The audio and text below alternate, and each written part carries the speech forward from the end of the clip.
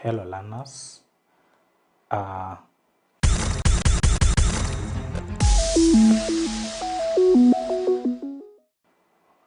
Hello learners.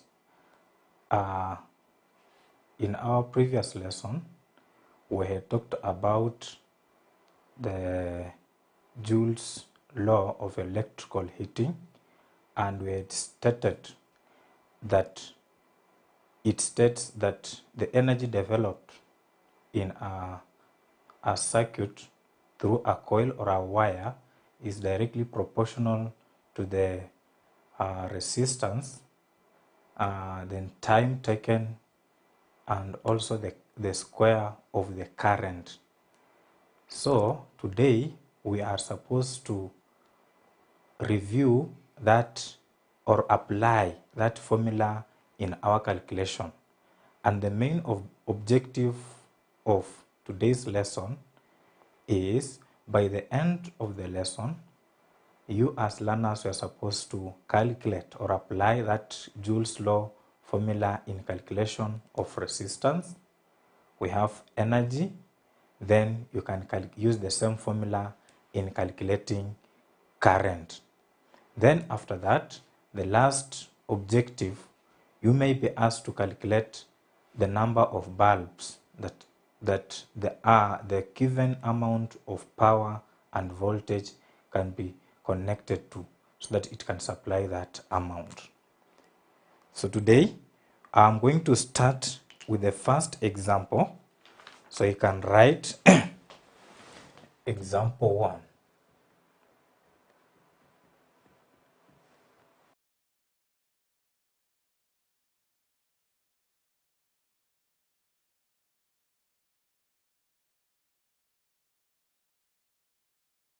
So our question, first question, an electric box has a resistance of 30 ohms and it takes a current of 30 ampere.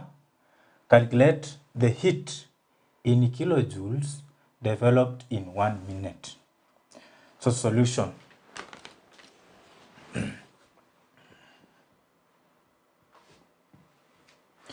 So solution, learners, when you want to make this calculation to be simple, first of all, you must list what you have been given in the question.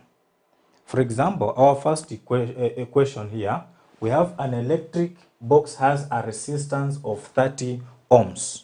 So we have been given a resistance. So I write the first parameter is resistance. That is R, which is equals to 30 ohms. Then after that, it takes a current of 10 ampere. So we have a current, we note this one by I, which is equals to 10 ampere. Then the last that we have been given is time, which is 1 minute. So you have time T, which is equals to 1 minute. Now, learners, before you start any calculation, you make sure that the given quantities, they are in their correct SI unit. Remember, resistance is always measured in ohms, current is measured in ampere, then you have time, it has been given in minutes. But in Form 1 work, we say that the SI unit of time is seconds. So we must convert this 1 minute into seconds. And 1 minute is just equivalent to 60 seconds. So this one is just the same as 60 seconds. So after ensuring that the given parameters or variables, they are in their correct SI unit, so we can substitute in our equation. But from our Joule's law, we said that heat is just equals to current squared, then times resistance, then times time. So I want to calculate that heat, and I had said heat and energy, it simply means the same thing. Remember, our question is asking us to calculate heat. So our H is equals to current squared times resistance times time. And I have all these variables here. So I just substitute in my equation. So when I substitute in, we have current, which is equals to 10 squared, then times resistance, which is 30, then times time, which is 60.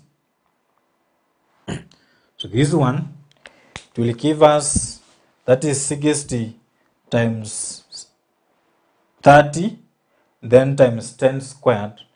It will give me, that is 180. Then we have, that is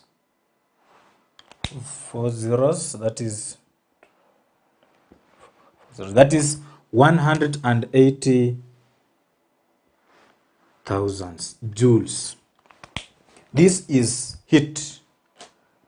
So we have calculated heat in joules, but the question is asking us to calculate that heat developed in kilojoules. So we must go further and convert these joules back to what? To kilojoules. And remember, we said in that the fourth topic, heat energy powered machine, that 1000 joules is equals to 1 kilojoule. 1 kilojoule. So what about these 180,000 joules we have?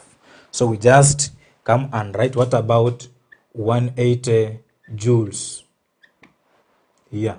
So we cross multiply like this. So it simply means that I'm going to take 180,000 joules times 1 kilojoule times 1000 joule. So I have 180,000 joules times 1 kilojoule, then over 1000 joules. So these joules and joules, it will cancel. Then you have 1000 will cancel with 3 zeros. So I remain with 180 kilojoules. So this is our energy or heat that was developed within 1 minute by this electric box. So we have these values, we have substituted in, we have converted our energy or heat in joules into what? Into kilojoules. This is our first example. The second example,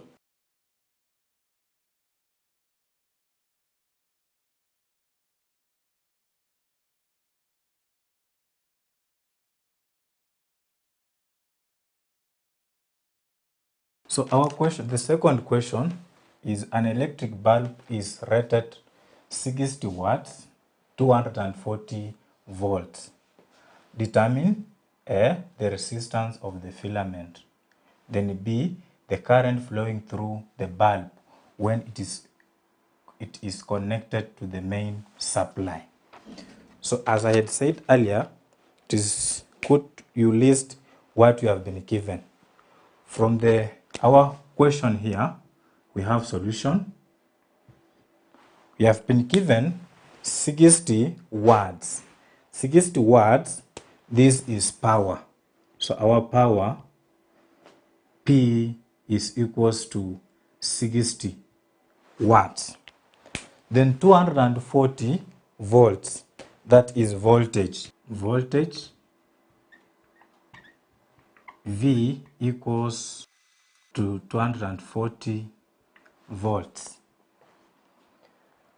Earlier on, we have said that from this application of Joule's law, we have H equals, so H equals to I squared RT. But from part 1, that is A, we are being asked to determine the resistance of the filament. And from example 1, I have said, writing these variables, they will guide you on which formula to use. When we look at this formula, we don't have heat, we don't have current, we don't have resistance and time. We can as well use this formula that we learned in the fourth topic, that is energy, power, work and machine, And we say that this power is equals to V squared over R. That is resistance. So when we make this resistance the subject of the formula, we can say resistance is equals to V squared over power. So we have voltage, then we have power, and we have been given the two variables. So we substitute in our formula. So when we substitute into our formula, we have that is 240 times 240, then divide by power, which is 60. This one, it gives us that is 240 times 240 divide by 60 is as 960 resistance. It is ohms. That is the first part. And the second one, that is B, we are being asked to determine the current flowing through the bulb when it is connected to the main supply. B, current. So we have resistance, we have voltage, and we can as well use Ohm's law. From Ohm's law,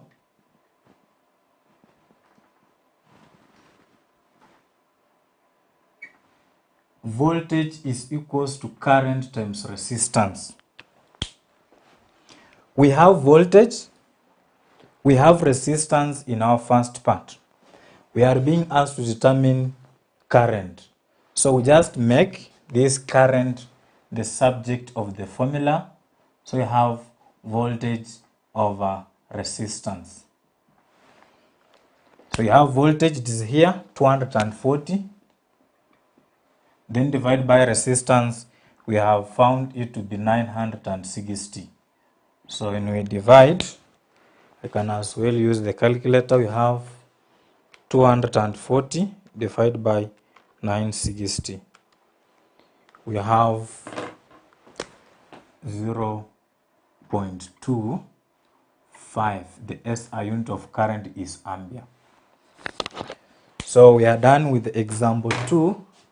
That is calculating the resistance of the filament and the current flowing through the bulb when it's connected to the main supply. So we can move to our third example, example 3.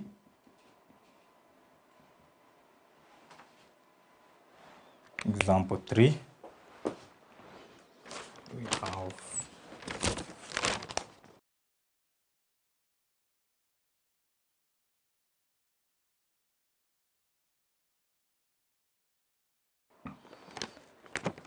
so this is our question. What is the maximum number of 100 watt bulbs which can be safely connected from a 240 volt source supplying a current of 5 ampere?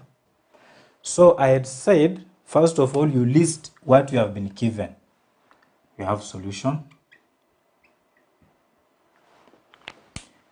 We have been given the voltage and power. I have power of this power 100 watts. We have voltage 240 volts. Then you have current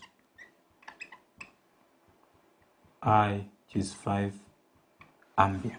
Now for us to calculate the number of bulbs, we equate the two equations. The power supplied is equal to the power consumed by the bulbs. Now because we don't have the number of bulbs, let us denote it by n. Let the number of bulbs be n. Then power supplied is equal to power consumed by the bulbs. Power supplied is given by 240 times 5 equals to power consumed. We multiply by the number of bulbs, N times the power of one bulb, which is 100. So we have 1200 equals to 100N. So when I want to get the number of N, the number of bulbs, I divide both sides by 100. So N is given by 1200 divided by 100, which is equals to 12 bulbs.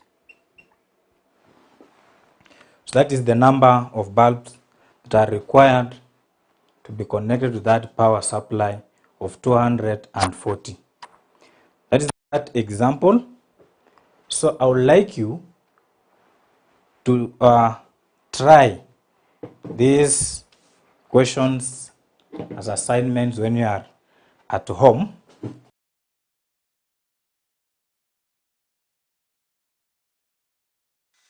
So assignment.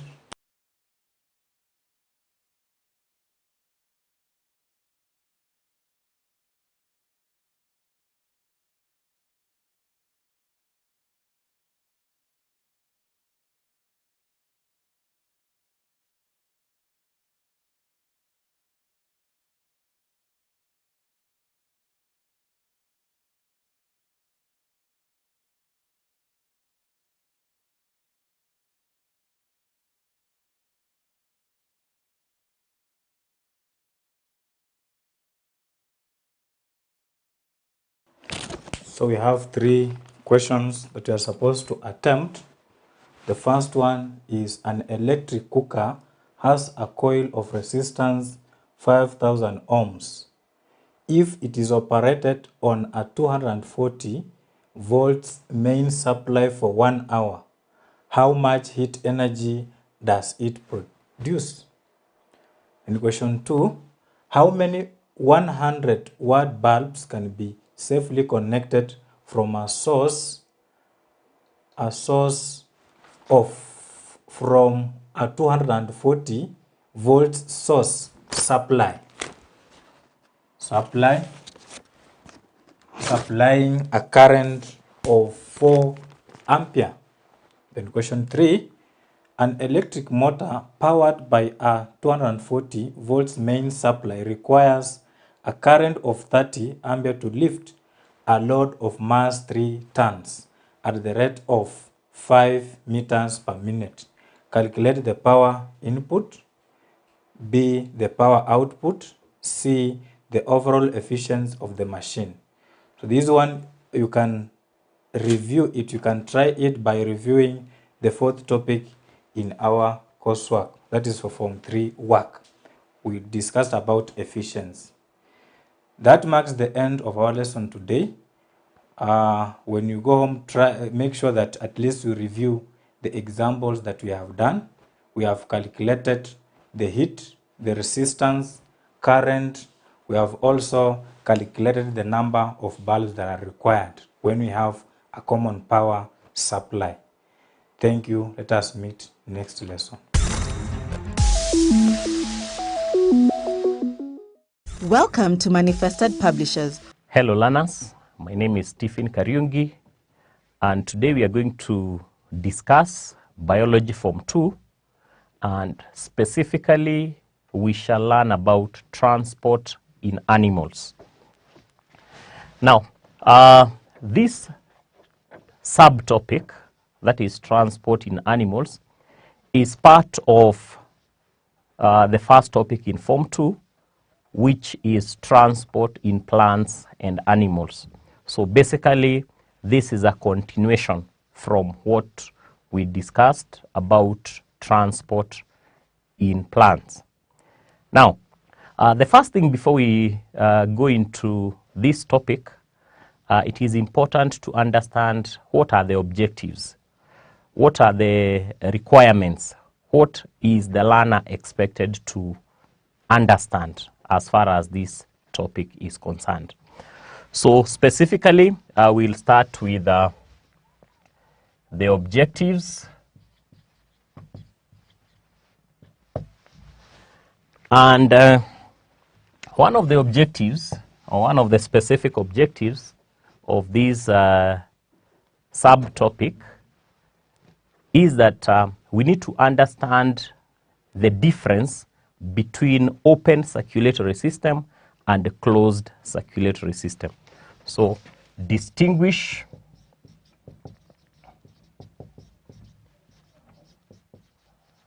between open and closed circulatory system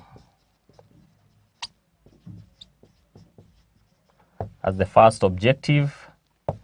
The other objective is to be able to describe the structure and function of the mammalian heart.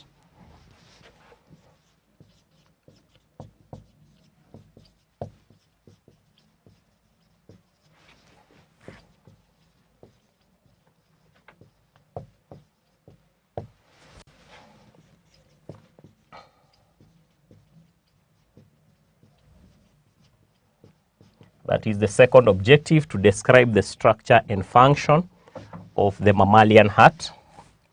Number 3, we should also be able to trace the flow of blood from the time it leaves the heart, goes through the entire body, and comes back to the heart. So, should be able to trace the flow of blood from the heart to all body parts, or you can basically say to all body tissues, and back to the heart.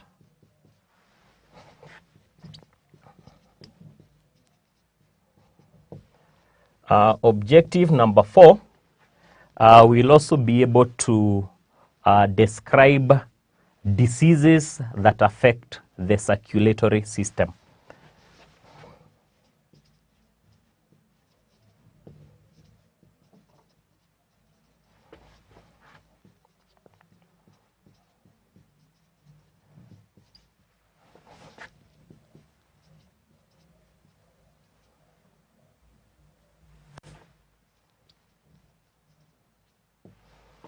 Objective number 5, we'll also be able to describe the components of blood and relate them to their functions. So describe the components, that is, what is blood made of, the components of blood and their functions.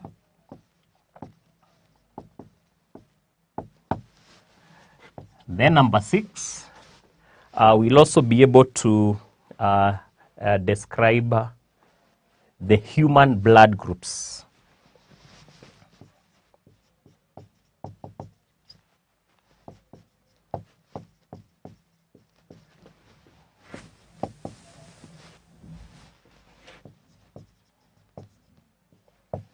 Number 7, we'll also be able to describe immunity.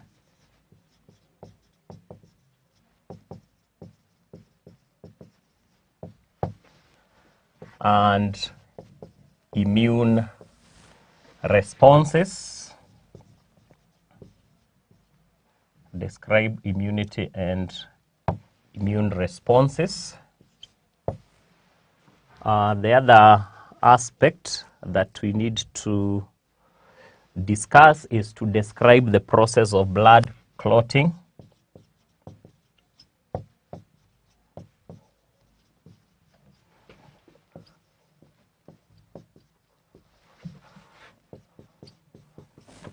and basically how does the blood clotting occur, and then finally we'll be able to discuss the organ transplants and the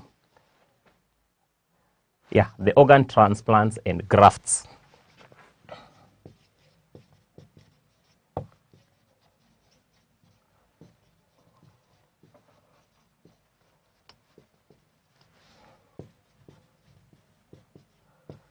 So those are 9 objectives. Just to go through them again, the objectives of the subtopic transport in animals. So these are the specific objectives.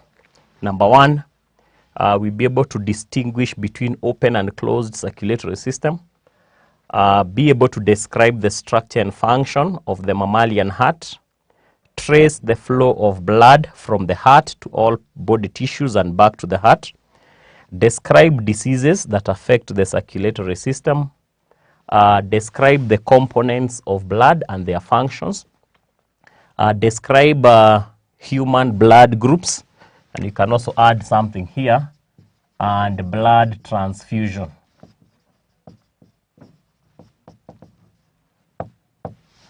And then number 7, describe immunity and immune responses, the process of blood clotting, and organ transplants and grafts. So that will mark the end of that particular subtopic.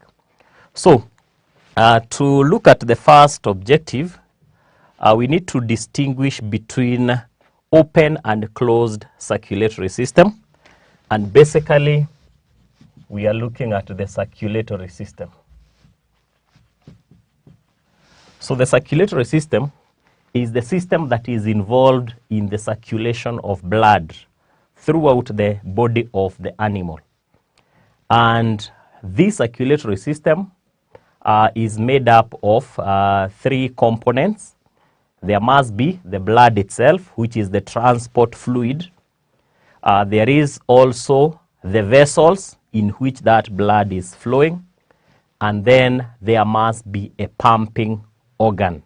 There must be a pumping organ, for instance, now the heart. So you can say that the circulatory system is made up of,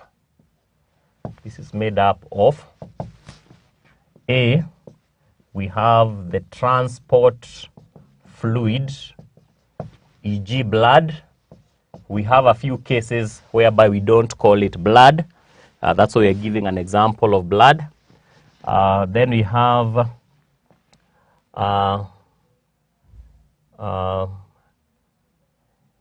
the tubes or the vessels in which the fluid flows. And then we have the pumping organ. We have the pumping organ, e.g. the heart. So basically, those are the 3 components of a circulatory system. It should have those 3 things. The next thing that we shall discuss is the first objective, which now has the types of circulatory system. And as the first objective states, we have what is called 1, open circulatory system. And this is the kind of a system whereby the transport fluid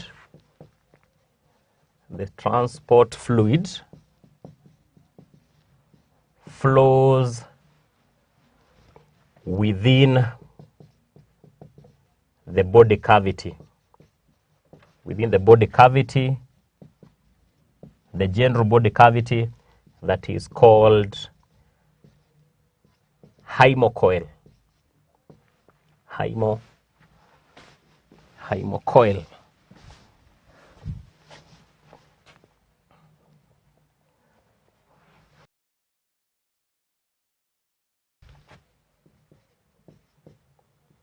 So there, the blood flows within the general body cavity. The next type which is now the closed circulatory system.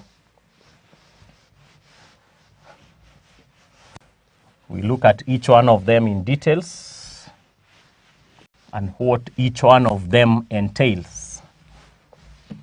So we have number 2, closed circulatory system. And as the term suggests, it is closed in that blood flows in closed blood vessels. Blood flows in closed blood vessels, and these blood vessels, we have examples of arteries, the veins, and capillaries.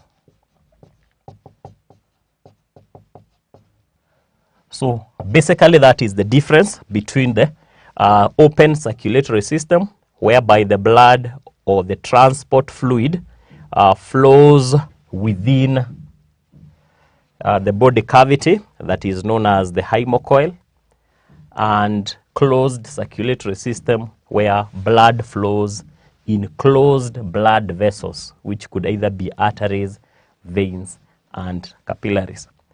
So having fulfilled the first objective, we'll have a short assignment.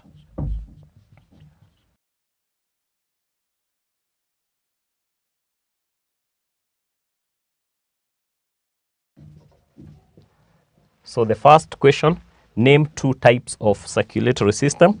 We've just discussed them, and also state 3 components that need to be there in a particular circulatory system. So we'll stop there for now and we'll continue from there. Goodbye.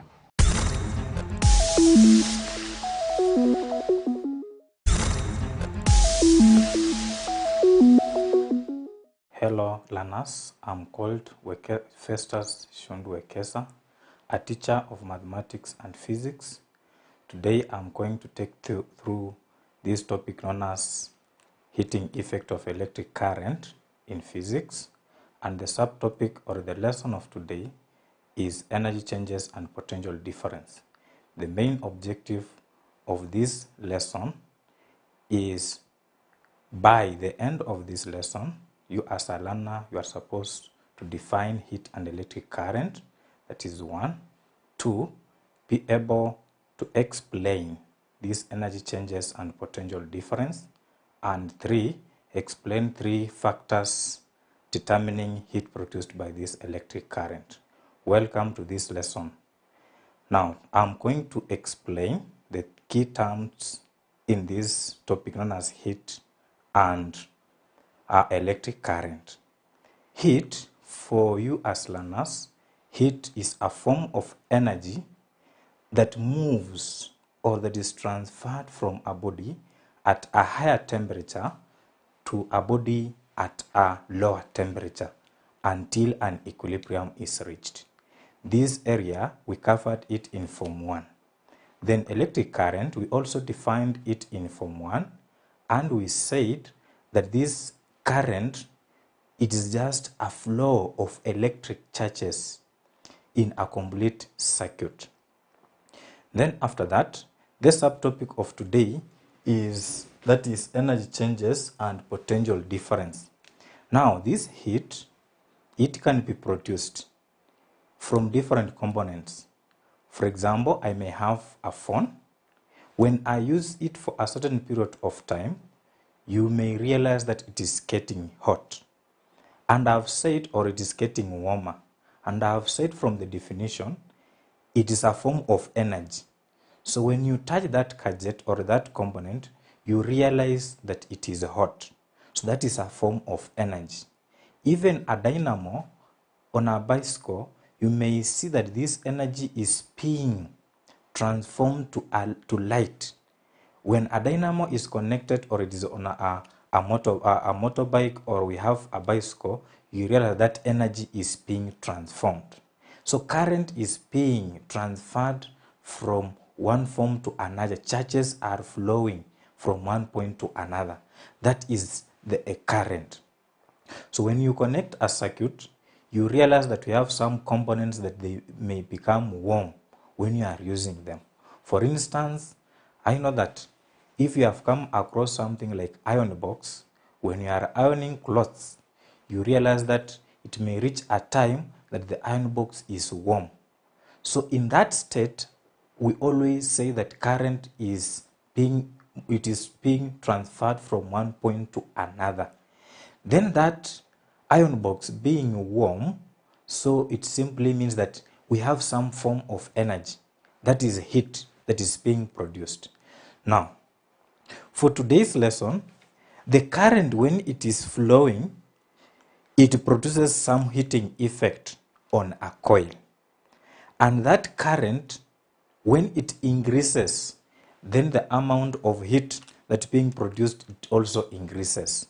So learners have said that the topic of, I've defined the term heat, and this heat I've said that it is just a form of energy that transfers, that is form of energy that moves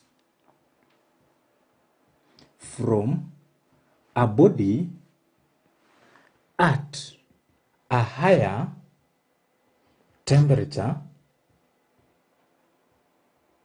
to a body at a lower temperature.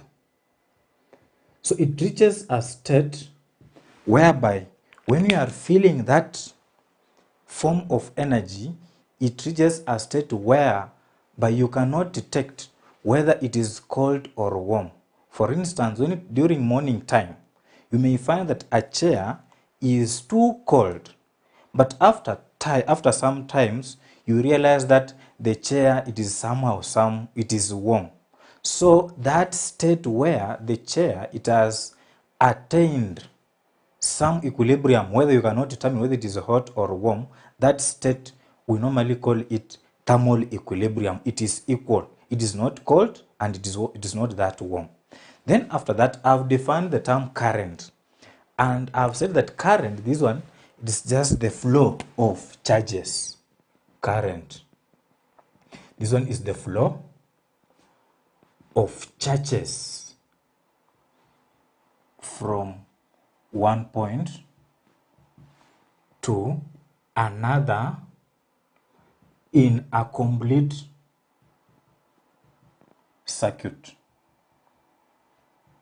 And a circuit, it is just a connection of connecting wires that allows these charges to flow.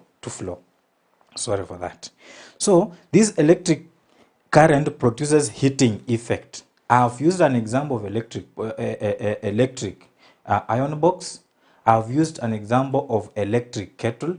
I've used an example of this dynamo on a bicycle. So during that time, you realize that it is warm. So meaning that electric current, when it is flowing, it produces some heating effects. So I have said this electric current, the electric current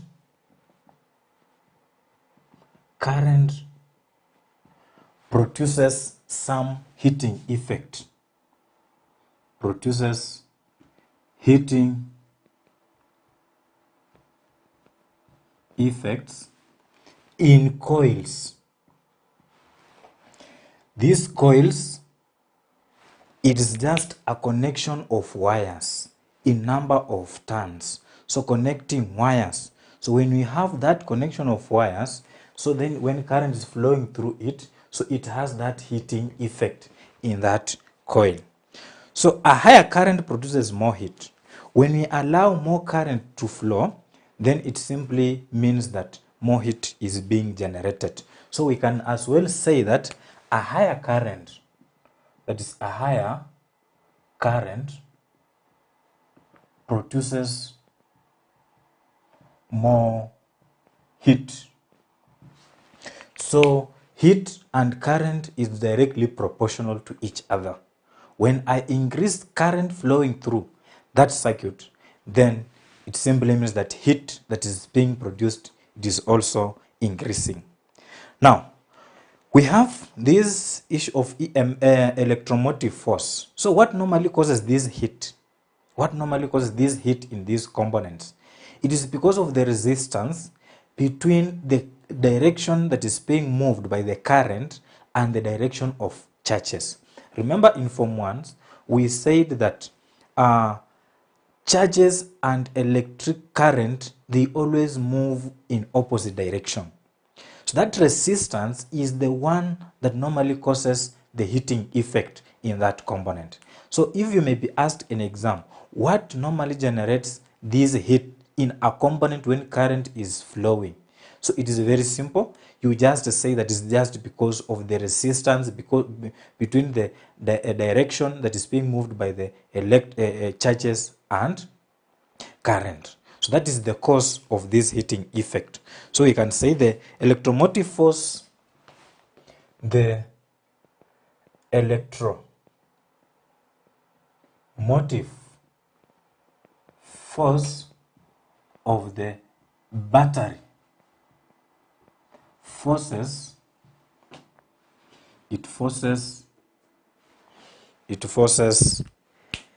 a flow of electron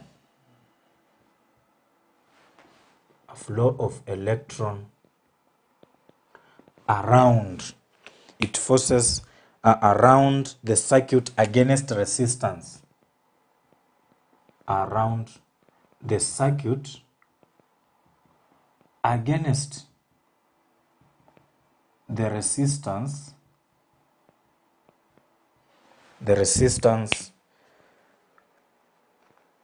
offered by various components.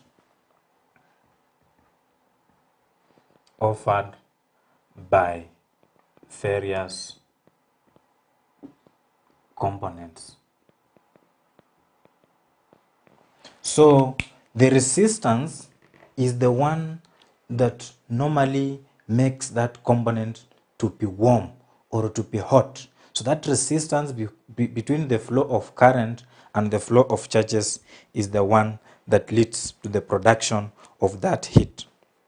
So if the amount of heat produced is increased, then the coil may get red hot. If that amount of current heat produced is increased, then it simply means that that component it becomes red hot.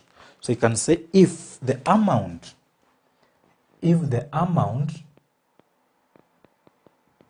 of heat is if the amount of heat produced is increased, if the amount of heat produced is increased, the coil may get red hot. The coil may get red hot. The coil may get red hot. And remember, I've said this heat, the only way we can increase it is by increasing the current. The current, a higher current produces more heat. So when we increase this heat, meaning that current has been increased, so the coil may get that more hot or get red hot. Then further heating, you may realize that we may get another component, for example, a bulb in a torch. After allowing more heat to flow through it, you realize that it gets burned. So when we allow this more heat to flow through the metal, it causes some break from the crystal lattice, making the wire to melt. So when that wire melts, so it does not allow that flow of current. So I may say that further heating will cause metals to break. So when you continue heating, so further heating may cause the metal to break. So it may cause the metal to break from free. So if it breaks free from the crystal lattice, free from the crystal lattice, so when it has broken, so by making what? The wire to melt. So from the crystal lattice, making the wire to melt. So when that wire has melted, so it simply means that it does not allow the flow of this current. So that component, it does not function. And I know most of the time you may realize that you have even a charger that you are supposed to use to charge that phone. But when you are connecting, that current is not flowing through it. That simply means that a component inside that charger, it melted because of excessive production of heat. So that is how this heat is produced. So the next part of this topic as a lesson, as I had mentioned in the objective, is to explain these three factors that determines heat produced by electric current. So we have factors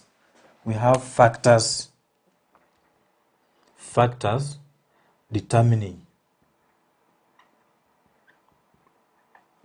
heat produced by electric current. Factors determining the heat produced by electric current.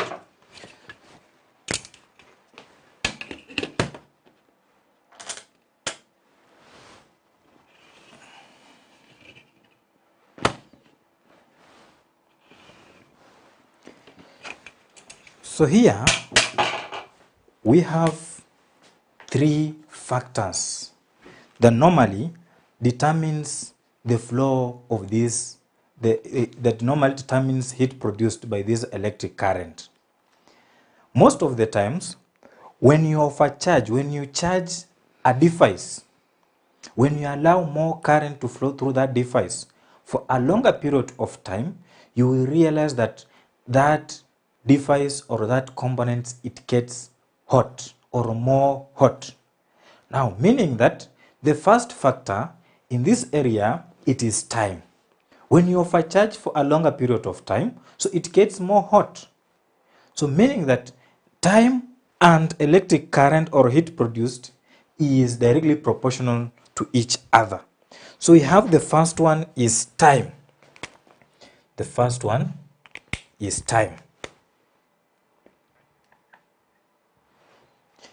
Time, this is just a topic in physics in Form 1, and we defined time.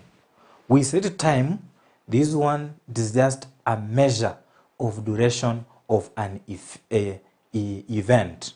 So measure of a duration of an event. For example, a lesson, it may take 20 minutes. That is an event. That is the duration. So time.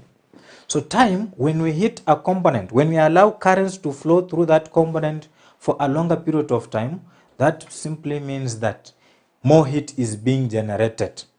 So that simply means that this time heat produced is directly proportional to what? To the heat time, and heat produced is directly proportional to each other. So we can say that heat produced by an electric current device, heat produced by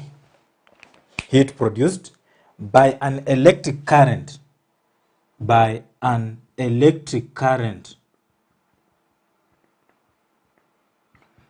is directly proportional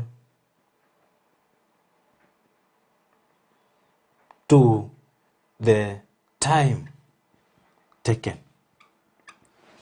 So heat produced by an electric current is directly proportional to each other. That simply means that directly proportional, it simply means that when time increases, then heat produced also increases. I can illustrate it using a graph. For example, if I may have a graph here, as showing the relationship between time and heat. So we may have here heat, then we have here time. Time being measured in seconds, then heat in joules. So meaning that if time increases, the heat produced also increases. So we always have a straight line passing through the origin.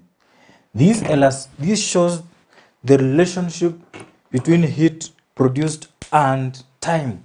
So the graph here illustrates or shows how increase in time increases what? It shows the corresponding increase in that heat produced. This is the first factor, time.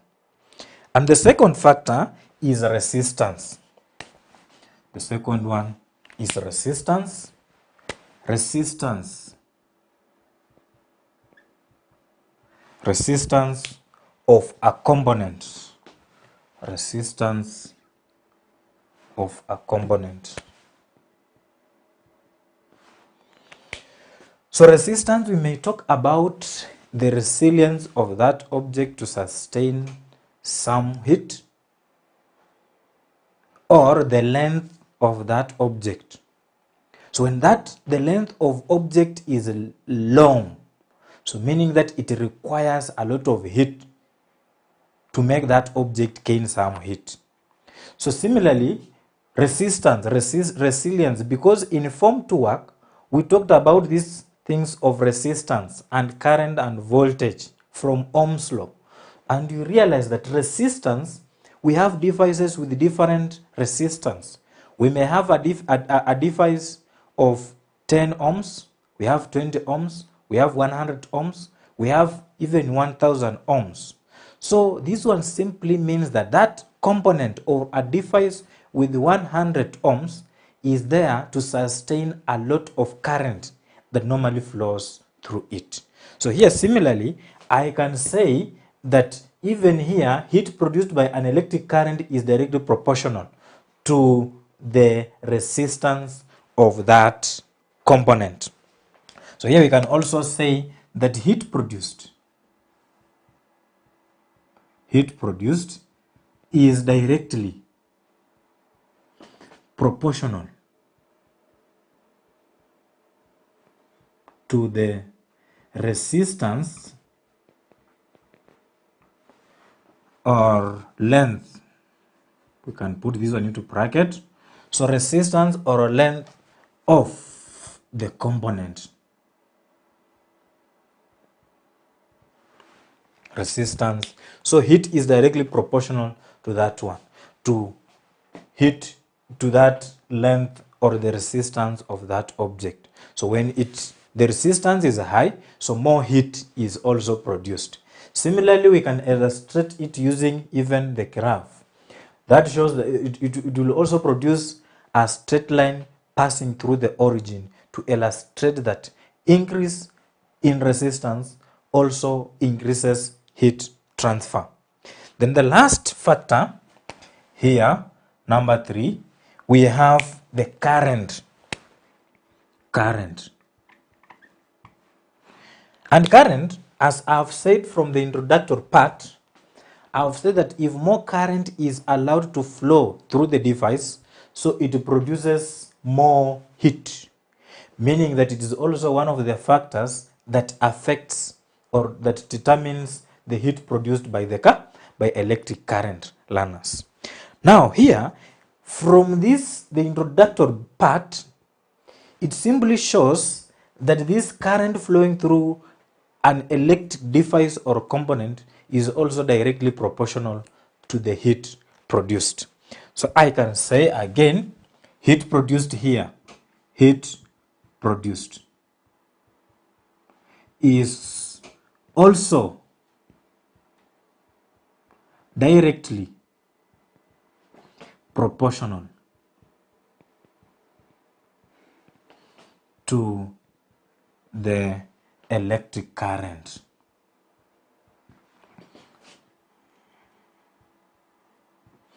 Directly proportional, directly proportional, directly proportional. Directly proportional simply means that increase in one quantity results in the increase in the other quantity or variable. So when I increase current, then it simply means that I have also increased the heat that is being produced. Then after that, I can summarize these three factors using one relationship. I can summarize the three using the three relationship. So summary,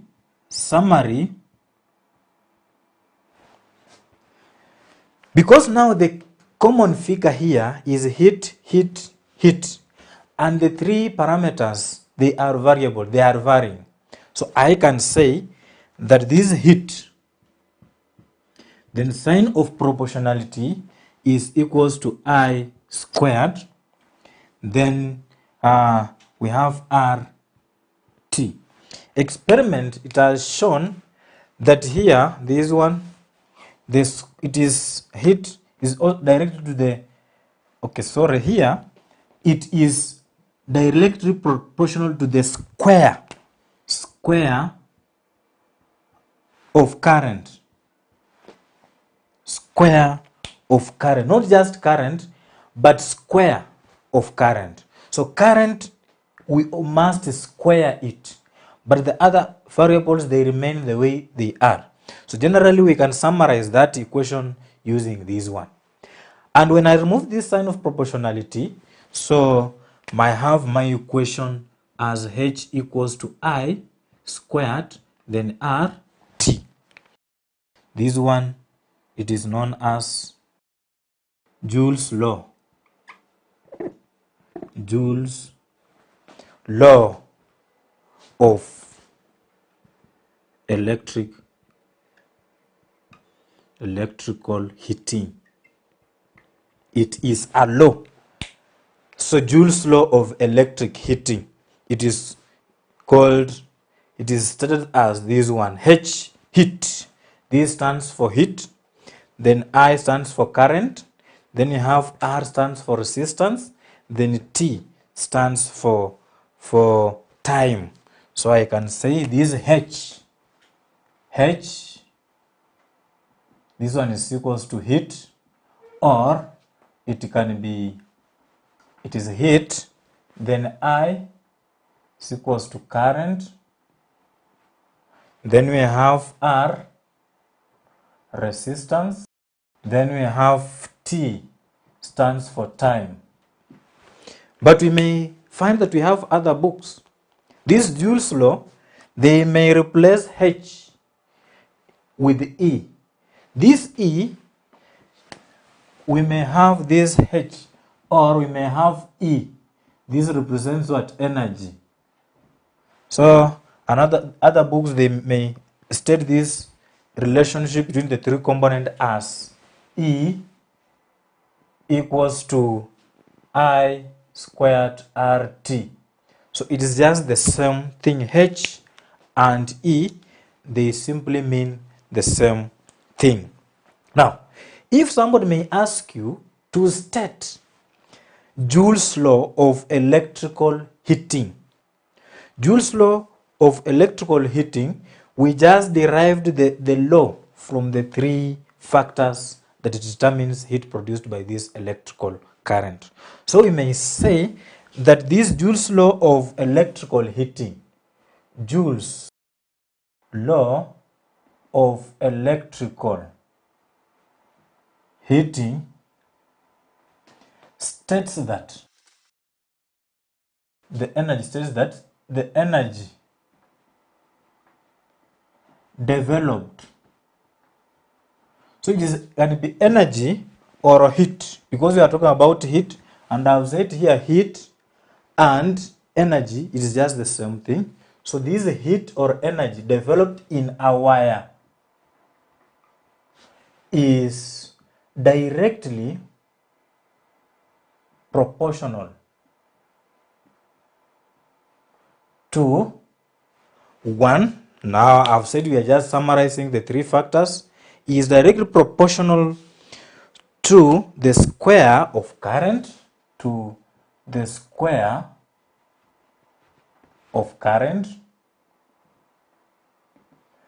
time taken, square of current, we can denote it as I squared, then time taken, that is T, and the resistance R of the wire, and the resistance R of the wire. Now this is Joule's law of electrical heating, which states that the energy developed in a wire, but this wire previously I've used a coil, and a coil or wire, because I had said a coil is made up of wire, is directly proportional to the square of the current I square, time taken, this one we can use T capital, and the resistance R of the wire. That is the Joule's law of electrical heating. Now this marks the end of the lesson of today, whereby our main objective was to define heat, then electrical current, then also to show how this electromotive force moves in terms of energy changes and potential difference. Then we also explaining factors determining heat produced by electric current, whereby I've explained we have 3 of them. Time, I've explained that one as heat produced direct proportional to the time taken. We have resistance, then we have current. And I've said these 3 factors, they are summarized using this Joule's law of electrical energy, which states that this one I've stated, it is there. I've explained the letters that it represents. We have H, I, R, and T, then E. But remember, learners, this space in mathematics or in physics, it simply means it's multiplication sign. You can as well put there multiplication, or if you leave, there is no problem. Now, for the assignment of today, you can as well write down and try these questions at home. So the first one, kindly define the following terms.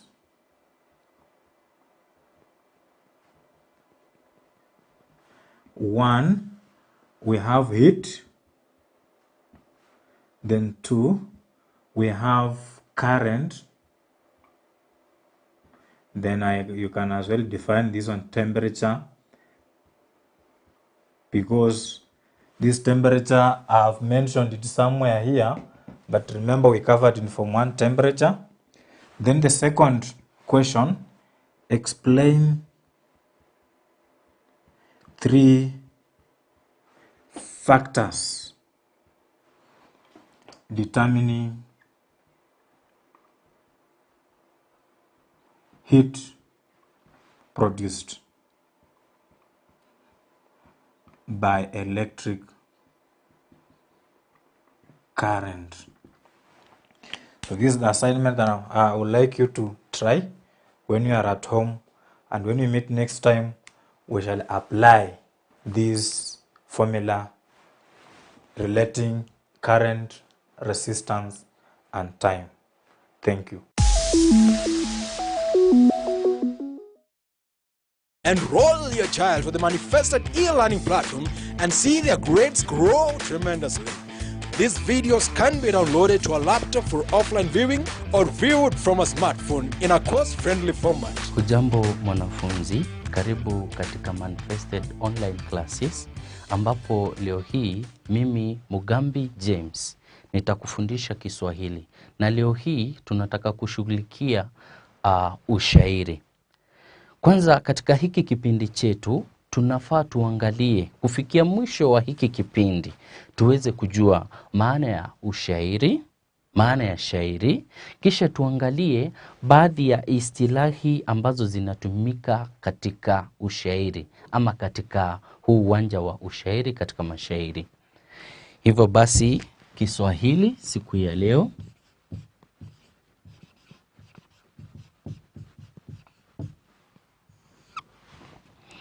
mada yetu leo ni ushairi.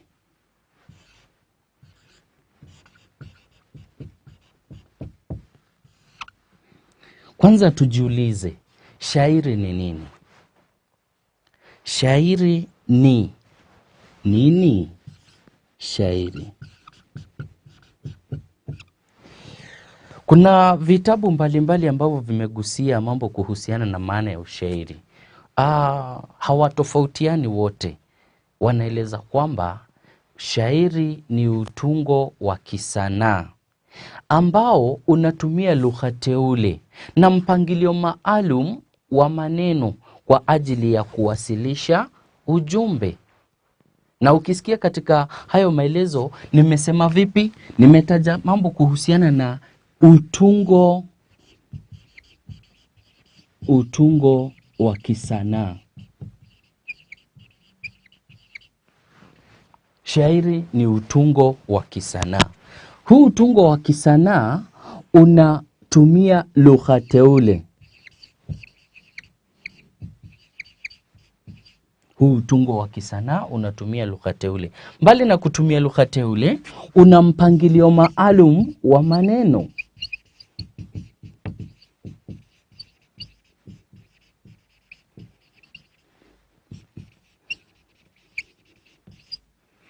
Kwa sababu gani? Kwa ajili ya kuwasilisha ujumbe.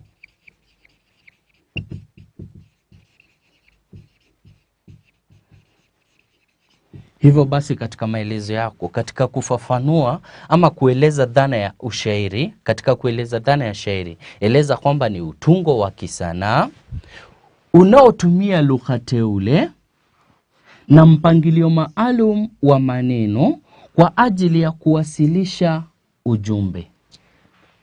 Lengo la kwanza limekamilika. Wacha tuangalie lengo la pili, ambapo ni kuangalia baadhi ya istilahi zinazotumika katika ushairi. Istilahi katika ushairi. Istilahi katika ushairi.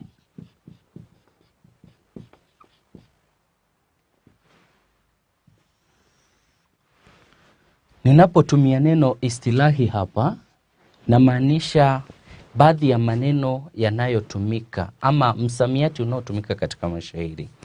Kwanza kabisa, wacha tutumie neno mshororo. Tuzungumzie mambo kuhusiana na mshororo.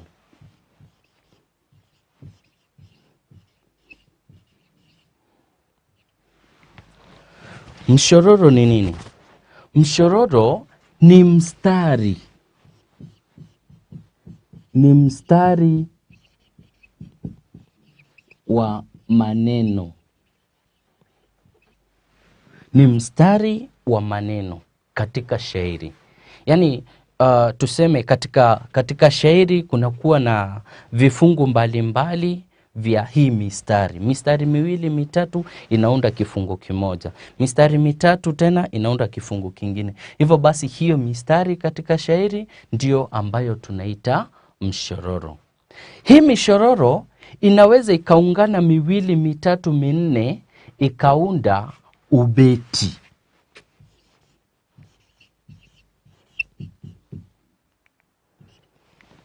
Nimesema vipi? Kwamba mishororo miwili mitatu minne mitano ikaunganishwa pamoja inaunda kitu ambacho tunaita ubeti. Hivyo basi ubeti maana yake ni kama ushaifahamu, ni kifungu cha mishororo kadhaa. Ni kifungu cha mishororo kadhaa.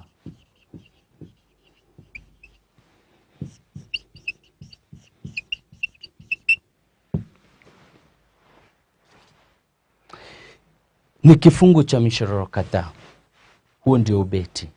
Mbali na ubeti, wacha tuende kwenye istilahi nyingine ambayo ni kipande. Kipande.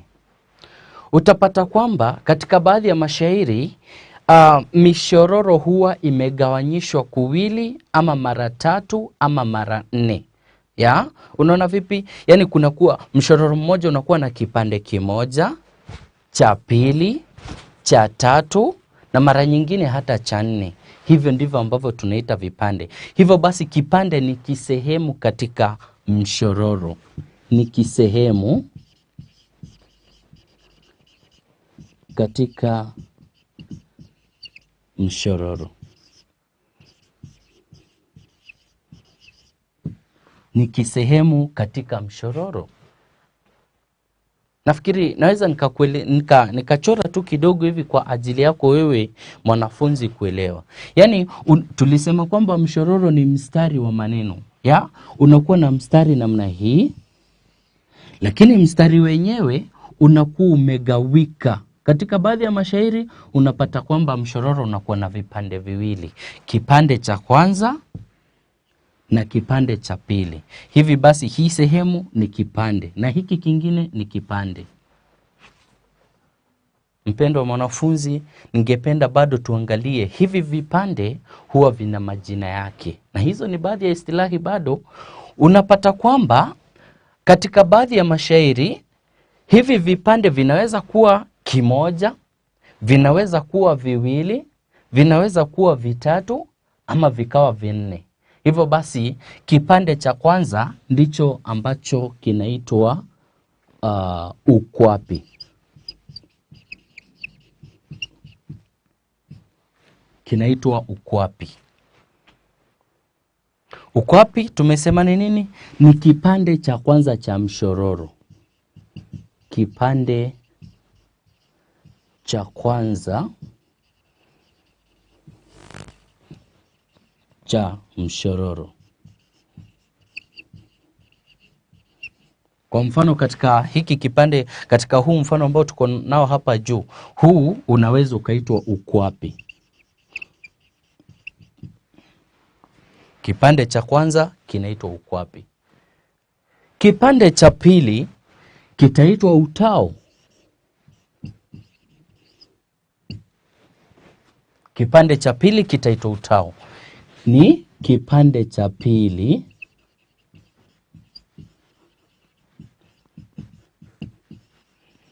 cha mshororo.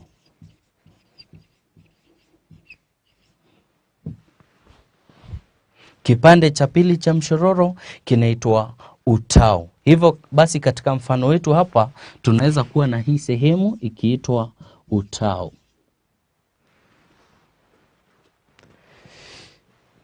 Mwanafunzi, ningependa nikukumbushe kwamba nilisema kwamba mshororo unaweza ukawa na kipande cha kwanza, cha pili, cha 3 ama cha 4. Kumaanishaje? Kwamba kuna uwezekano pia wa kuwa na kipande cha 3 katika mshororo. Hicho kipande nacho kitaitwa mwandamizi. Mwandamizi. Mwandamizi. Hicho basi ni kipande cha 3 cha mshororo. Kipande cha 3 cha mshororo.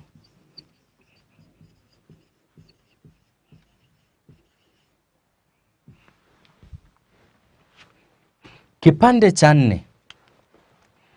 Kipande cha 4.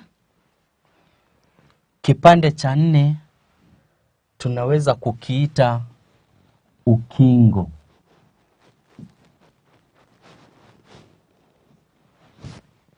Kipande cha 4 tunaweza kukiita ukingo.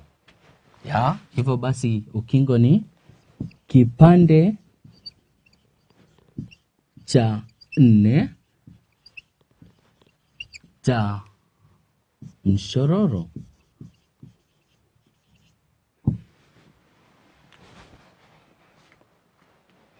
Hapo nafikiri tumeweza kuelewa vipi kwamba nimesema mshororo ni mstari wa maneno, ubeti ni kifungu cha mishororo kadhaa. Kipande nacho ni kisehemu katika mshororo. Na tukasema vipi? Mshororo unaweza ukawa na vipande viwili, kimoja, vitatu ama vinne. Na tukasema hivi vipande huwa vina majina yake. Kipande cha kwanza tukasema kwamba kinaitwa ukwapi, cha pili kinaitwa utao, cha tatu mwandamizi na cha nne kinaitwa ukingo. Basi nitatoa tu mchoro kidogo tu kwa ajili yako wewe mwanafunzi uweze kuelewa zaidi. Na nitatumia tu mfano ambao nilikuwa nimetumia pale, ambapo tulisema kipande cha kwanza, kuna kile cha pili, kuna kile cha tatu na kuna kile cha nne. Tulisema vipi? Cha kwanza kitaitwa vipi? Ukwapi. Cha pili utao. Cha tatu mwandamizi. Cha nne ukingo.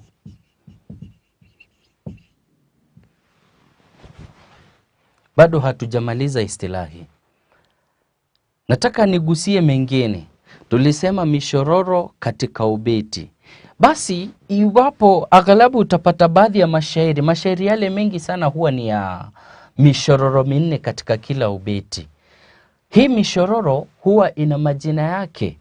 Mshororo wa kwanza katika ubeti, hasa katika shairi la tarbia, shairi ambalo lina mishororo minne, mshororo wa kwanza huitwa mwanzo. Mwanzo. Kuna baadhi ya vitabu ama baadhi ya waandishi utapata wanauita fatiha bado Fatiha ni mshororo wa kwanza katika ubeti. Mshororo wa kwanza katika ubeti.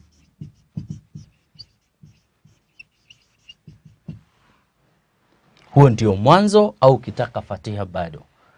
Aya, mshororo wa pili tunauita mloto.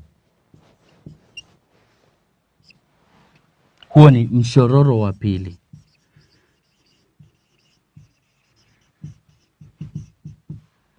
Mshororo wa pili katika ubeti. Mshororo wa tatu tunaweza kuita mleo au kitaka mlea. Huo ni mshororo wa tatu.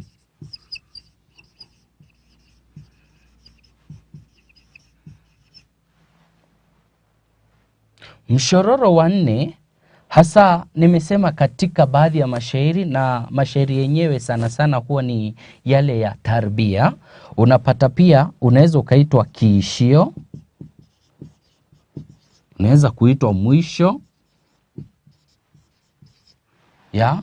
Huo ni mshororo wa nne wa mwisho. Mshororo wa nne na wa mwisho.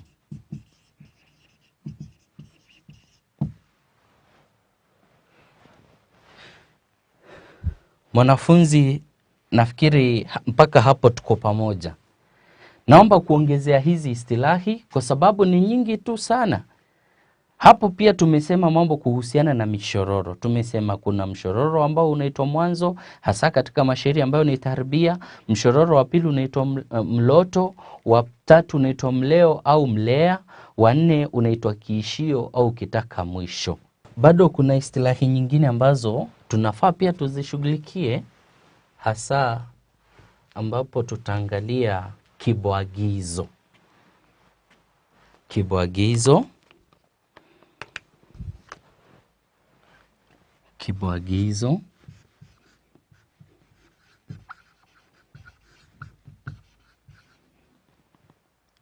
Kibwagizo pia utapata kinaitwa mkarara. Mkarara. Kibwagizo au mkarara. Utapata kuna baadhi ya mashairi ambayo huwa na mishororo ambayo hurudiwa, na aghalabu utapata mishororo hii huwa ni ule wa mwisho ya unarudiwa kwa ajili ya kusisitiza ujumbe katika shairi lenyewe, ya ili uweze ukapata ujumbe. Ni mshororo wa mwisho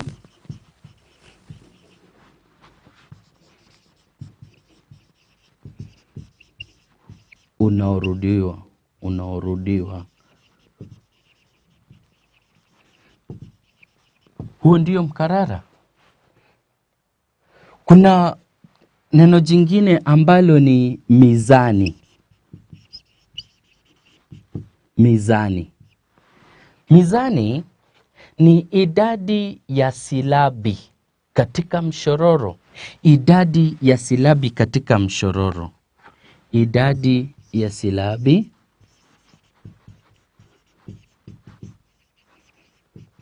katika mshororo.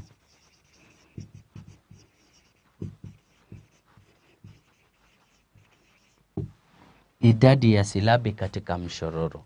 Nataka nikupe mfano tu wa mshororo, kisha tujaribu kuhesabu baadhi ya mizani katika mshororo wenyewe. Mfano mshororo mmoja ni chukua kigoda jamaa. Chukua kigoda jamaa. Ukalie kilimani. Ukalie kilimani. Wacha tuangalie mishororo hiyo miwili tu. Nimesema vipi kwamba mizani ni idadi ya silabi katika mshororo. Silabi tunajua kwamba ni pigo moja katika utamkaji. Hivyo basi katika chukua kigoda jamaa, ukalie kilimani. Tuangalie baadhi ya mapigo. Kuna pigo la kwanza chu. Pigo la pili ku. Pigo la tatu a. Kwenye hilo neno jingine kisha kuna go, da, ja, ma, a. Tuhesabu sasa hizo silabi. Tuna 1, 2, 3, 4, 5, 6, 7, 8, 9. Hivyo basi idadi ya mizani hapo ni 9. Tuangalie katika mshororo unaofuata.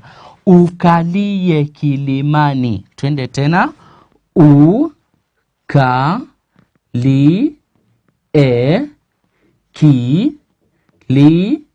Kilimani.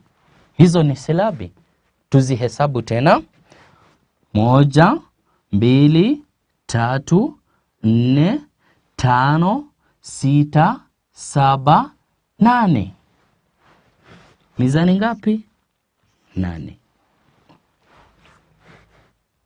Mizani 8.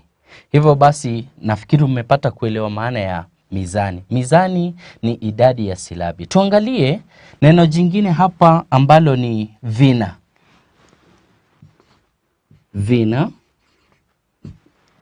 Vina ni nini? Vina ni silabi ya mwisho. Silabi ya mwisho katika kipande. Silabi ya mwisho katika kipande. Silabi ya mwisho katika kipande. Nafikiri wakati ambapo tulikuwa tunaangalia vipande, tulisema kuna kipande cha kwanza ukwapi, cha pili utao, cha tatu mwandamizi, cha 4 ukingo. Hivyo nataka tuweze kuangalia hapa.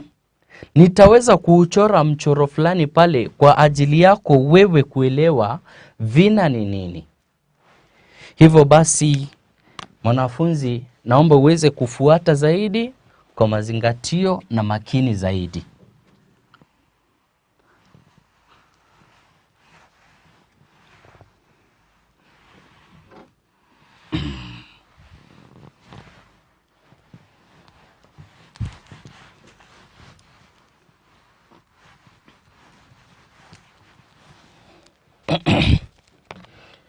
Nimeweza kueleza hapa kwamba vina ni silabi ya mwisho katika kipande. Kipande cha kwanza ambacho tuliita ukwapi kinaweza kuwa na kina, tuseme hapa mwishoni ni pa. Hicho ni kina.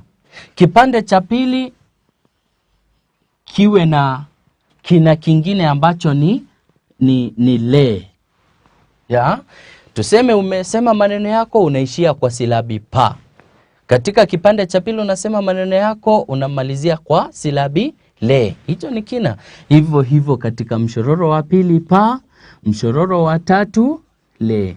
Mshororo wa tatu kuna pa na kipande cha pili le. Namna hiyo. Hapa inaweza ikabadilika kidogo inakuwa le, hapa ma. Namna hiyo. Hivyo basi ukija kuangalia hii silabi ya mwisho katika ukwapi ni kina, ni hivi vyote tunapata ni vina. Na upande ule mwingine tunapata kuna vina vya upande wa pili, kipande cha pili ambacho ni utao. Aya, utapata kwamba hivi vina huweza kuainishwa kama vina vya ndani ama vina vya nje kulingana na mahali ambapo kina chenyewe kilipo. Aya, hivi ambavyo unapata ni vina vya ukwapi ndivyo ambavyo unapata kwamba vinaitwa vina vya ndani. Wengine hutumia neno kati. Vina vya kati. Hivyo vinakuwa ni vina vya ukwapi. Vina vya ukwapi ama vina vya ukwapi ndivyo ambavyo vinaitwa vina vya ndani au vina vya kati. Tunapata kuna vina vingine ambavyo ni vya utao. Navyo vinaitwa vina vya nje. Vinaitwa vina vya nje ama vina vya mwisho. Tuna vina vya nje au mwisho. Hivi ndivyo tunaita vina vya utao.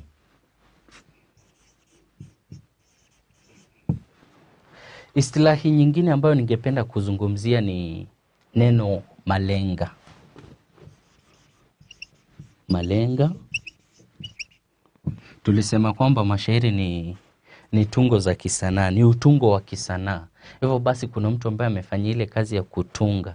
Huyo ambaye anatunga hiyo kazi ya kisanaa ni msanii anayeitwa malenga. Hivyo basi huyo ni mtunzi wa mashairi.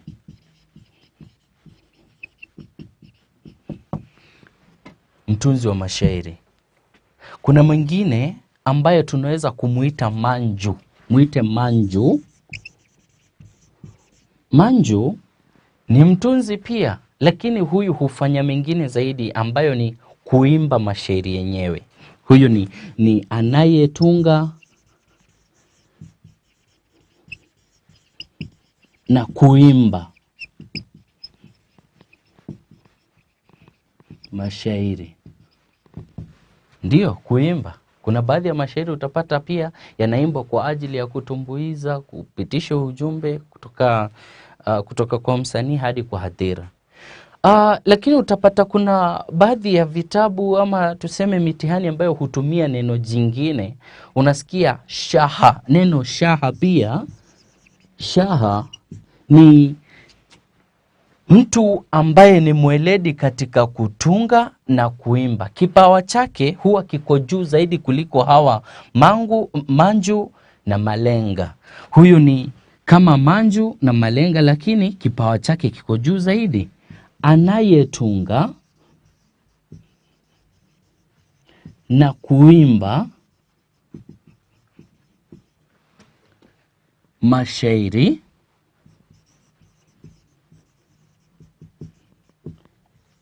aliye mahiri zaidi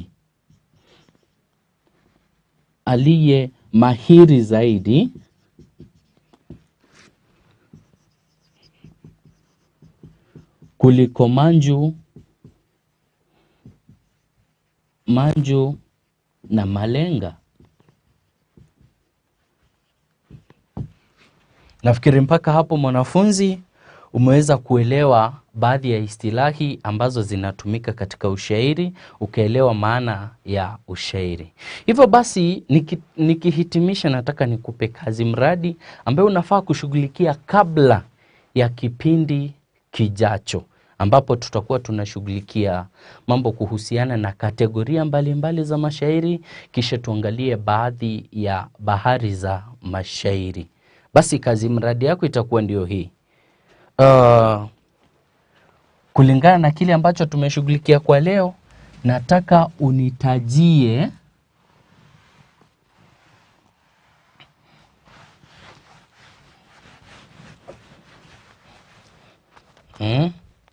kazi mradi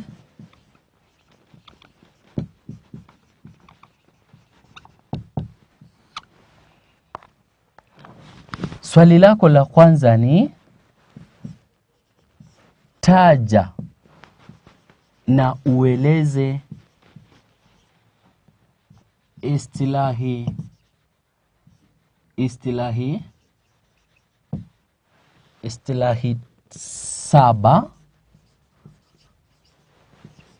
zinazotumika katika uwanja wa mashairi.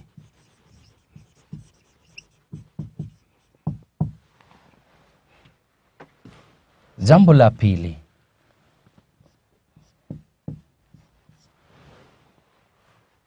pili, ni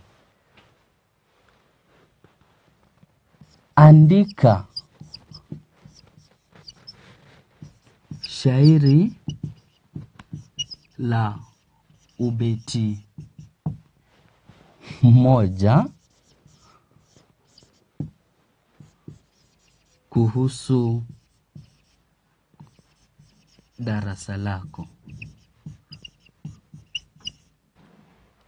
Kumbuka kwamba katika somo letu la leo nataka tu kutoa kama vile muhtasari. Tukashughulikia maana ya shairi, ambapo tulisema kwamba ni utungo wa kisanaa. Kumbuka kutaja kwamba ni utungo wa kisanaa. Unatumia lugha ambayo ni teule, lugha iliyoteuliwa. Kumbuka kutaja kwamba una mpangilio maalum wa maneno kwa ajili ya kuwasilisha ujumbe. Nafikiri mpaka hapo. Hivyo basi baada ya hapo tukaangalia mambo kuhusiana na baadhi ya istilahi, ambapo tuliangalia mambo ya mshororo ni nini, beti tukaangalia aina mbalimbali za mishororo katika mashairi, tukaangalia vipande katika mishororo, vina, mizani, na malenga, manju na shaha, ambapo basi nafikiri ni rahisi sana kwako wewe kufanya ile kazi ambayo nimekupa wewe. Na ni rahisi sana hata kutunga shairi lako ukizingatia yale mambo ambayo nimeweza kushughulikia kwa leo. Upange kazi yako vizuri katika beti. Upange mishororo 2-3 kuhusiana na darasa lako, uipange katika ubeti, hakikisha kwamba kazi yako iko na mizani ambayo ni sawa katika kila mshororo, na basi utakuwa ushamaliza kutunga shairi lako mwanafunzi. Asante sana, siku njema. Hadi kipindi kingine tutakapokuwa tunashughulikia kategoria za mashairi na bahari za mashairi. Asante, shukran. Thank you for choosing to study with us. For more information, you can call us on 0724 173845. Welcome to Manifested Publishers. Hello learners, welcome to our today's lesson.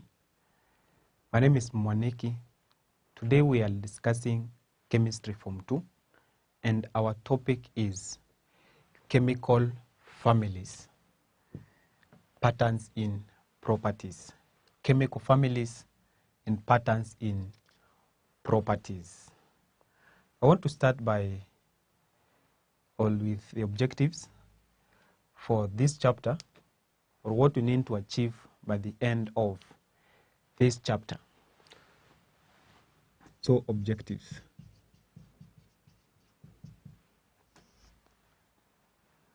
by the end of this chapter,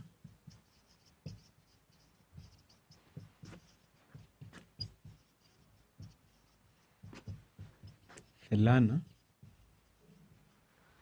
should be able to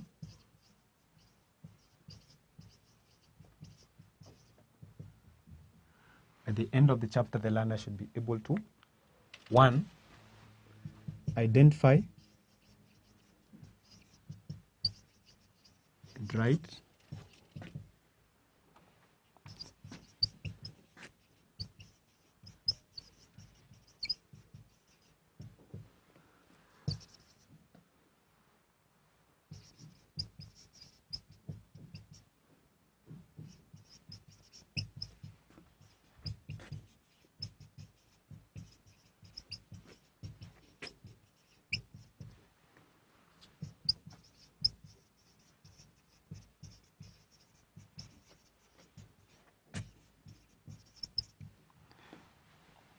identify and write the electron configuration of alkali metals, alkaline earth metals, halogens, and noble gases. Second, state and explain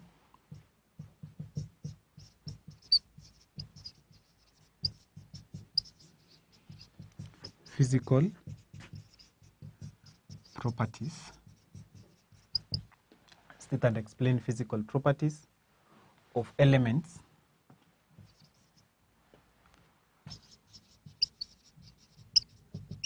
in group 1, 2, 3, 1, 2, 7, and 8. State and explain physical properties of elements in group 1, 2, 7, and 8. The third objective should be able to state and explain trends in reactivity of elements in group 1, 2, 7, and 8.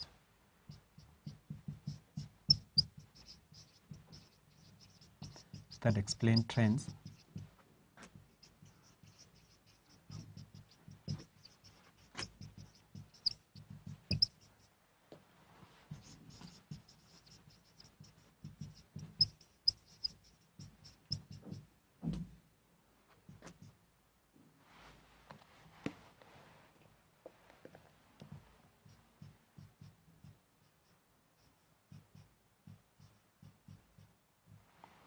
State and explain trends in reactivity of elements in group 1, 2, 7, and 8.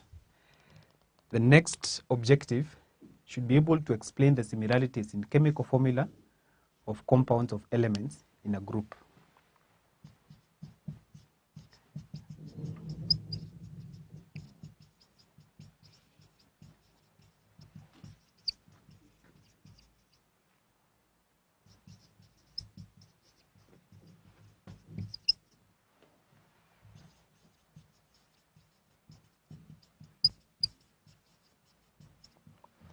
Explain similarities between compounds of elements in the same group.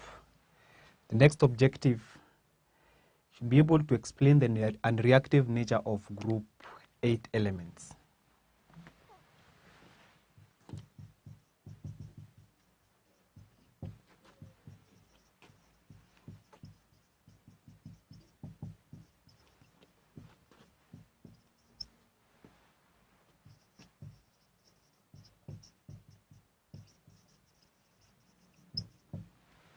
Explain the unreactive nature of group 8 elements. The next objective should be able to identify and write electron arrangement of period 3 elements. Identify and write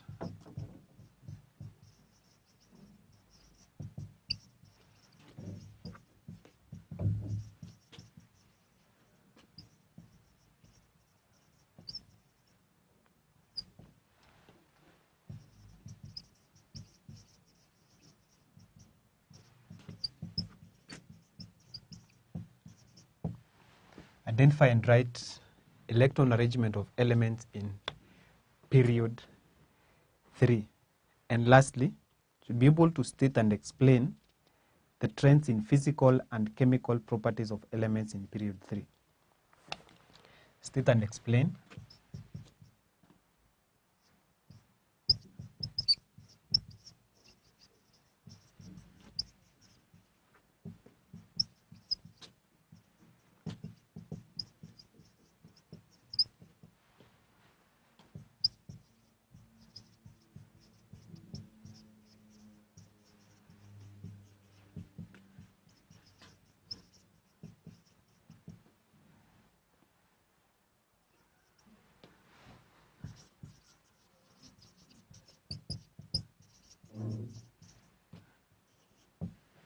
state and explain trends in physical properties of elements, trends in physical properties and chemical properties of elements in period 3. And therefore, those are the objectives you as the learner you need to understand or you need to have in mind as we move on in this topic. So by the end of this chapter, the learner should be able to 1. Identify and write electron configuration of alkali metals, alkaline earth metals, halogens, and noble gases. You should be able to write electron configuration of the elements in those chemical families, as we are going to discuss later. Next, you should be able to state and explain physical properties of elements in group 1, 2, 7, and 8. State and explain trends in reactivity of elements in group 1, 2, 7, and 8. Explain similarities between compounds of elements in a group. Explain similarities between compounds of elements in a group. We will see these compounds. The next, explain the unreactive nature of group 8 elements. You see that group 8 elements, they are chemically unreactive. Therefore, we will be able to explain why they are chemically unreactive. Next, you should be able to identify and write electron arrangement of elements in period 3. So identify and write electron arrangement of elements in period 3. I will tell you the elements in period 3, and then we are going to discuss and be able to write electron arrangement. So in the previous topic, we discussed on how to write electron arrangement, but we remind ourselves. Lastly, should be able to state and explain trends in physical properties and chemical properties of elements in period 3. Therefore, those are the objectives you need to have as we go by in this topic. The other thing I want us to discuss in this lesson, I want to define 3 important terms. I want to define the term chemical, term family, and the term chemical families. I'll start with the first. The first is chemical, and see that a chemical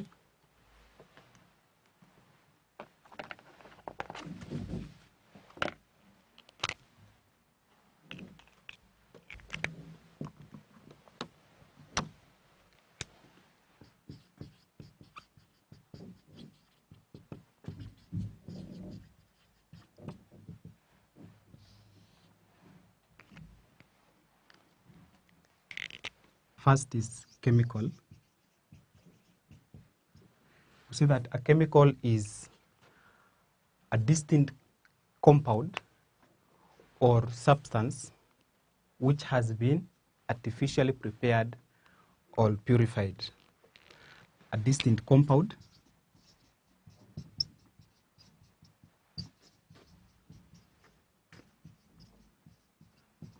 or substance which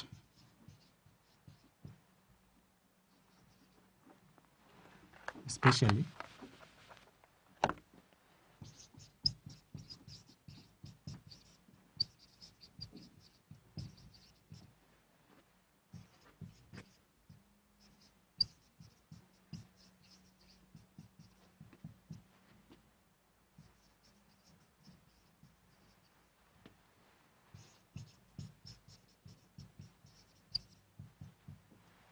a distinct compound or substance, especially which has been artificially prepared or purified. That is what we call a chemical. The second term is family. And we say that a family is a group of elements with similar chemical properties.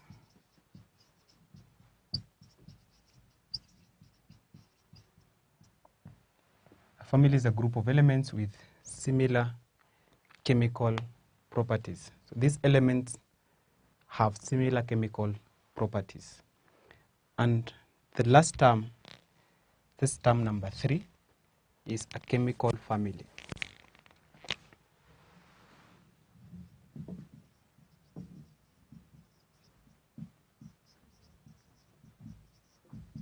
We say that a chemical family is a group of elements with the same number of valence electrons, and therefore they are found in the same group.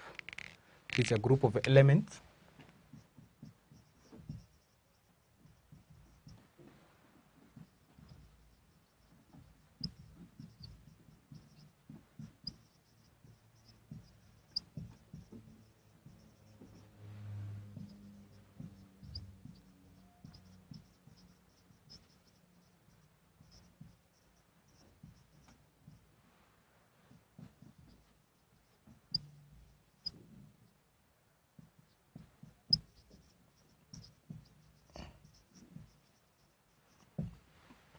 It's a group of elements with the same number of valence electrons and are therefore in the same group. So when we talk about the valence electrons means the number of electrons in the outermost energy level. Valence is the number of electrons in the outermost energy level. So a chemical family is that group of elements with the same number of electrons in the outermost energy level, and therefore if they have the same number of electrons in the outermost energy level, they are found in the same group. An example, when elements have 1 electron in the outermost energy level, those elements are found in group 1. And we have an example of lithium, sodium, potassium, that all the 3 elements have 1 electron in the outermost energy level, and therefore they are found in group 1. So you can say that lithium, sodium, and potassium, that is a chemical family, and that chemical family has a specific name which we'll be discussing in the next lesson. Therefore, before I end, we have talked about the definition of terms. We have defined 3 terms. First term was chemical, and I've seen that a chemical is a distinct compound or substance, especially which has been artificially prepared or purified. Second, I have said we have defined a family, and we have said that a family is a group of elements with similar chemical properties. A group of elements with similar chemical properties. So their chemical properties, they need to be similar. And the third term I've said is a chemical family, which is a group of elements with the same number of valence electrons. And I repeat again, I've seen the valence electrons. These are the number of electrons in the outermost energy level, and are therefore in the same group of the periodic table. That brings us to the end of our lesson today. But before that, I need to give you an assignment, and this is the assignment. So I have one question. Question is define the following.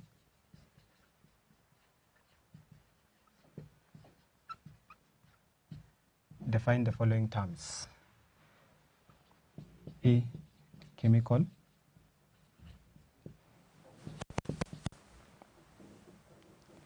B, family. And C, chemical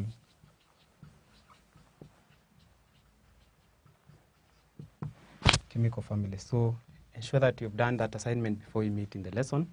Define the following terms: chemical, second family, and third, chemical family. So when we meet next, we will be discussing the first chemical family, which is the alkali metals.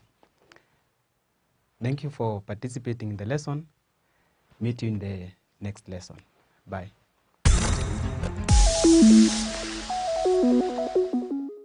Welcome to Manifested Publishers. Welcome, learners. My name is Stephen Kariungi, and today we are going to discuss a topic in chemistry form 2, and this topic is structure and bonding. And before we start, it is important to ask ourselves, what are the examiner's requirements as far as this topic is concerned? And basically, what we are asking ourselves is, what are the objectives of this particular chapter? So we'll start by going through the objectives of the topic, structure and bonding. And the first thing that we would want to ask ourselves is that we need to understand the importance of valence electrons in bonding. Valence electrons are the outermost electrons. And the outermost electrons, also known as the valence electrons, they are very, very important during bonding because they are the ones that are involved in the process. So in this case, we'll be able to explain the importance of valence electrons in bonding. After that, I will be able to explain the three types of bonds, explain ionic, covalent, and metallic bonding. So those are the three types, or the three main types of bonds that we have. Then we'll be able to use diagrammatic illustration,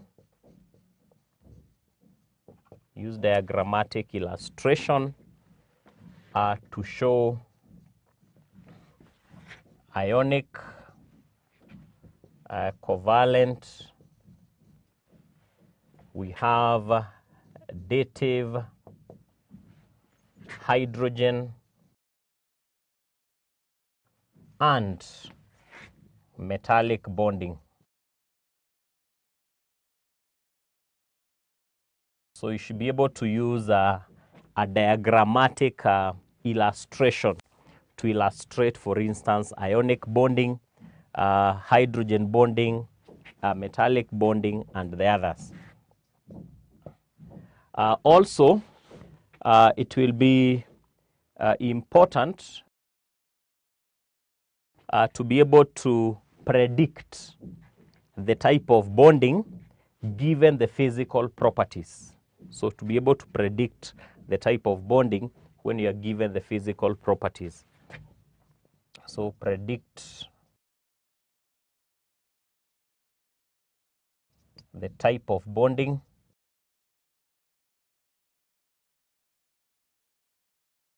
given the physical properties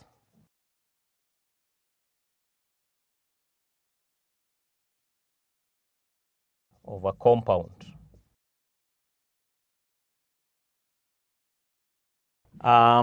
Also, as another objective, we should be able to explain the bond type across period 3. So we'll be able to explain the bond type across period 3. The various elements we have in period 3, how do they bond, or how are their bonding types. Then we shall also be able to select materials for use based on bonding and structure. So you should be able to select which materials to use for what purpose based on the type of bonding that is present. And lastly, number 7, we should be able to predict the physical properties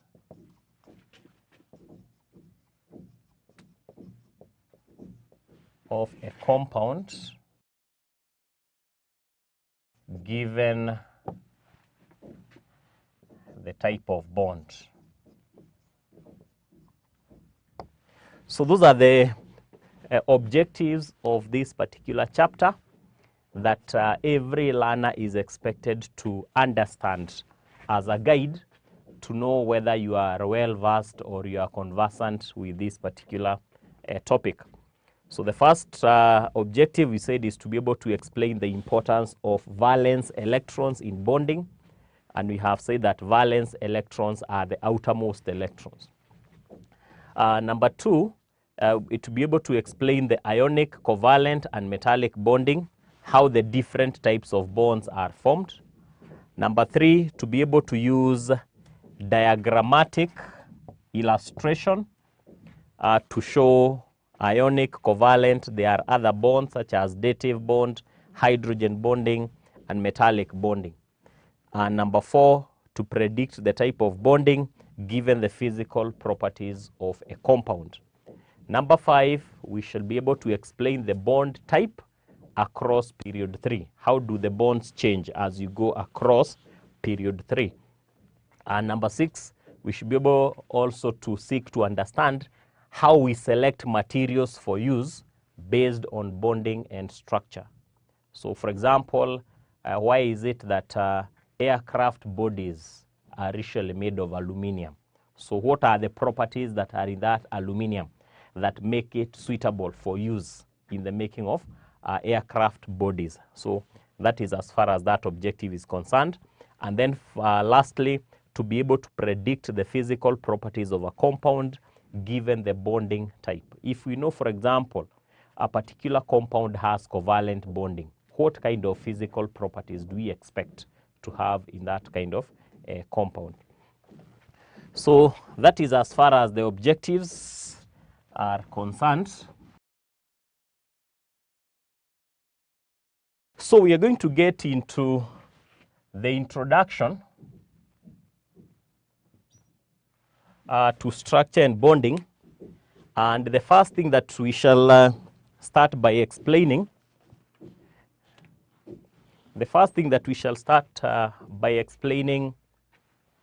is that a bond is a force of attraction.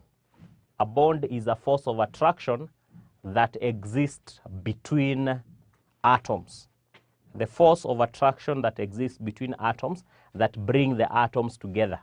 They can be 2 atoms or they can be more than 2 atoms. So when those atoms come together, we can say that they have a bond between them. So basically we can explain something here.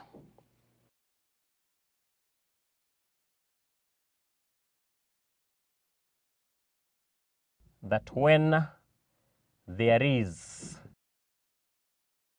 a force of attraction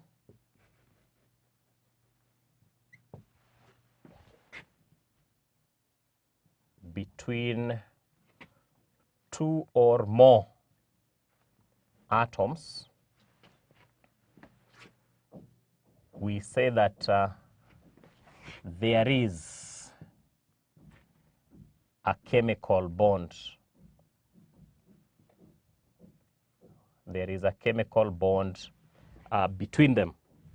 Now, The other thing is that when those atoms are bonded together repeatedly, they form a certain pattern that repeats itself.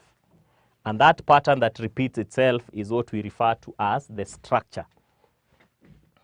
So you can say that when atoms are bonded together repeatedly to form a regular pattern,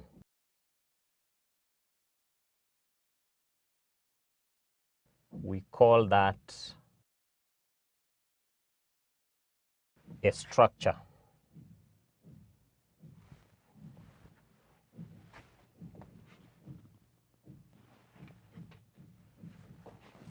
We call that a structure.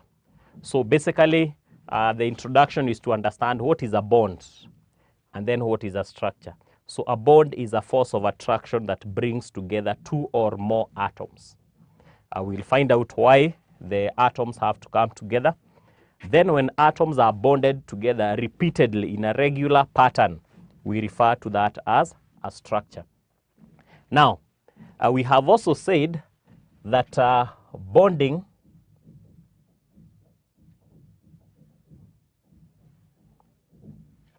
involves the use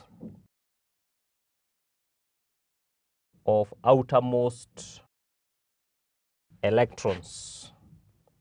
Involves the use of outermost electrons, also called valence electrons. So the outermost electrons are also called valence electrons, and they are the ones that are involved in bonding. Now, so we have some points to consider during bonding. Some points to consider during bonding. One thing is that noble gases have a stable electron arrangement. Noble gases have a stable electron arrangement, i.e., for example, helium has a duplet, while neon and argon have a stable octet. A duplet is whereby, for example, we have helium. It has 2 electrons and it is stable. So this is what we call a duplet. In the case of neon and argon, so neon has 2, 8. So the outermost electrons are 8. Argon also, the outermost electrons are 8, 8. So they are also stable.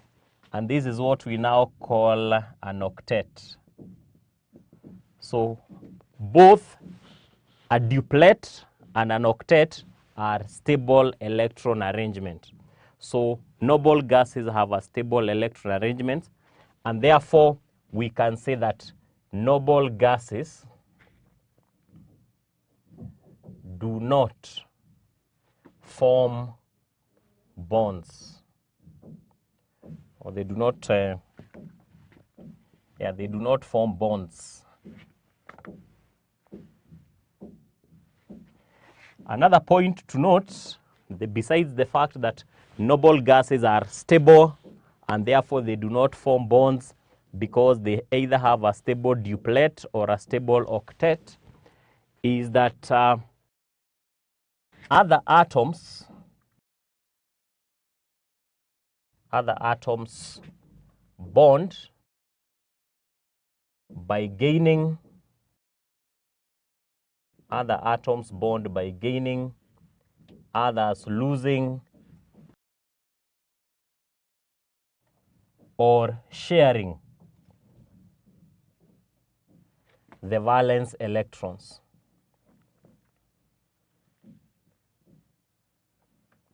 So we are saying that other atoms that are not stable or that are not noble gases that bond or that need to bond, they either do so either by gaining electrons, losing electrons, or sharing the valence electrons.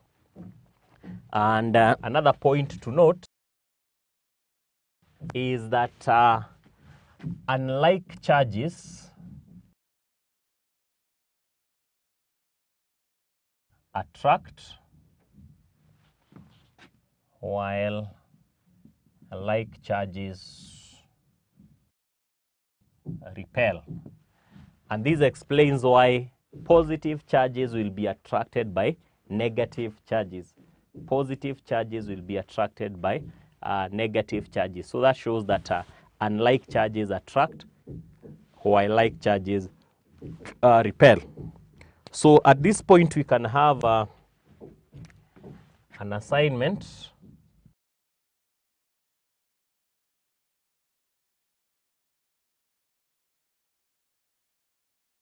So the first question, what is A, a chemical bond, as we have explained, B, a structure. Number 2, explain why noble gases do not form bonds or do not form chemical bonds. And lastly, number 3, what are valence electrons? So we are going to continue from there during the next lesson. Goodbye.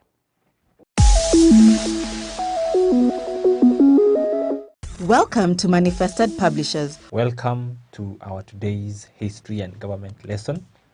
Your teacher, Conan Gakure. It's my pleasure to have you in today's lesson. We are going to introduce a new topic, that is the establishment of colonial rule in Kenya. That is the next topic of Form 3 that we are going to be discussing.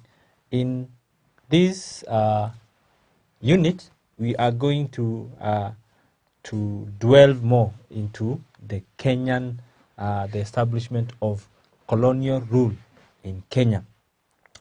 In the previous topic that you have studied, we were learning about the European invasion and the process of colonization of Africa. We discussed how the European powers scrambled, were fighting, were competing against each other, right? That is the scramble, the sudden rush. So the European powers rushed into getting colonies or territories in the African continent. That is what we defined as the scramble for Africa. And then after the scramble, they sat down during the Berlin Conference, if you can remember, that was held in which year?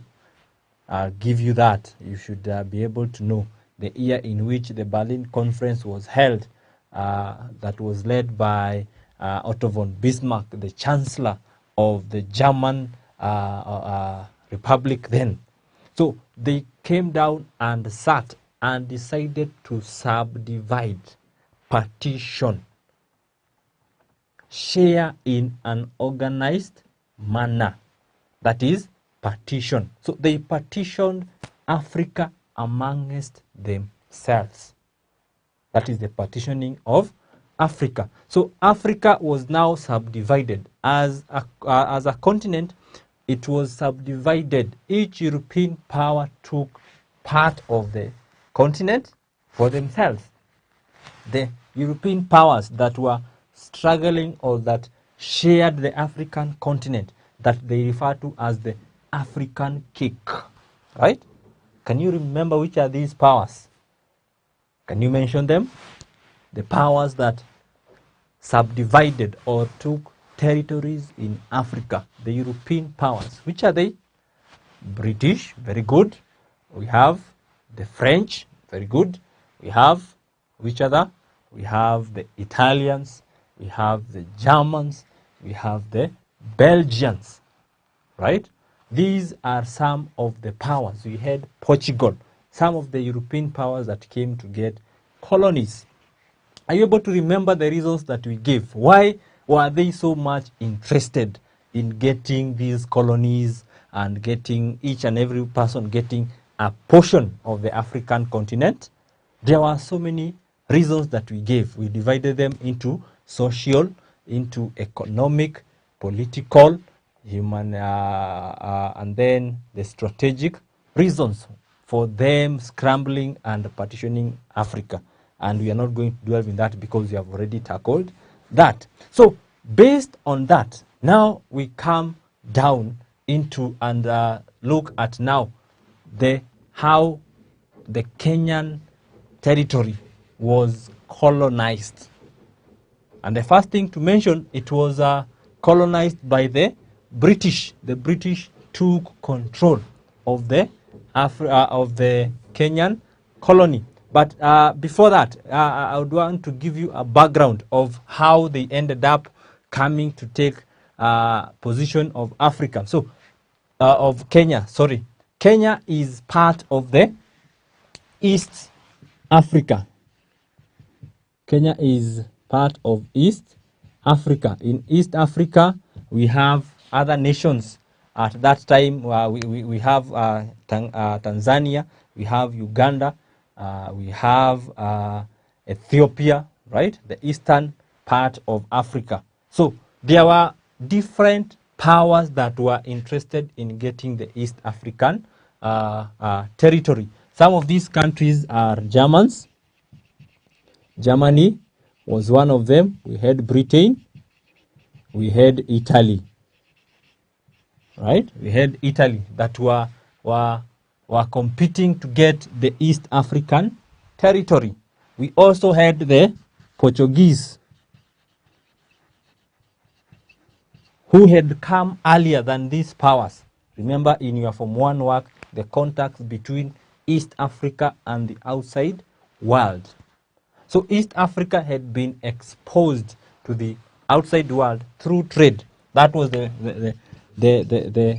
main thing that exposed the East African coast to this power. So by the trade, it attracted these powers to come and get colonies in East Africa. Because of the trade, people were able to know that East Africa is rich. And now these powers came and competed to get a portion of the East African part of the African continent. So these are the countries that were fighting. So they had, after the Berlin Conference, they had to divide the East African continent amongst themselves.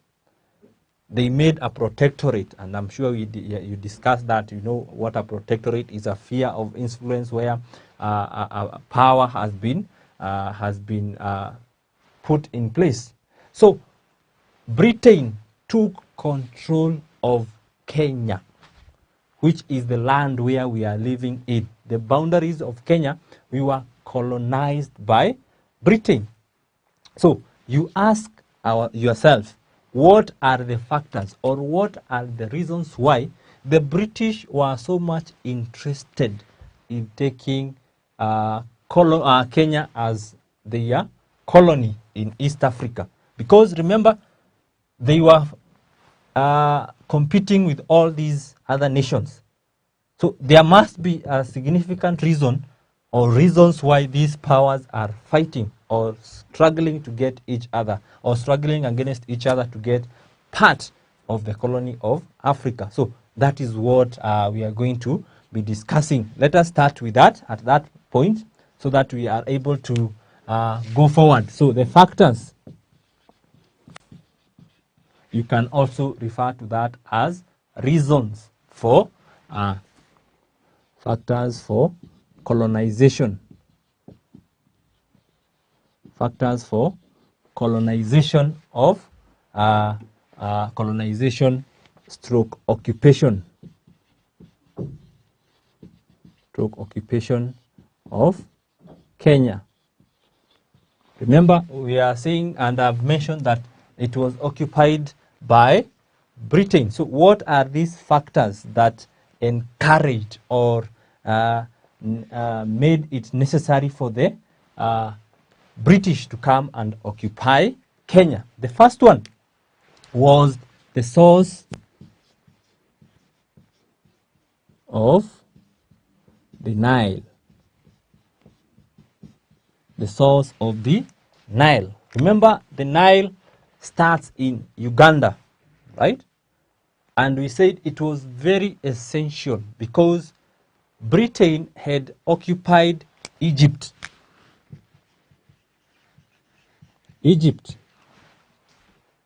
So it was necessary for them to secure where the Nile starts because Egypt is a desert.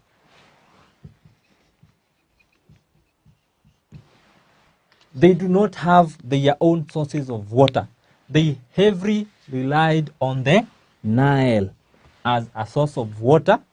It provided, the Nile provided water. It also provided silt. Silt that could be deposited on the shores of the Nile towards as it goes to drain into the Mediterranean Sea. So it carries along the topsoil from the highlands, from the East African highlands, the Ethiopian highlands. So it was very essential for the British to occupy Kenya and Uganda being one, at that time the British protectorate, so that they are able to protect the source of River Nile. Why? Because they had occupied Egypt, and as we discussed in our previous topic, Egypt was very strategic or was very important to them because of the Suez Canal. So it was necessary for the British to come and occupy Kenya so that they could safeguard those interests, the source of River Nile. That is the first reason why they were very interested in occupying Kenya. Number two, they had strategic, Kenya had strategic interests, or the strategic position of Kenya on the coast, on the East African coast. So British had interest in India, right? They had interest in India. They had colonized India, and it was very rich for them. It was very essential. So Kenya was a strategic stopover position. It was a calling place for the British as they moved towards India. So they had to colonize Kenya so that they can safeguard their interest in India. They could easily move from Kenya to India in case there was need. So Kenya was of strategic importance to them. Remember, Kenya had very good natural harbors. So the British would come, dock at the coast, and take time as they move towards the Indian place. And then number three, they were searching for raw materials. They were searching for raw materials. Remember, it was during the time of industrialization. There were a lot of industries that had developed in Britain. Britain had become a superior power. Actually, it was the first country to power to industrialize. Remember in your topic in development of industry, Britain was the first to industrialize. So it had a lot of industries that required a lot of raw materials. Examples is what we have: cotton, there is tea, right? They could come and get these plantations and get these minerals and then export them or take them to Britain for the industries to produce. And then after they had processed the raw materials that have come from Kenya, they had also to look for market. So Kenya also provided a ready market. That was another reason or factor for the colonization or occupation of Kenya. So the British came because Kenyans provided a ready market for the goods. Kenyans, we were producing these raw materials, but we did not have our own industries to produce the clothing, to produce the shoes. So the British occupied Kenya in the interest that they could be able to get market for their products in exchange of the raw materials that they were producing, and also Kenyans were also willing to make payments for those goods. Let us look also at the other reasons why the British had to occupy Kenya. Number 5. They wanted to protect missionaries. So during the 19th century, there were Christian missionaries who came to evangelize. They came to spread the gospel, right? They came to spread the gospel. So these missionaries requested their mother countries or their home governments for protection. So they required to be protected. So they came and asked the home governments to provide them with support or to provide them with protection. Apart from the missionaries, there were also other people who had come to invest in Kenya. So they also required protection. Apart from protection, number 6, they also wanted to abolish slave trade. So the British came with the interest of abolishing slave trade that was happening at the coast, led by the Portuguese initially, and then we also had the Arabs.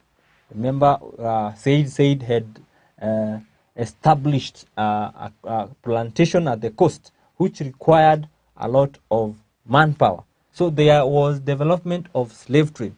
So the British came in the interest of abolishing slave trade, and in its part establish legitimate trade. So they wanted to promote legitimate trade. That is, the market. They wanted to find a place where they could sell their own. They could sell their own products. So apart from that, also number 7, they had another reason for coming to the east or to Kenya. They wanted to invest the surplus capital. So from the industries that they had developed in their homes, they had a lot of capital. They got a lot of profits from the industries. So these profits, they needed to invest it somewhere else, because now they have industries that are providing a lot of resources to them. So there existed a class of wealthy merchants, right? There are wealthy merchants or traders, wealthy merchants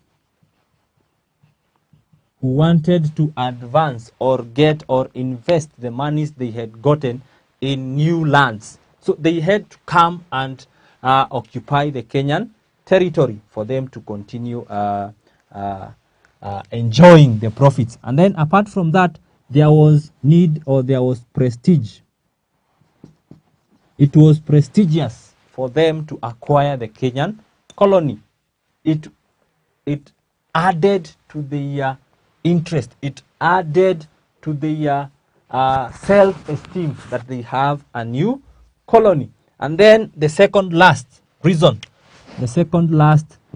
why they came to the or occupy, or they wanted to colonize the African or the Kenyan territory, was to settle the surplus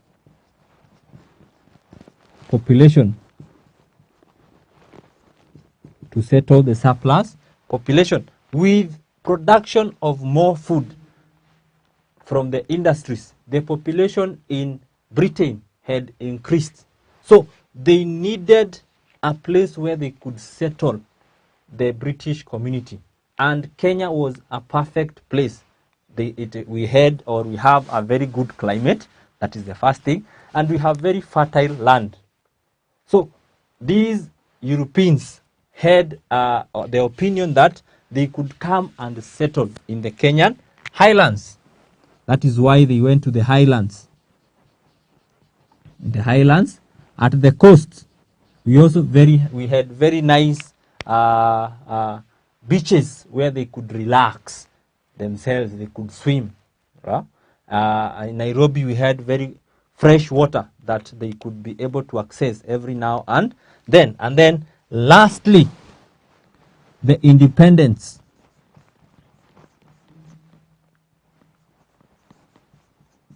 The independence of the USA. The independence of the USA. USA was a colony of Britain. So when USA became independent, the British turned to Africa, and specifically Kenya, based on the other points that I've put forward. So they wanted to get other colonies to compensate for the loss they had gotten after the independence of the USA.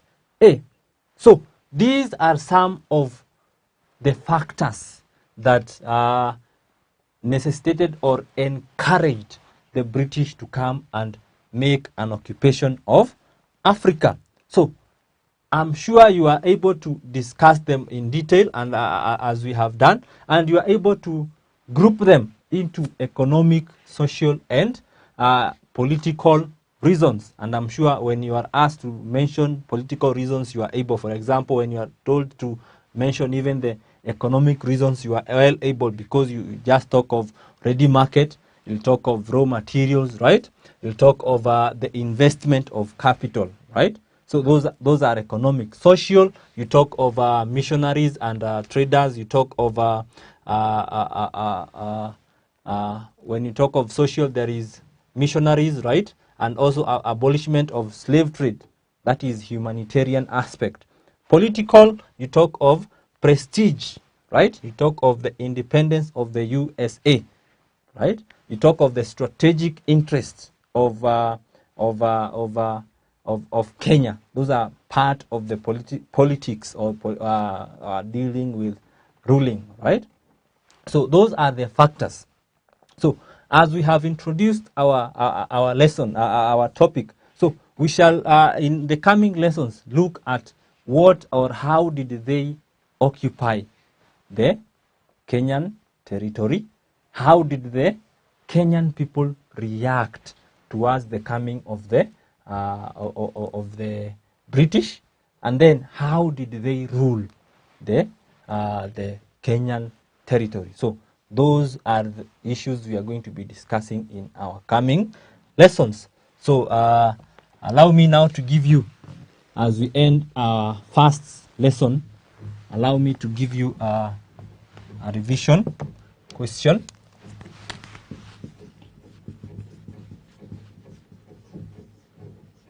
A revision question for you.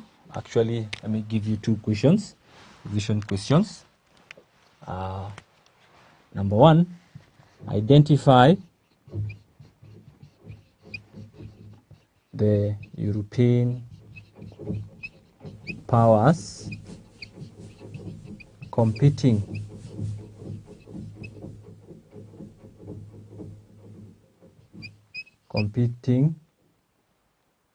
for East Africa And then number 2, discuss the factors that encourage the British occupation of Kenya. Number 1, identify the European powers that competed for East Africa. And then number 2, discuss the factors that encourage the British occupation of Kenya. So those are the questions that I want you to attempt. And with that, we have come to the end of our history and government lesson for today. Thank you for your participation and for watching. Until the next time, bye-bye.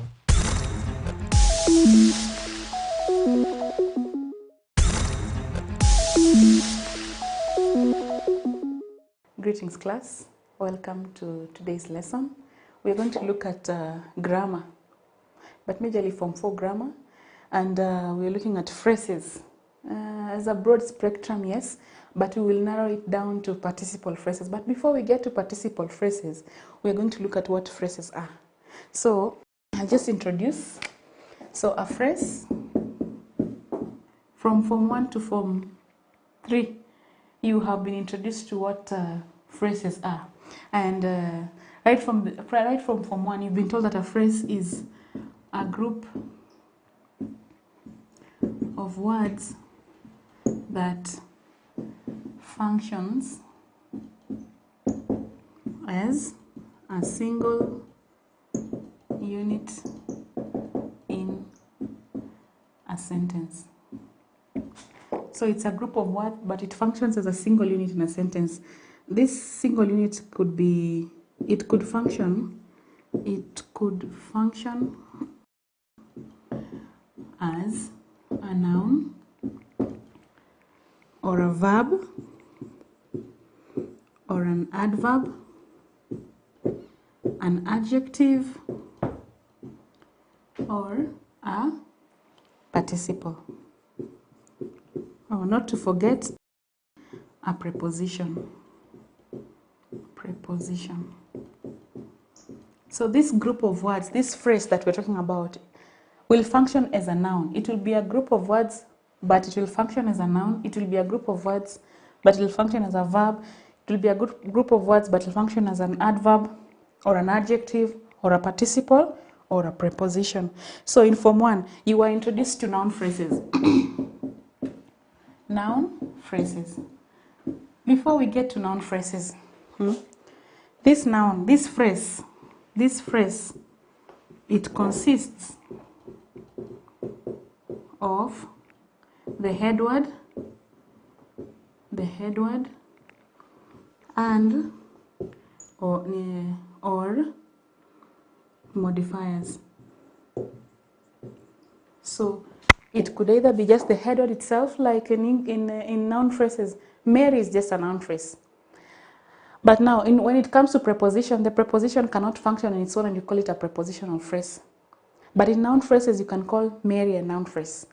But now, when it gets to preposition adjectives, you'll need to have other words that make up the phrase. So the phrase consists of the head word and its modifiers. So if it is a noun phrase, it will consist of the noun and the modifiers. These modifiers,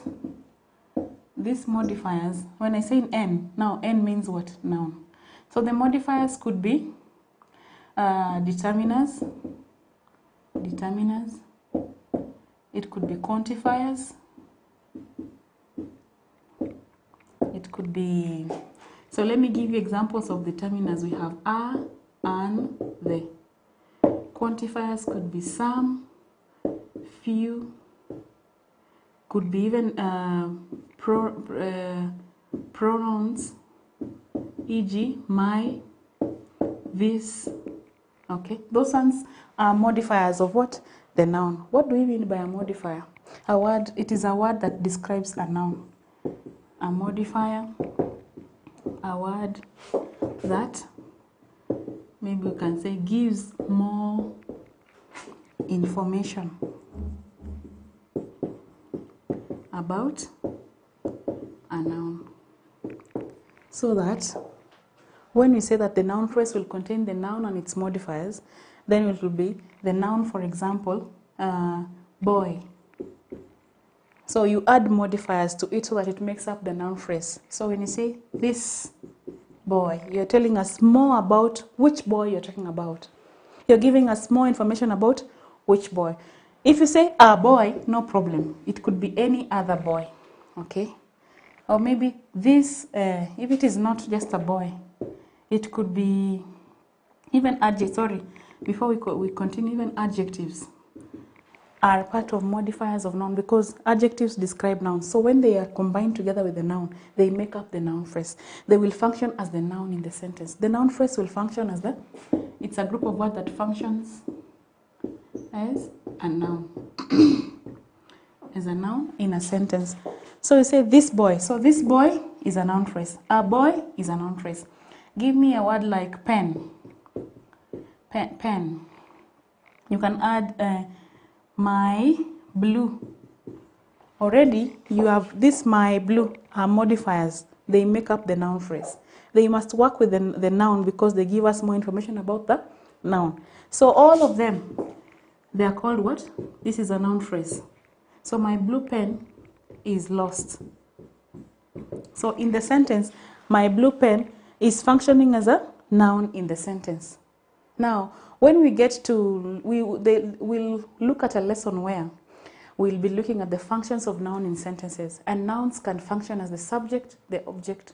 And when we'll be looking at that, you'll now understand how it functions as the what? The noun in the sentence. The noun functions as a performer of an action or the receiver of an action in a sentence. So today, we're just looking at phrases and reminding ourselves, because I'm assuming that you've already learned about it. So we are reminding ourselves what we know about phrases right from Form 1.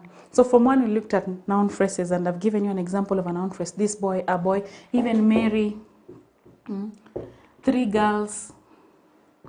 You know, remember this word 3 is a modifier. It must, when it functions like this, it becomes a group of words that is functioning as a noun. So we come to verb phrase. We come to verb phrase. Let me just write.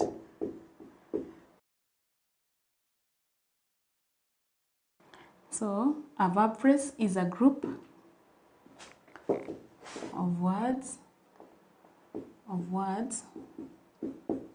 that function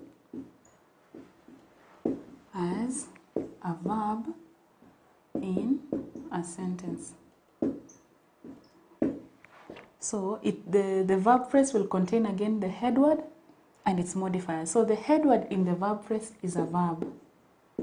The head word in the noun phrase is the noun and its modifiers. So the verb plus its modifiers will now make up the verb phrase. Now, one easy thing about verb phrase, whatever modifies a verb, usually an auxiliary. Auxiliaries. So that we can say, so the verb cannot function in its own without the auxiliaries. So that we have is eating. This already is a verb phrase. So what are the auxiliaries? Before I give you, already this is a verb phrase. It's a verb phrase. Auxiliaries include primary. Auxiliaries include primary and modal. So under primary, we have forms of the verb to be, e.g. is, was, forms of do, forms of have. And then modal auxiliaries include may, shall, will. So all this, when they occur with a main verb is an action word. A verb is an action word. So for you to make up the verb phrase, you will need the verb and its modifier. Whatever functions with the verb is one that gives us more information. It gives us the state of the verb. In this case, the state will be like a verb can just be, for example, we can have a verb like be, but it has its forms, e.g. is, was, were, are. So for you to say we are here, we can say we are here. But if it is used in a sentence, in this case, it will be used as an auxiliary. Now, another main verb could be, here it can be used as an auxiliary, but another main verb could be work. So you can't say John work there. You must say John is working there. So that gives us the state. Which state is it? Is he working now, or was working, or is working, or is still working? You know those words. So that's why we need an auxiliary, a helping word. Auxiliaries are also called helping verbs. They help the verb.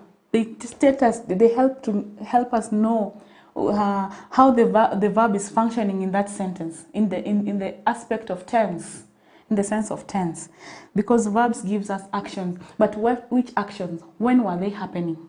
Okay. So here the verb will have an auxiliary, and a verb, so that it can make the what? The verb phrase. So an example of a verb phrase is very easy. We can have is working, have been working, maybe was working. All these make up the verb phrase. When I write VP, just know it's a verb phrase. So it will contain the verb and the what? The modifiers. The modifiers of a verb phrase are the auxiliaries only. Not like in a noun where we have pronouns, quantifiers, what that describe the noun. Here we only have the modifiers. The only word that works with a verb is an auxiliary in this case. All right. So that is all for a verb phrase. Then the next one, the next type of phrase is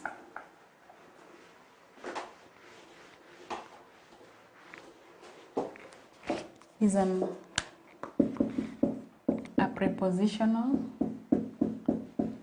prepositional phrase. So again, this is a group of words that functions as a preposition. I won't repeat writing, because by now I think you know the drill. It's almost the same kind of description, only that here it will function as a preposition. It will contain the head word, which is the preposition, and its modifiers. So the head word of a preposition, the modifiers of a preposition are the noun phrases. The noun. So that we can have, for example, a preposition like at, or in, or under. So under the table, in a car, at the cinema. Why do we call them modifiers? They tell us where the preposition, how the preposition is functioning, as in where. How do prepositions function in sentences? They tell us where something is. So for it to function as a prepositional phrase, it cannot occur on its own. It must occur with a noun phrase. So the head word here again, the head word here is a preposition, and the modifiers are the noun phrase. So this is an example of a prepositional phrase. Number four, we have the adverbial phrase. The adverbial phrase. Again, like we said before, it will be a group of words that function as a what? As an adverb. What is an adverb? Is a word that gives us more information about a verb. For example, they walked. If it here is a verb, walked. Then when you add quickly, that is a what? Quickly is an adverb. So here we are looking not at the verb. We are now looking at how we can, which words can function with what? Quickly. All right. So, like we said from the beginning, that the noun phrase will have the head word and its modifiers. So here the head word is the adverb, okay, and its modifiers. Okay. Adverbs occur on their own. For example, you can only have the adverb. The modifiers of an adverb are intensifiers. Intensifiers are also called adverbs of degree. Adverbs of degree. So that when you say quickly, Then you say the intensifier here, adverbs of degree. Let me just give you examples. They include very, to. Okay, those ones are some of the examples of the adverbs of degree. So that when they work with the, when they do what? When you put them together with another adverb, then it will be functioning as an intensifier. But when joined together, it will be an adverb phrase. So the example will be very quickly. So this is an adverbial phrase. Even examples like last year. Examples like too often. Okay, all these two verbs, two adverbs. Okay, they function as what? The adverbial phrase. We say that what do you call an adverbial phrase? It's a group of words that function as an adverb in a sentence. So that you say, he walked very quickly. So if you're asked, identify the adverbial phrase in the sentence, you just underline both of these. Okay? All right. Now we have the fifth one, which is an adjectival phrase. Adjectival phrase. Again, like we said, an adjectival phrase is a group of words that functions as an adjective. So it will be a group of words that will function as an adjective. So in this case, the head word is the adjective and its modifiers. The modifiers in this case are, like here we say they're intensifiers. Here we say they're auxiliaries. In the noun phrase we say they're determiners, quantifiers, adjectives themselves. And here we are also including again intensifiers. Remember, an intensifier is not a new word. It's just an adverb of degree. But now it tells us to what extent, to what degree.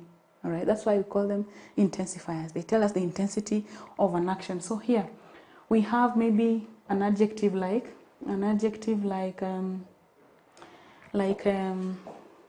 beautiful. So we add an intensifier to, then it becomes what? An adjectival phrase. Too beautiful. If it is tired, too tired. Okay, that's another adjective. Tired, too tired. Enough, fresh. If it is fresh, you can say fresh enough. We're saying that. So those are the basic ones that you've learned, because noun phrases are taught in Form 1. Verb phrases and adverbial phrases are taught in Form 2. Prepositional phrases and adjectival phrases are taught in Form 3. So all that is just like looking at how, basically we're just breaking down words, but now in terms of phrases. These are things you've learned. You've learned about nouns, verbs, adjectives. Now we're looking at them in a broad perspective, but now we're looking at them in a broad perspective in terms of phrases. And today we're also going to introduce a new one, which is called a participle phrase. A participle phrase. We say that the phrases can function as nouns, they can function as verbs, they can function as adjectives, they can function as prepositions, they can function as adjectives. And again, they can also function as a participle.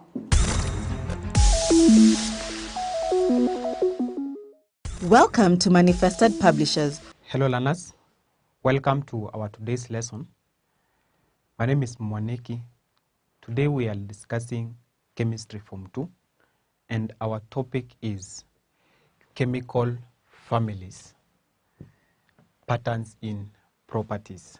Chemical families and patterns in properties. I want to start with the objectives for this chapter, or what you need to achieve by the end of this chapter. So objectives.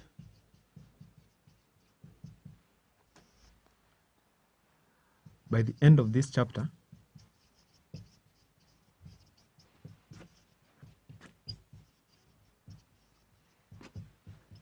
the learner should be able to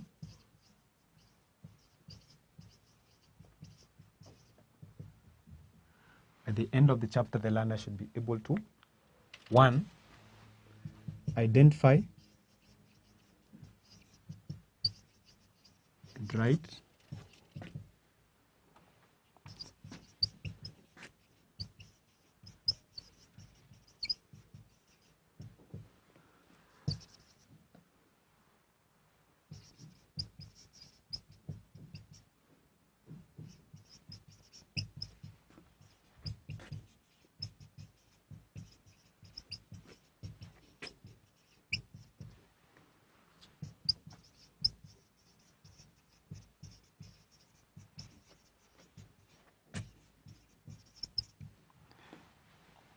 identify and write electron configuration of alkali metals, alkaline earth metals, halogens, and noble gases.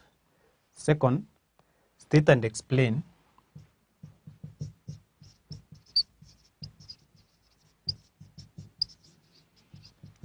physical properties. State and explain physical properties of elements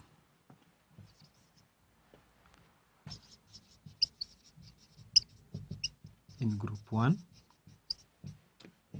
2, 3, 1, 2, 7, and 8. State and explain physical properties of elements in group 1, 2, 7, and 8. The third objective should be able to state and explain trends in reactivity of elements in group 1, 2, 7, and 8.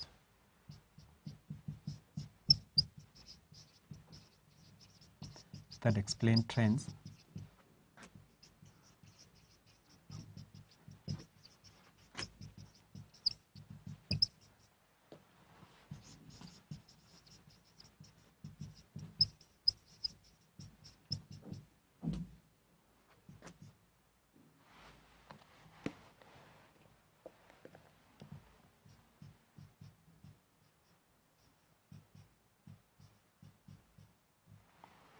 and explain trends in reactivity of elements in group 1, 2, 7, and 8. The next objective should be able to explain the similarities in chemical formula of compounds of elements in a group.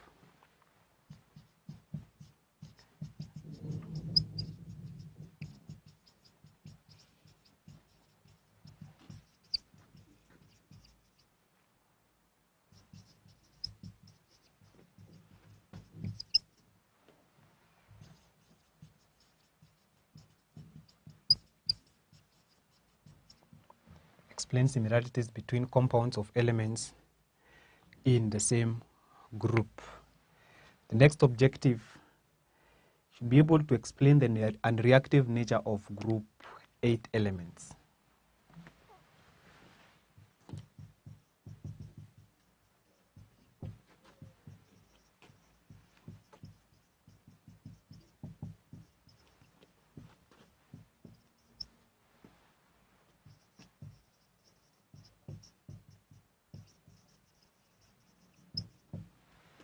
Explain the unreactive nature of group 8 elements.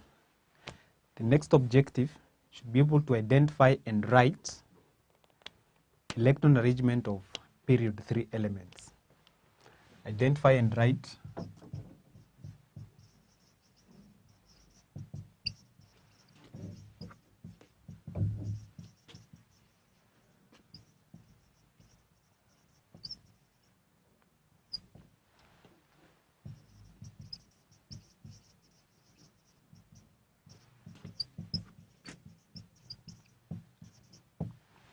Identify and write electron arrangement of elements in period 3. And lastly, should be able to state and explain the trends in physical and chemical properties of elements in period 3. State and explain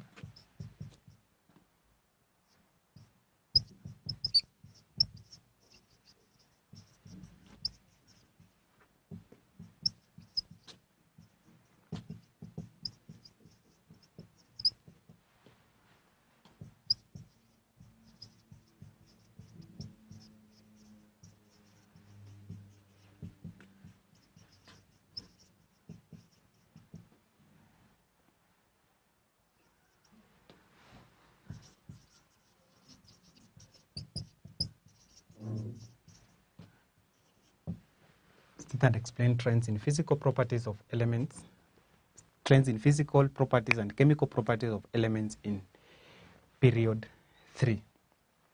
And therefore, those are the objectives you as the learner you need to understand or you need to have in mind as we move on in this topic. So by the end of this chapter, the learner should be able to 1. Identify and write electron configuration of alkali metals, alkaline earth metals, halogens, and noble gases. You should be able to write electron configuration of the elements in those chemical families, as we are going to discuss later. Next, you should be able to state and explain physical properties of elements in group 1, 2, 7, and 8. State and explain trends in reactivity of elements in group 1, 2, 7, and 8. Explain similarities between compounds of elements in a group. Explain similarities between compounds of elements in a group. We will see these compounds. The next, explain the unreactive nature of group 8 elements. You see that group 8 elements, they are chemically unreactive. Therefore, we will be able to explain why they are chemically unreactive. Next, you should be able to identify and write electron arrangements of elements in period 3. So identify and write electron arrangement of elements in period 3. I will tell you the elements in period 3, and then we are going to discuss and be able to write electron arrangement. So in the previous topic, we discussed on how to write electron arrangement, but we remind ourselves. Lastly, should be able to state and explain trends in physical properties and chemical properties of elements in period 3. Therefore, those are the objectives you need to have as we go by in this topic. The other thing I want us to discuss in this lesson, I want to define 3 important terms. I want to define the term chemical, term family, and the term chemical families. I'll start with the first. The first is chemical, and see that a chemical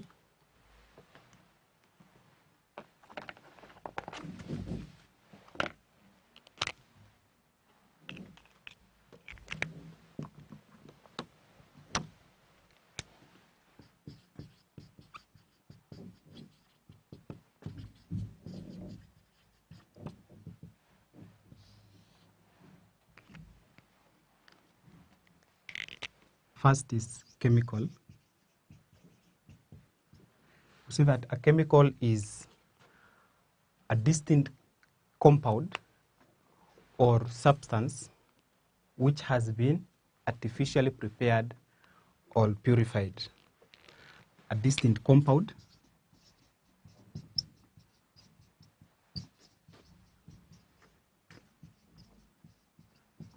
or substance which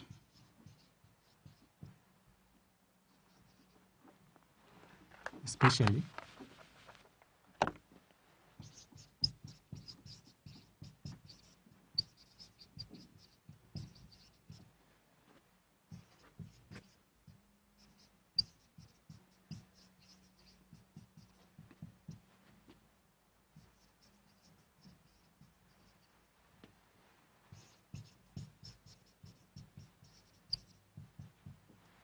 a distinct compound or substance, especially which has been artificially prepared or purified. That is what we call a chemical. The second term is family. And we say that a family is a group of elements with similar chemical properties.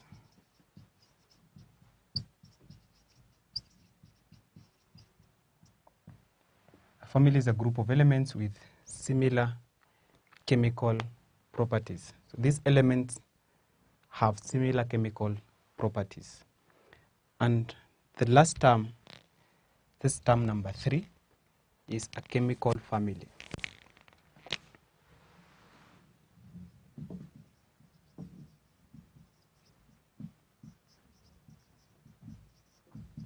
We say that a chemical family is a group of elements with the same number of valence electrons, and therefore they are found in the same group. It's a group of elements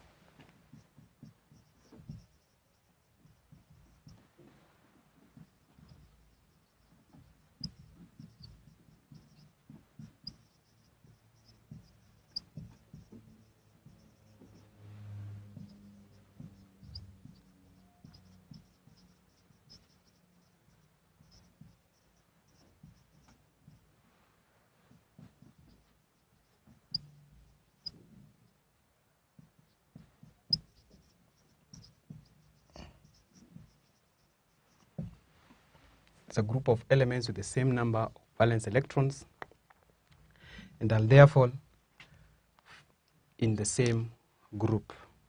So when we talk about the valence electrons means the number of electrons in the outermost energy level. Valence is the number of electrons in the outermost energy level.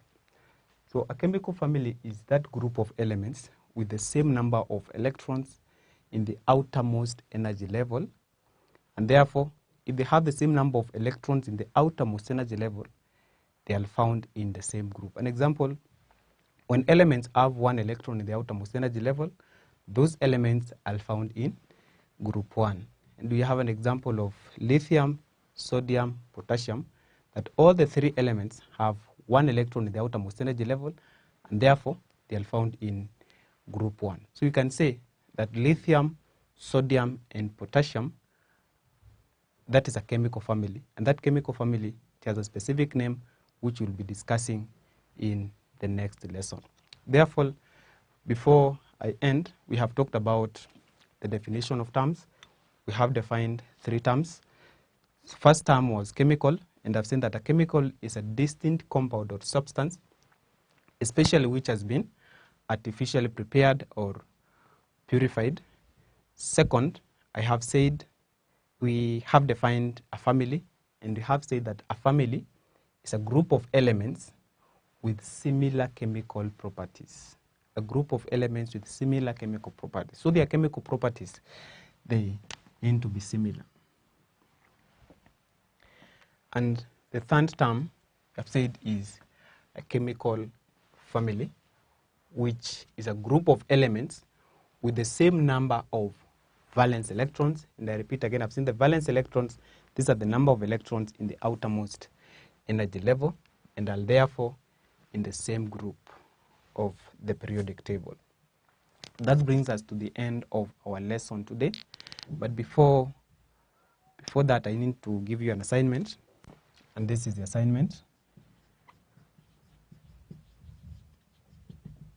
So I have one question. Question is define the following.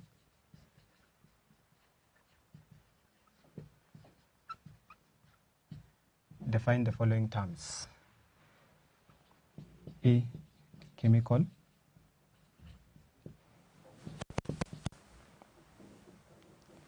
B, family. And C, chemical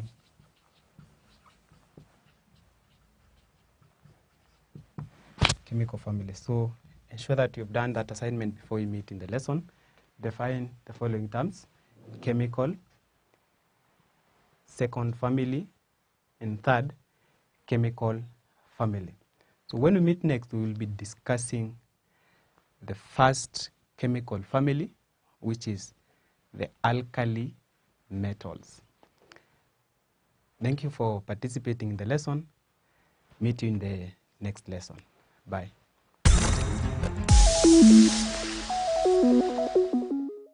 Welcome to Manifested Publishers. Hello learners, welcome to our today's biology lesson. We continue with our topic of discussion, transport in animals. So today, I would like us to discuss open circulatory system.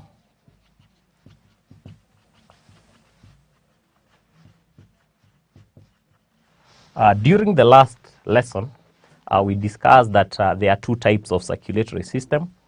The first one is open circulatory system, and we have closed circulatory system. So first of all, open circulatory system is commonly found in invertebrates. Invertebrates, e.g. arthropods. Arthropods are things like insects, things like arachnids, things like crustaceans. All those are members of the phylum Arthropoda. So these ones have an open circulatory system. And in this case, or in the open circulatory system, the transport fluid is called hymolymph. The transport fluid is called hymolymph, and it flows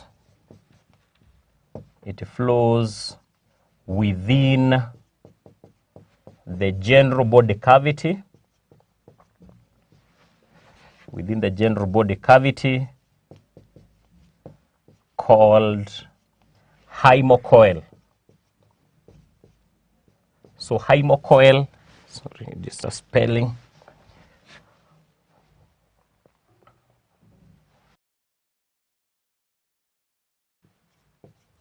So hymocoel is the general body cavity in which the hymolymph flows.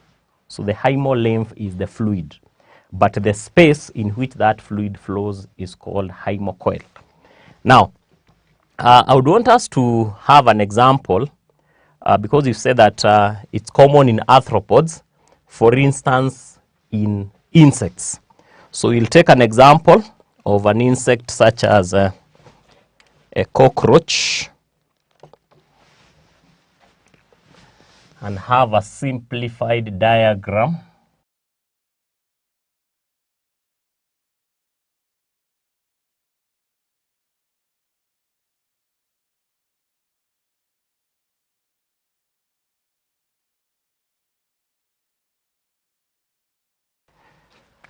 So the first part is a tube, and this tube is the heart, consisting of several chambers. So for instance, in a cockroach, the heart is made up of 13 chambers. So these are 1, 2, 3, 4, 5, 6, 7, 8, 9, 10, 11, 12, 13.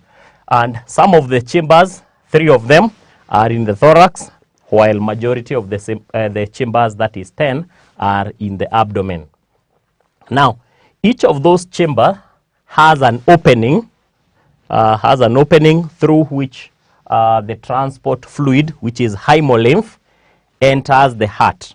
So those openings, one is called the ostium. Ostium, or ostia in plural. When it is one, it's called the ostium. When there are many, they are called ostia.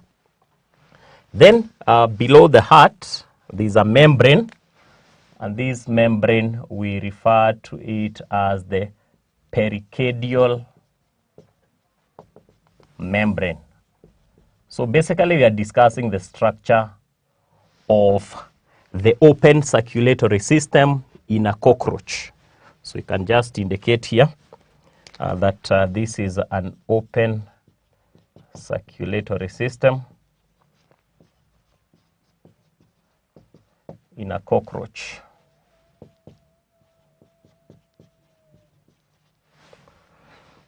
It's made up of those parts, basically. This part that is here is the gut, of course, through which food, or which forms the part of the digestive system. So on this, we are saying that the blood enters the heart through these openings, and then it flows to the lower chambers.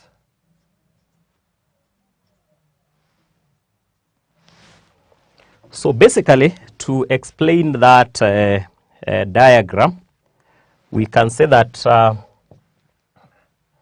the open circulatory system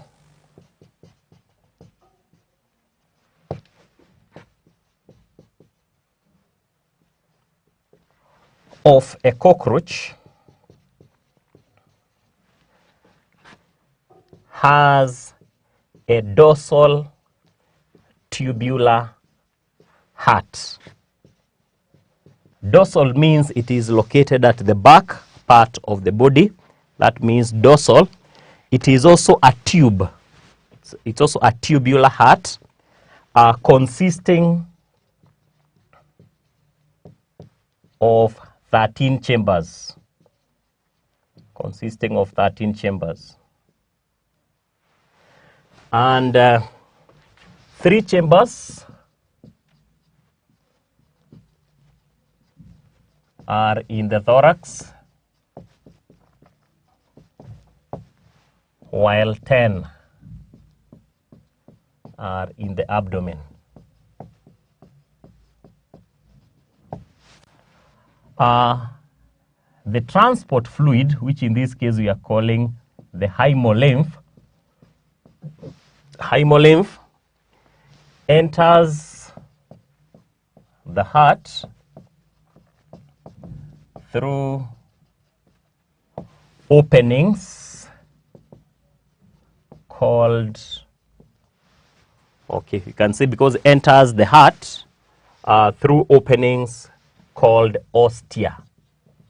And you say that ostium is the singular.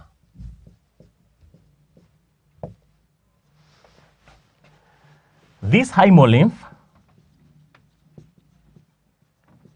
contains mainly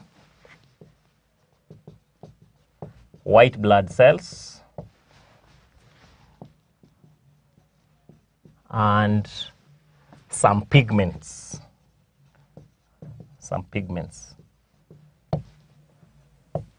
And of course, the white blood cells, these are responsible for immunity. Something that is slightly different from other animals is that in an insect, the hemolymph, which is now the equivalent of blood, is not for transportation of gases such as oxygen and carbon dioxide. Those ones are transported in another system that is known as the tracheal system. So it's good to note that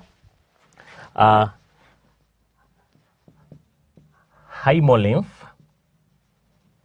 does not transport oxygen and carbon dioxide like other animals, but these are transported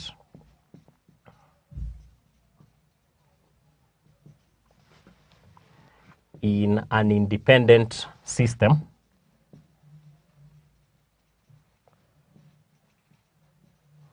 that is called tracheal system. So this tracheal system, we shall discuss it in more details when we learn about gaseous exchange. So that one will be discussed in another topic. So basically, we've said that the hemolymph enters the chambers of the heart through the openings that we are calling ostia. And then, of course, those ostia, they have an outlet on the lower side, and then again that cycle is repeated until there is complete circulation of hemolymph within the entire body of the insect. In this case, we are saying that this flow is within the body cavity. So we can also indicate here that there is flow within body cavity. That blood is not in closed vessels. It is in open cavities. Now, basically that is what happens in an open circulatory system. And it's also good to mention,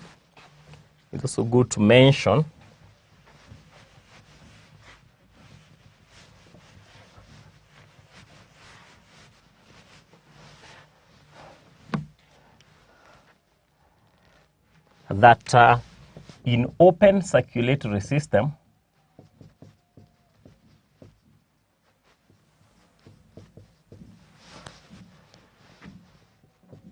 the flow is at a lower pressure. The flow is at a lower pressure, and this is what makes the insects or the arthropods to be less active. And this makes the animals less active. So they are less active compared to those that have a closed circulatory system. Also on the same, the hemolymph, which is the fluid, is in direct contact. With the tissues. So the fluid is in direct contact with the tissues. As you can see, it is flowing within the general body cavity. There is no restriction. So they are just in direct contact. So for that, we'll stop there, and we'll have a short assignment on the open circulatory system.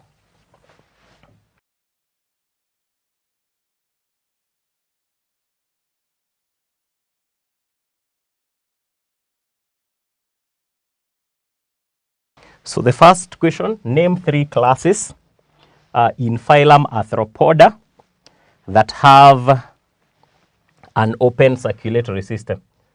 Arthropoda, we start with a capital letter. It's a taxonomic unit.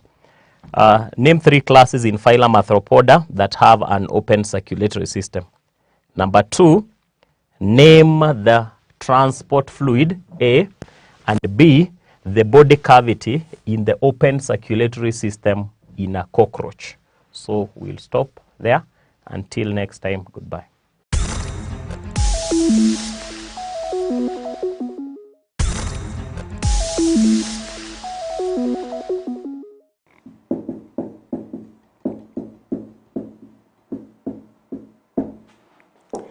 So before we go on, in our previous lesson we looked at phrases.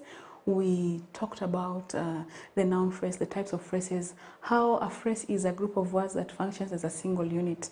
And we looked at the various types of phrases. We looked at verb phrases, we looked at noun phrases, adjectival, prepositional, adverbial phrases, and we say that they are just groups of words but will function as that unit. That unit could be a verb, that unit could be an adjective, the unit could be an adverb, the unit could be a preposition, depending on how they are in a sentence. But now they are functioning as a group.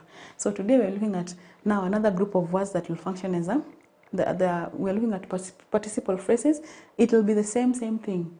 But now, before we go to participle phrases, we'll need to remind ourselves what a participle is. Because for it to function as a participle phrase, it must be a group of words. So I can just say it is a group of words that functions, a group of words that functions as a participle in a sentence. So this participle phrase. So what is a participle? So a participle, if we remind ourselves clearly, is a word, just a minute, is a verbal word that functions as an adjective. It's a verbal word that functions as an adjective. So that, what is a verbal word? For example, interesting. Interesting. Another word is arrived. These are verbal words. But now we're looking at them as we are looking at them as functioning as what? Adjectives. So that we can say interesting movie. Arrived, just not arrived, but expected guests. Tired visitors. So all these three words here, interesting, expected, tired, they are verbs, but they are functioning as what? Adjectives. What is an adjective? It's a word that gives us more information about a noun. So which movie? The interesting one. Which guests? The ones that we were expecting. Which visitors? The tired ones. Okay? Which pool? The swimming pool.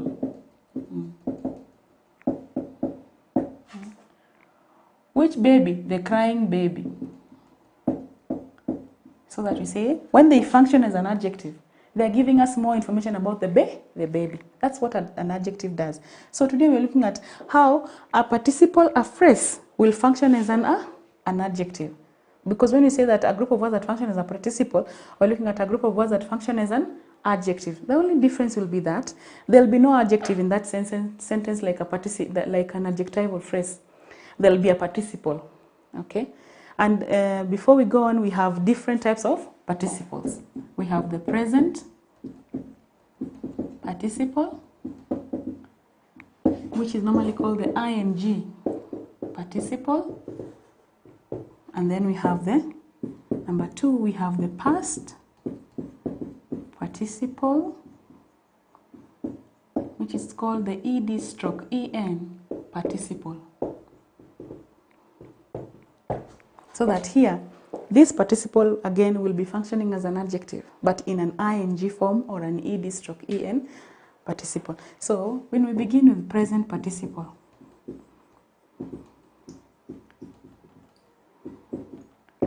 they are in form of an ing. For example, interesting, crying. Okay, they are ing participles. So, and then under, for example, now we have interesting movie, crying baby. So the underlined words are the participles. And then now past participles.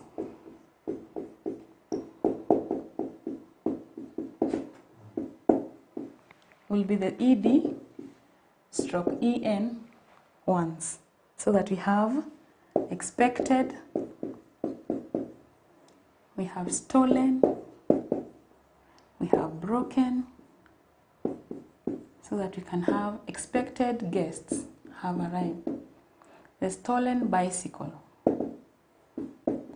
the broken window. Okay, so broken here is not functioning as a verb. Stolen here is not functioning as a verb. It is functioning as an adjective. It is giving us more information about the adjective, the noun. The noun window, the noun bicycle, and the noun guests. So that when we say, now we're going to look at, we've looked at what a participle is, the types of participles, and now we're going to look at in a broader perspective, that is now in the participle phrase perspective. So now present participles, in a sentence that has a present participle. So when a sentence has a present participle, what does it mean?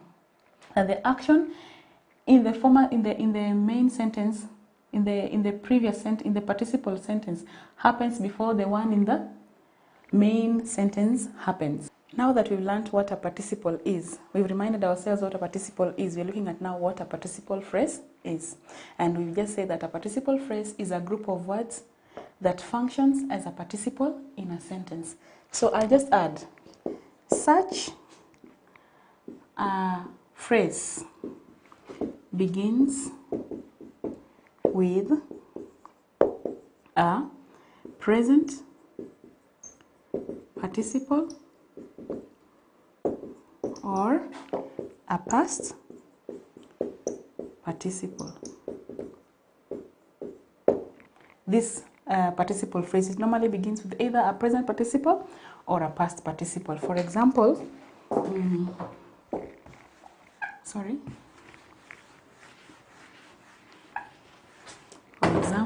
now that we've said it's a group of words that functions as a participle and that such a phrase begins with a present participle or a past participle. Let me give you now examples of these participle phrases. Okay? For example, shivering with cold. The cat went into the house to warm itself. Okay, so shivering with cold. What do you see here? The word shivering. Shivering now is the present participle. Okay, so it gives this sentence, shivering with cold, gives us more information about who? The cat. Okay, how is it functioning as an adjective here? Or how is it functioning as a participle? It is functioning as a participle in the sense that it is giving us more information about the what? The cat, which is the noun in this sentence. Because all participles, they functioning as adjectives. So what is an adjective? It gives us more information about a what? A noun. So in this case, it will be a group of words that functions as a participle. So here, it's a group of words that gives us more information about what? The cat. It was shivering with cold, so it went to what? To warm itself in the house. Okay? Another example could be thinking the ground was dry. I sat down to rest. Okay? So, thinking the ground was dry is a participle phrase. It gives us more information about who? The I, who was thinking the ground was dry, so that this action can happen, so that he or she can sit down to rest. Okay? So what is the function of a present participle phrase? It means that the action in the participle phrase happens before the action in the main, with the main verb. Okay? The action in the participle phrase happens before the action in the main sentence. Okay? The function of a present participle. Now that is what we're going to look at. So we've just said that the present we've given examples of a sentence that has present participles. Let me just add here. Present participle phrases. All right? So that this one is shivering with cold, the cat went into the house. It is a state that is happening in the present. Thinking it was on the ground was dry, I sat down to rest. So the function here, we're looking at now how does it function? Given those examples, the function of a present. So this present participle phrase, shivering with cold, we're not looking at this other part of the sentence. It may look like it's in the past, but what we're concentrating on is this part, shivering with cold. The cat went to the house to warm itself. Or thinking the ground was dry, I sat down to rest. So what is the function of the present participle phrase? So it is used to emphasize that the action in the participle phrase is immediately followed by the action in the main sentence. Okay. This shivering with cold is immediately followed by this other action. After noticing that it was shivering with cold, it immediately goes into the house to warm itself. After this person realizes that the ground was dry, immediately they sit down to rest. So it just emphasizes, it's just used for emphasis. And this action is followed immediately by the action in the main sentence. So that is all about the what? The present participle phrase. All right? So let me give you an assignment to practice on it more so that when we come back next, we will look at now the past participle. Remember I told you that this participle phrase that functions as a participle in a sentence could begin with a what? A present participle or a past participle. So we've looked at participle phrases that have begun with what? Present participles. All right? Like shivering, like thinking, okay? Those ones begin with what? Present participles. That's why they are in the ing format. All right? So we're going to look at, in the next lesson, we're going to look at now sentences or maybe phrases that begin with what? Past participle phrases. So our assignment for today, let me just write a few questions here for practice.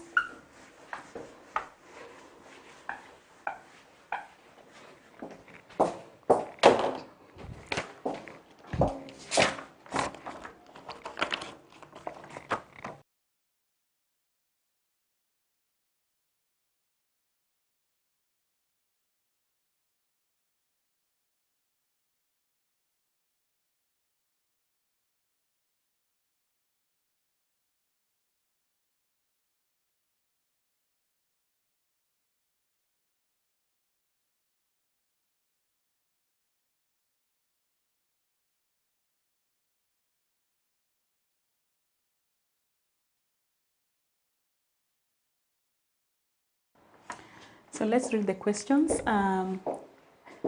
You are supposed to rewrite the sentences, replacing the underlined part with the present participle. The first one, the dog wagged its tail and beat the postman. So you are replacing this first part with a participle phrase, a present one. The second one, while she was tidying up her room, while she was tidying up her room, while she was tidying up her room, comma, she found some old photos, full stop. They are vegetarians and they don't eat meat, full stop. Again, in both sentences, you are replacing the underlined part with a present participle phrase. He was a good boy and helped his mother in the kitchen. Again, you're replacing the underlined part. As they didn't separate this, as they didn't have enough money, comma, they spent their holiday at home. Again, you replace the underlined part with a participle phrase. And then number 6, since we didn't watch the news every day, comma, we know what's going on in the world. We know what's going on in the world. Now, remember that there is something we need to note. Let me just say it as an NB. The participle phrase is separated from the rest of the sentence by a comma. So whenever you will be replacing, you make sure that the comma will follow the what? The participle phrase. You will separate the sentence. The participle phrase is separated from the rest of the sentence by a what? By a comma. So remember, when you're doing that assignment, remember to separate the what? The sentence, the participle phrase with the rest of the sentence by a comma. After writing the participle phrase, like in this case, shivering with cold, comma, the cat went into the house. Again, here, we've seen that we've separated the sentence with what? The comma. Okay? Having said that, I wish you well, and we are looking forward to the next lesson, which will be about the past participle phrases.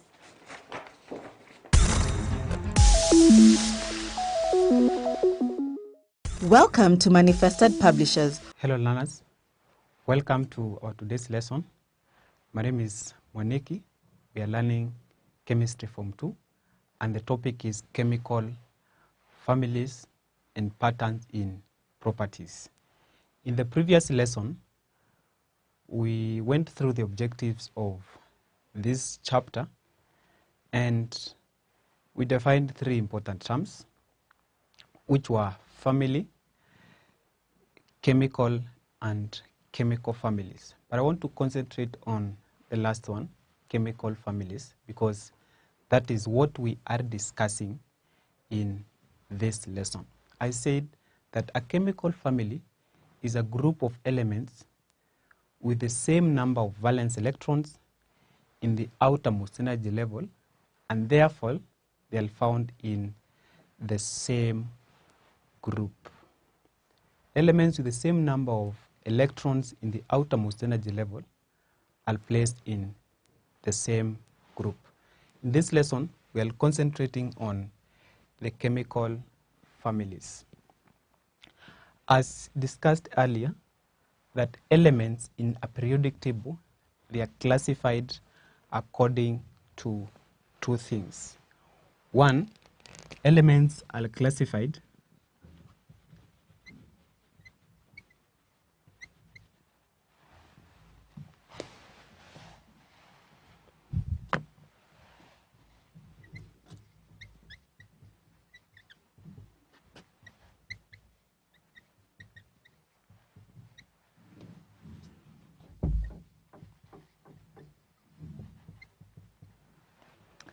one is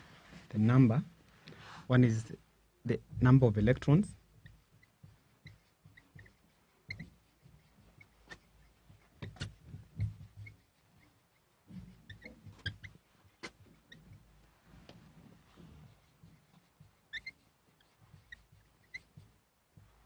Number of electrons in the outermost energy level, and second, the number of energy levels occupied by electrons. Number of energy levels occupied by the electrons. So you classify elements according to those two classifications. And again, we are talking about these elements in the periodic table. So when elements are classified according to the number of electrons in the outermost energy level, then this is when you form or when you have a group. So you have a group. Therefore, elements which have the same number of electrons in the outermost energy level, they are found in the same group of the periodic table. And the periodic table, we have 8 groups. We have 8 groups. These 8 groups are just 1, 2, 3, 4, 5, 6, 7, 8. And these groups, again, you say they are written in Roman numerals. Therefore, elements which have 1 electron in the outermost energy level, those ones are found in group 1. Elements which have 2 electrons in the outermost energy level, they are found in group 2. If they have 3 electrons in the outermost energy level, then they are found in group number 3, and so on and so forth. So elements which have the same number of electrons in the outermost energy level. Remember, again, I'm insisting on outermost energy level. When you write the electron configuration or the electron arrangement, the number of electrons which appear in the outermost energy level, then those are now the ones which are determining the group of an element. Second, a number of energy levels which are occupied by electrons. Again, elements in a periodic table, they are classified according to the number of energy levels which are occupied by the electrons. So this classification now forms what we call a period. They form a period. Then we have period 1, period 2, period 3, and period 4. Therefore, in period 1, these elements have only one energy level occupied by electrons. This is where you find elements like hydrogen and helium. Those ones are found in group 1 because they only have one energy level, which is occupied by the electrons. The period 2 is all consists of elements again which have two energy levels which are occupied by electrons, likes of lithium, beryllium, boron, and so on. Then period number 3 contains elements which have three energy levels occupied by the electrons, and we have elements like sodium, magnesium, aluminum, and so on. And lastly, period number 4 consists of elements which have four energy levels which are occupied by the electrons. And in this period we have potassium and we have calcium. That is when you have, that is now when you are studying the first 20 elements which you are restricting, which we are supposed to study in secondary school or in our syllabus. So that is the classification, or those are two classifications which group elements in the periodic table. We are discussing chemical families. Then in the periodic table, we have all these elements which are found in a group. They have certain characteristics, and that's why I say that a family is a group of elements with similar chemical properties. So if elements are found in the same group, then these elements have similar chemical properties. So that one forms a chemical family. So there are around 8 chemical families, but here we are going to measure on only 4 chemical families, where the first one will be alkali metals, that is group 1 elements. They are also called alkali metals. Second, we have the alkaline earth metals. These are group 2 elements. Group 2 elements are also called alkaline earth metals, which is now another chemical family. Then group number 7 elements, they're called halogens. And lastly, group number 8, which are also called noble gases. Those are the chemical families we'll discuss in detail in this chapter. We are going to start with the first chemical family, which is the alkali metals. Therefore, alkali metals.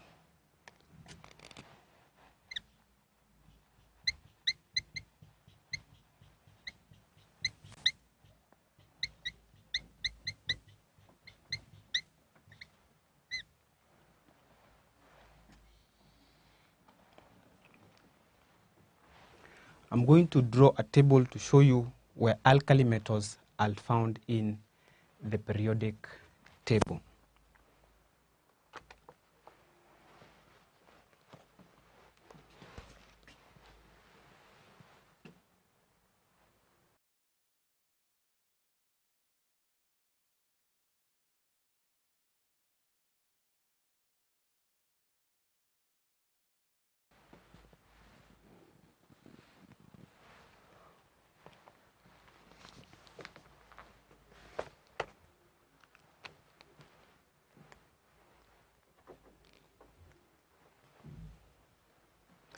So that periodic table is showing us the position of the alkali metals in the periodic table. So the alkali metals, I need to say first that these are group 1 elements.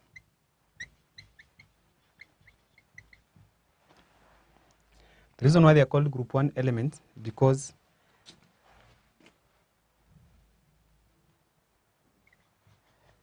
this is because they have one electron in the outermost energy level. they have one electron in the outermost energy level. So the electron is just one in the outermost energy level, and that's why they are called group 1. So in our periodic table, this is our group 1, group 1, group 2, group 3, group 4, group 5, group 6, group 7, and group 8. So this is the position of group 1. So group 1 elements are in the same column, group 2 the same thing, group 3 the same thing, and all the way up to group 8. Then there is a space in between group 2 and group 3. So these elements, call them transition.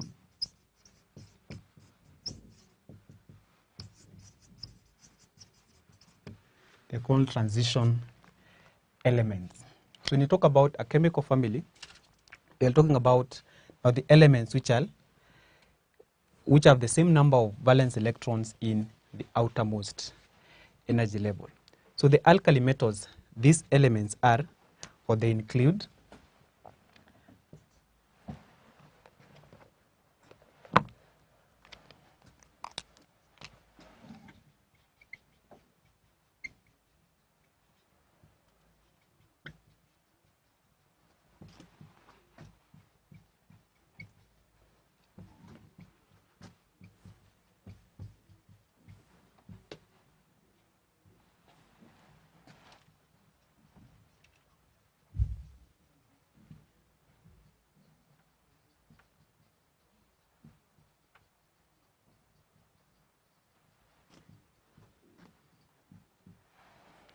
so the group 1 elements include lithium, sodium, potassium, rubidium, caesium, and francium.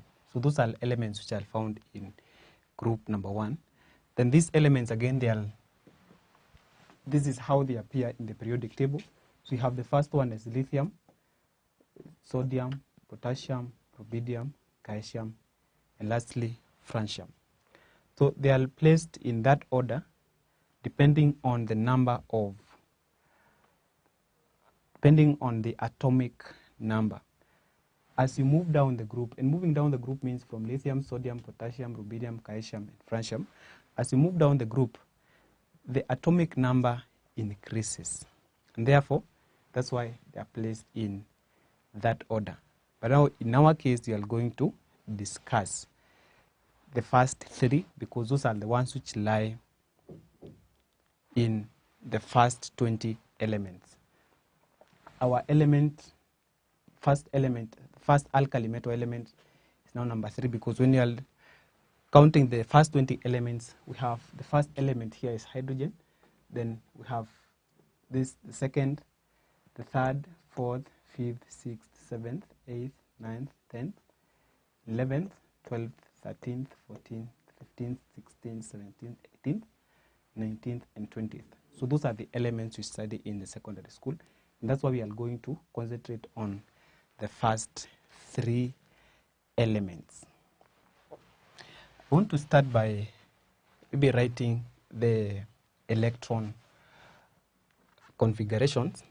So the atomic number for lithium is 3. The atomic number for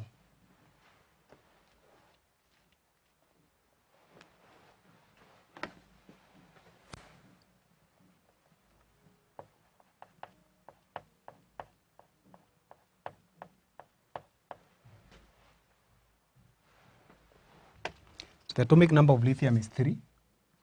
The atomic number of sodium is 11. The atomic number of potassium is 19. Therefore, the electron arrangement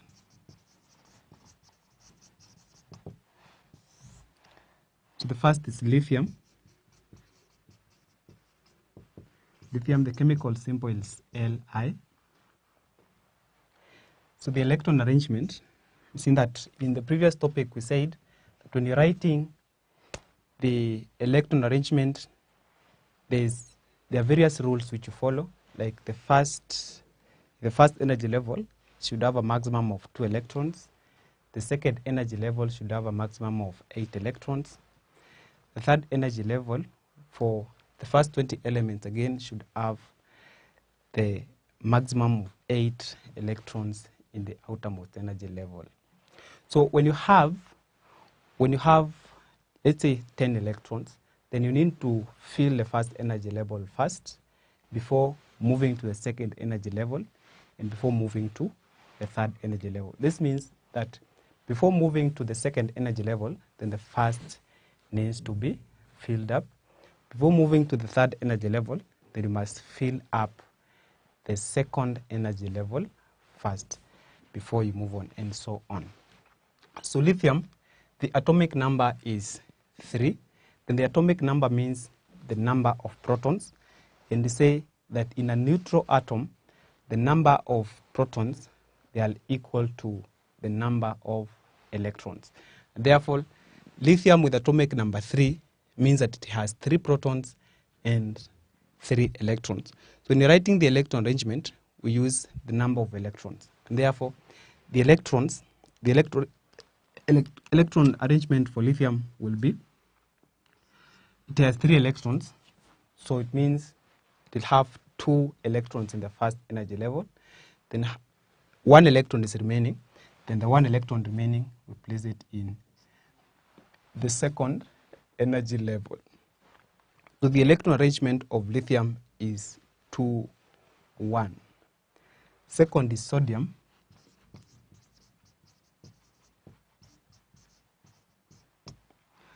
Sodium has atomic number 11, meaning that it has 11 protons and 11 electrons.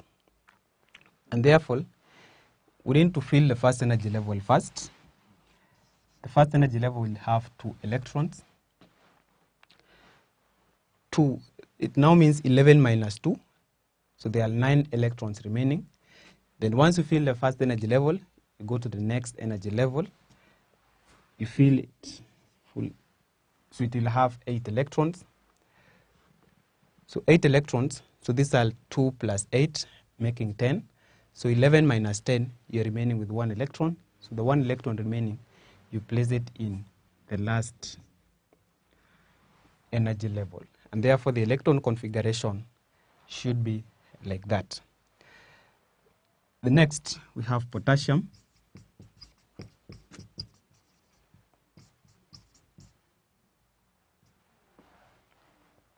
Potassium, again, the chemical symbols, you need to write them very well. Potassium has 19 electrons. Therefore, you fill the first energy level first with the 2 electrons. 19 minus 2 is 17. Then you can be able to fill the second with 8 electrons. Therefore, these are 2 plus 8, making them 10. Then 19 minus 10 is 9. Then you can now fill also the third with 8 electrons. And now 2 plus 8 is 10. 10 plus 8 is 18. So 19 minus 18 is 1. Therefore, the 1 electron can now place it in the outermost or the last energy level. Therefore, if you look at the electron arrangement, that each of these elements has 1 electron in the outermost energy level. So that 1 electron is what is determining the group of these elements. That all of them belong to group 1 because they have 1 electron in the outermost energy level. All of them have 1 electron in the outermost energy level. And these are now what we are calling the alkali metals. That members of a certain group, they form a chemical family, and that chemical family has the same number, not the same, but the similarity in the chemical properties. I hope you understand that very clearly. That is what I wanted us to learn today. Therefore, before that, then I've said that the alkali metals, then these are group 1 elements, and this is because they have 1 electron in the outermost energy level. They include lithium, sodium, potassium, rubidium, caesium, and francium, and I have listed all of them here. Then this is group 2. They also have similarities in chemical, in their chemical properties. So it's a chemical family also. We have another chemical family, another chemical family, another chemical family, then another one, and the last one. But in this case, we see that we are going to concentrate on only 4, which will be the first one, the second, the 7th, and the 8th chemical, the 8th groups. Those are the groups we are going to concentrate on and discuss them deeply. Therefore, in this lesson, so that brings us to the end of our lesson today. And I will leave you with this assignment. The assignment is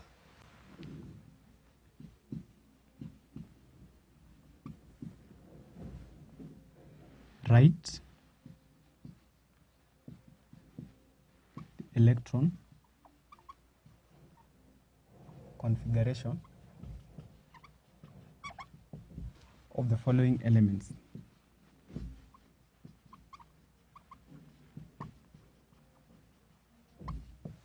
Write the electron configuration of the following elements.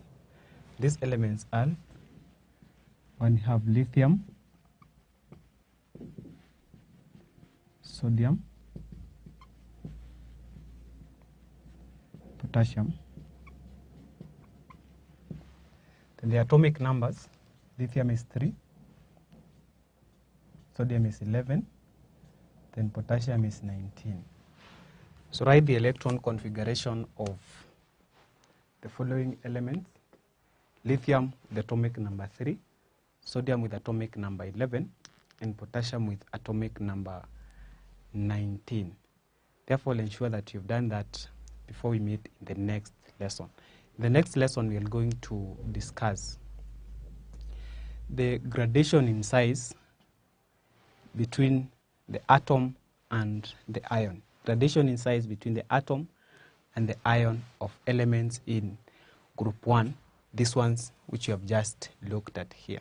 So how do the atomic size and the ionic size compare? Meet you in the next lesson. Bye.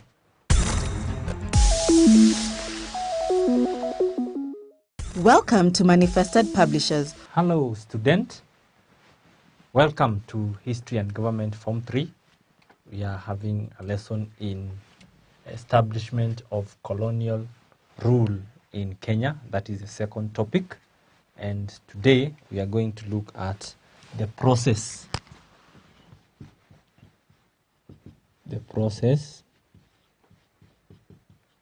of partition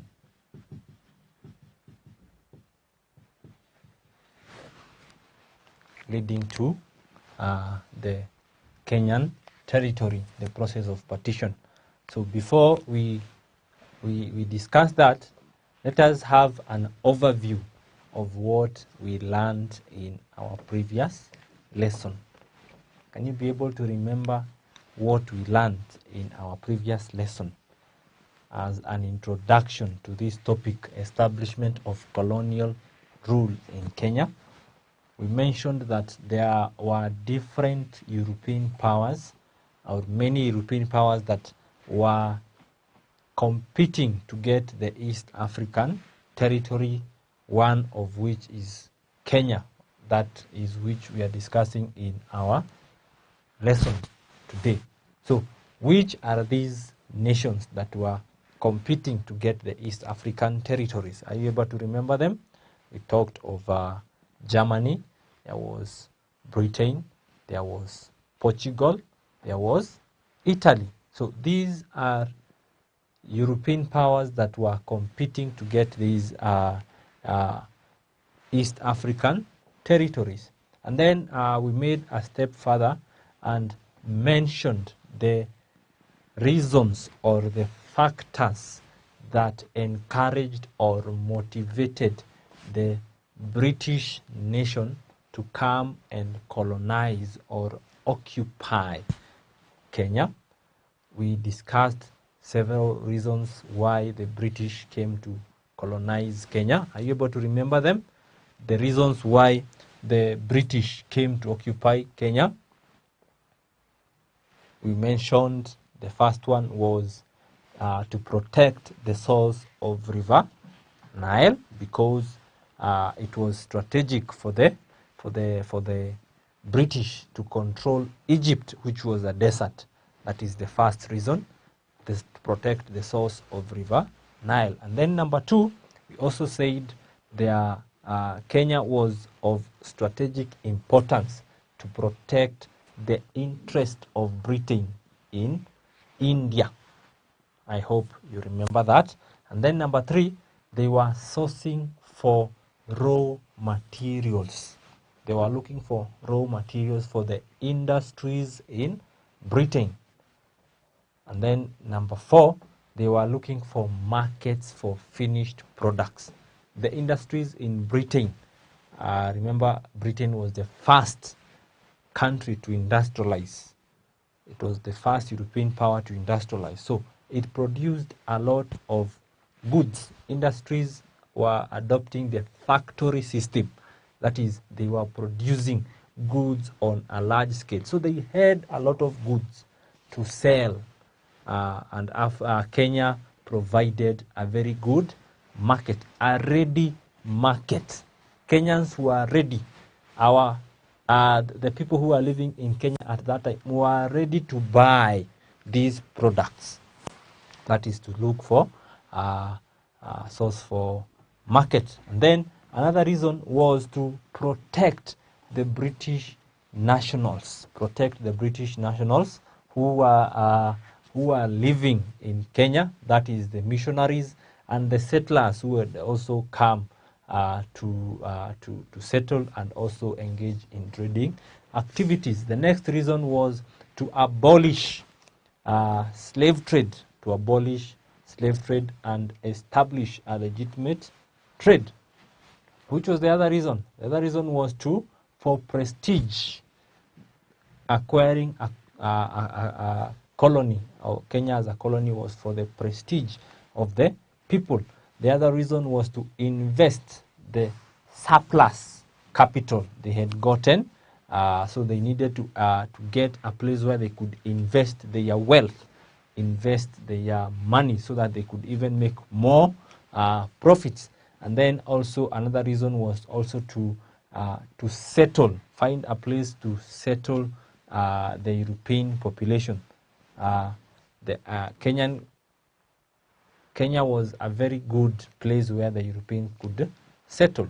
And then lastly, we mentioned that the independence of the USA was another factor or reason why the European or the British wanted to occupy Kenya. So they had to compensate after they lost USA after its independence. Now, let us make a step further and look at how they occupied, or the process of the division of the East African territory and the British occupying specifically Kenya. So I've mentioned the biggest rivals for the British were the Germans at the coast. So after the Berlin Conference that happened in 1884, after the Berlin Conference, we had a lot of competition between Germany and Britain. So the British, through Sir Harry Johnston, came first and made treaties. He made treaties with the African chiefs. Harry Johnson made treaties with the African. There is an E. Harry Johnson made treaties with the African chiefs to safeguard the interests of the British. So the British wanted to establish a railway into the interior of the Kenyan or the East African coast. So he came and made treaties with the intention that the British could be coming to get. At the same time, after him there came another person who was Karl Peters. So Karl Peters also came at the same time and made treaties with the people or with the chiefs around Mount Kilimanjaro. He came and made treaties with the people or the chiefs around Mount Kilimanjaro. He made treaties with the chiefs of Usaga. He made treaties with the chief of Uzigua. He made a treaty with the chief of Ukami and Guru. Nguru. So he made those treaties with the chiefs. And remember, from your Form 1 work, for you to get a pass into the interior, you had to consult with the Sultan. The Sultan would give you introductory letters. So initially, Sir Harry Johnson was given introductory letters by the Sultan.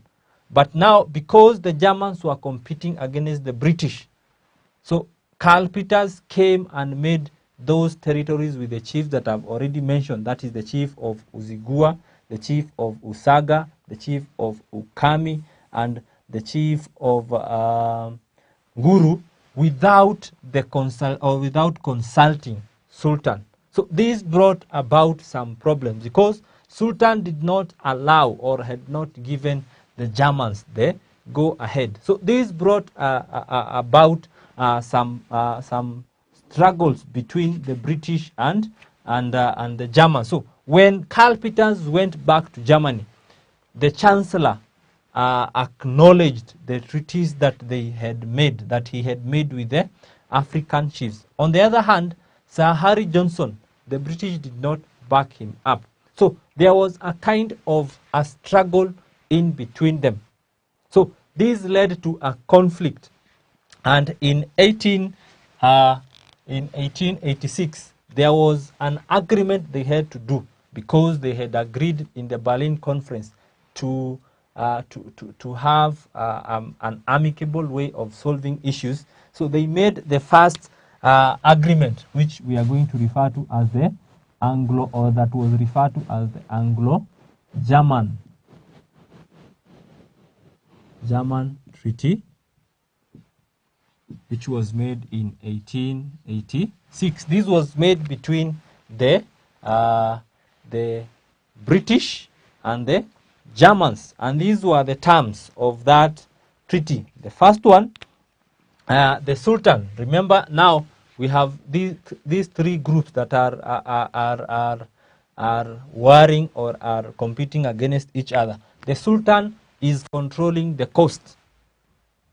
Remember, this is an Arab. He's controlling the coast, and he has been having the rights of introducing people into the interior. So he still wants to control the coast. And then we have Karl Peters representing the Germans, and then we have the British also coming into the picture. So that conflict resulted to them signing the Anglo-German Treaty, or the first treaty that was referred to as the Anglo-German Treaty. So the first term was that the Sultan of Zanzibar.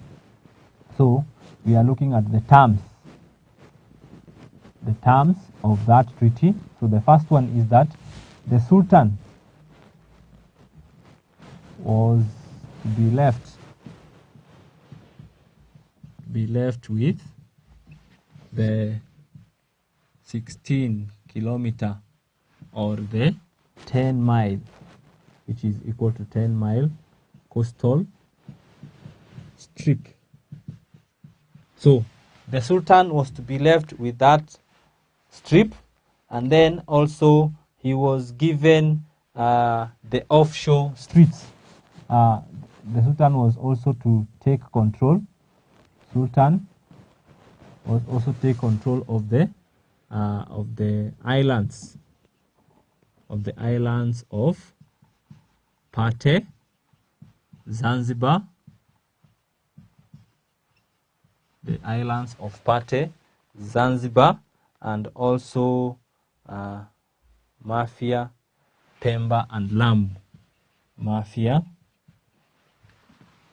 Pemba, and Lamu. So the Sultan was, apart from being given this stripe at the coast, or the strip at the coast, he was also to take control of the islands of Zanzibar, Pate, Mafia, Pemba, and Lamu. That was the second term. The third one, Germany, was to get the territory between River Umba and River Ruvuma. River Umba and River Ruvuma.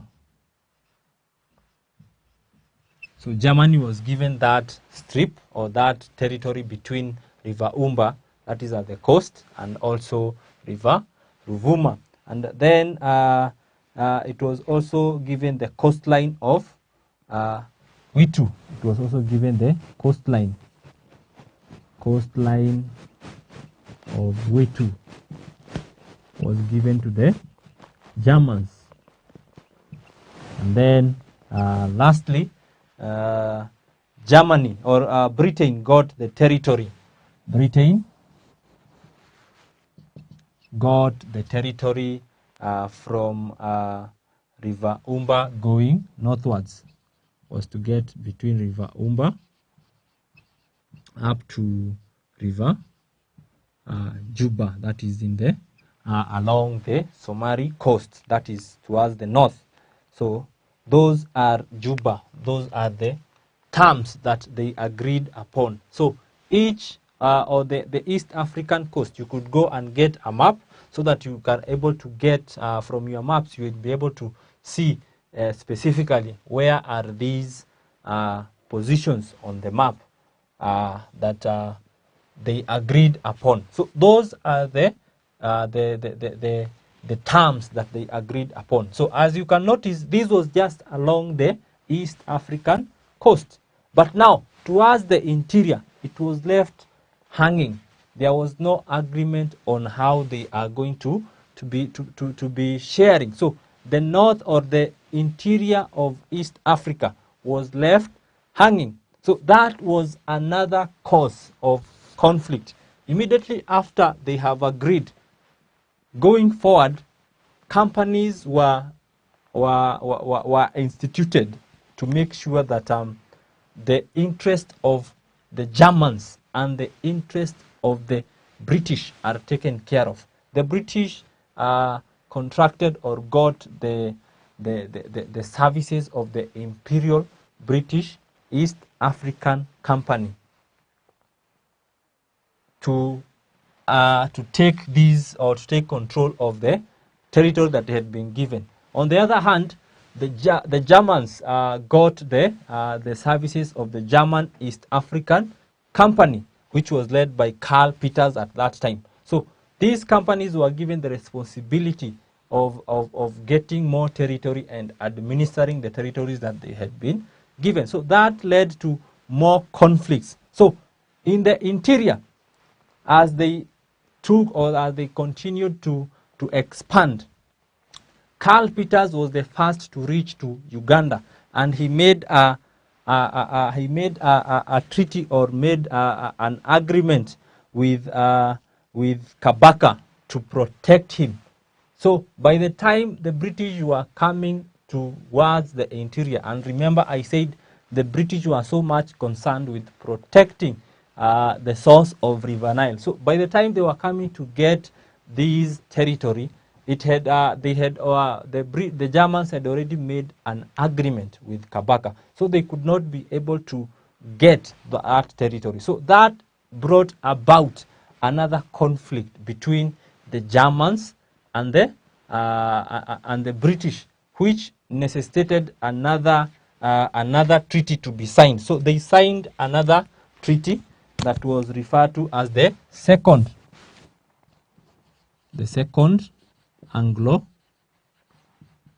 Anglo-German treaty, which was also referred to as Heligoland Treaty. This was signed in 1890. It was signed in 1890. So this was also to bring a time of peace between the Germans and the British. So these are the agreements that they made, or the terms that they made. The first one, Uganda was left. Uganda was recognized as a British sphere of influence. Uganda was recognized as a British sphere of influence, and then Germany agreed to abandon her claim over her territory of Witu. She also accepted British protectorate over Ireland. So Germany abandoned Witu, or the territory of Witu, and also recognized that the British were to take over the islands of Zanzibar and the island of Pemba. And then Germans got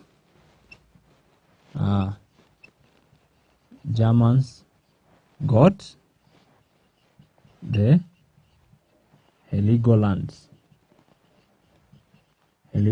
that was very influential. And then the Sultan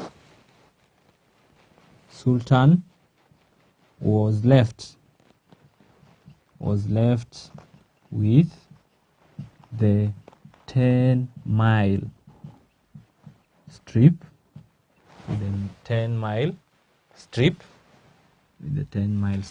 and then the western boundary of Uganda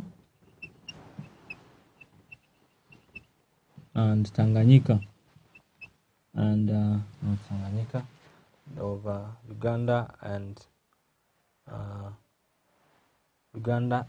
Tanganyika were defined. And then lastly, Germany took possession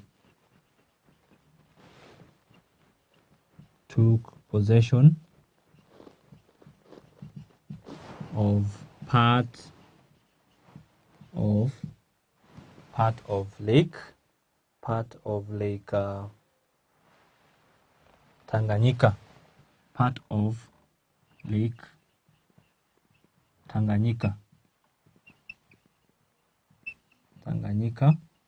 from the British at a cost. So these conflicts were the events that led to Kenya becoming a protectorate. So with these agreements, Uganda becoming part of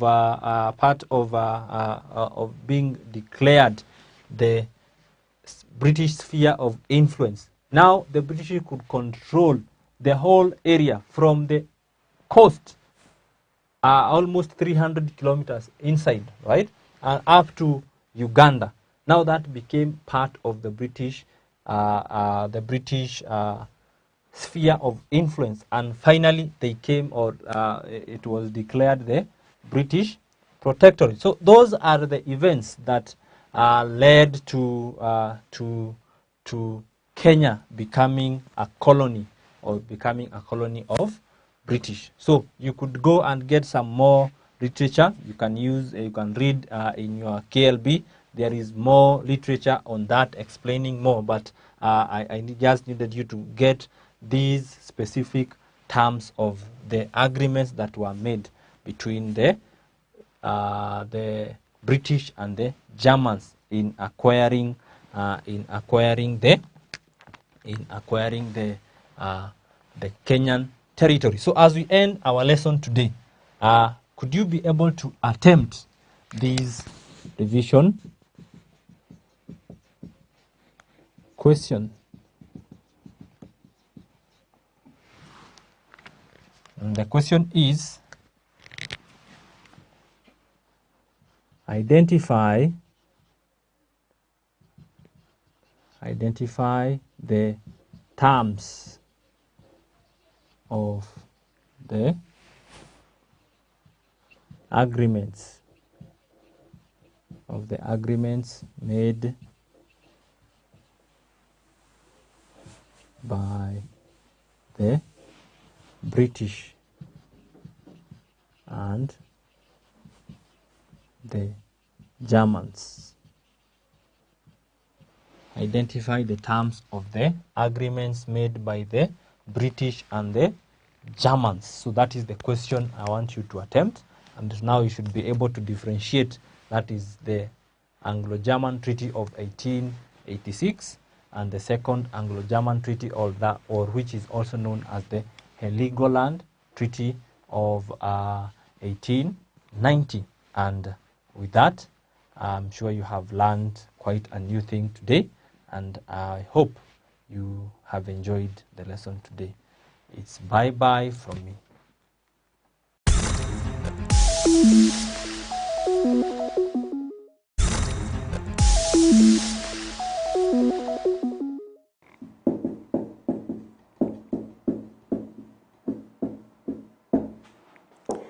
So before we go on, in our previous lesson we looked at phrases.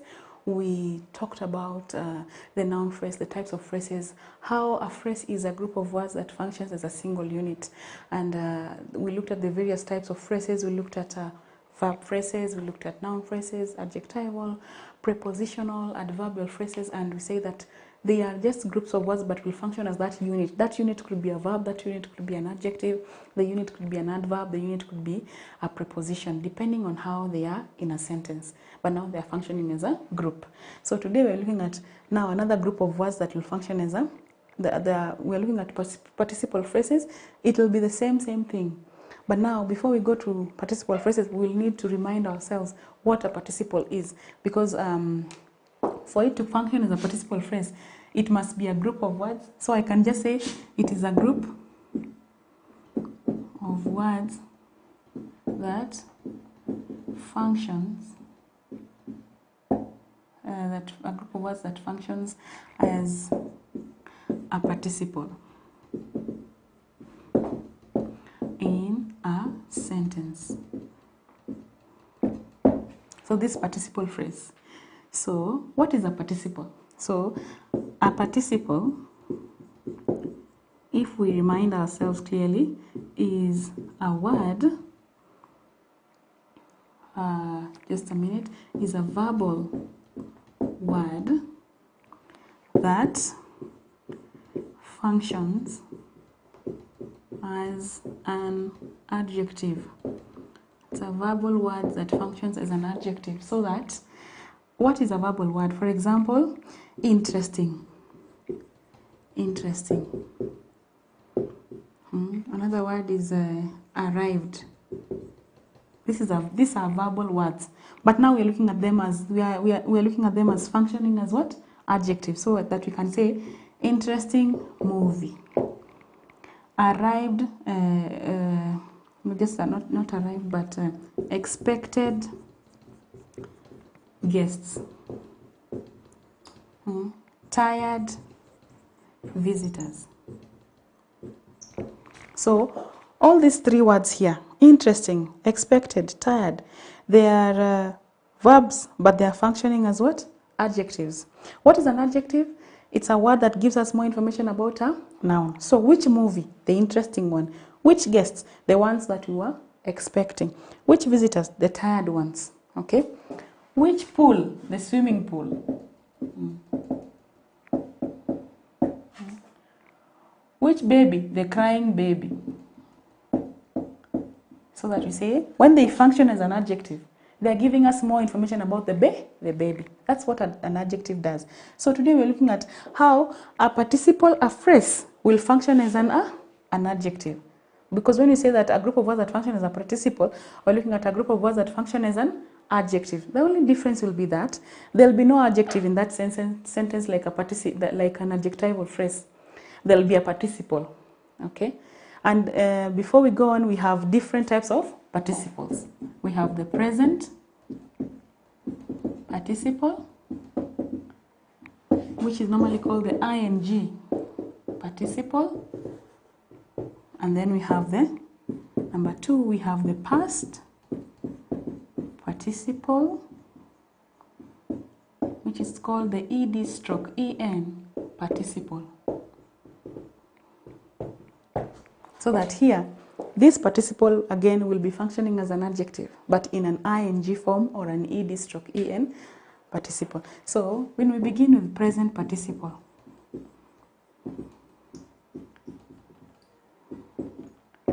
they are in form of an ing. For example, interesting,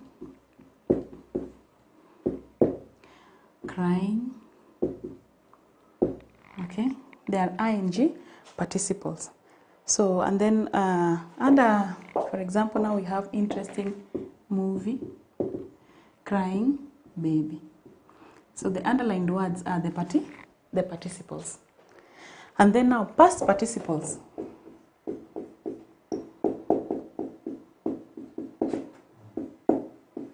Will be the ed stroke en ones.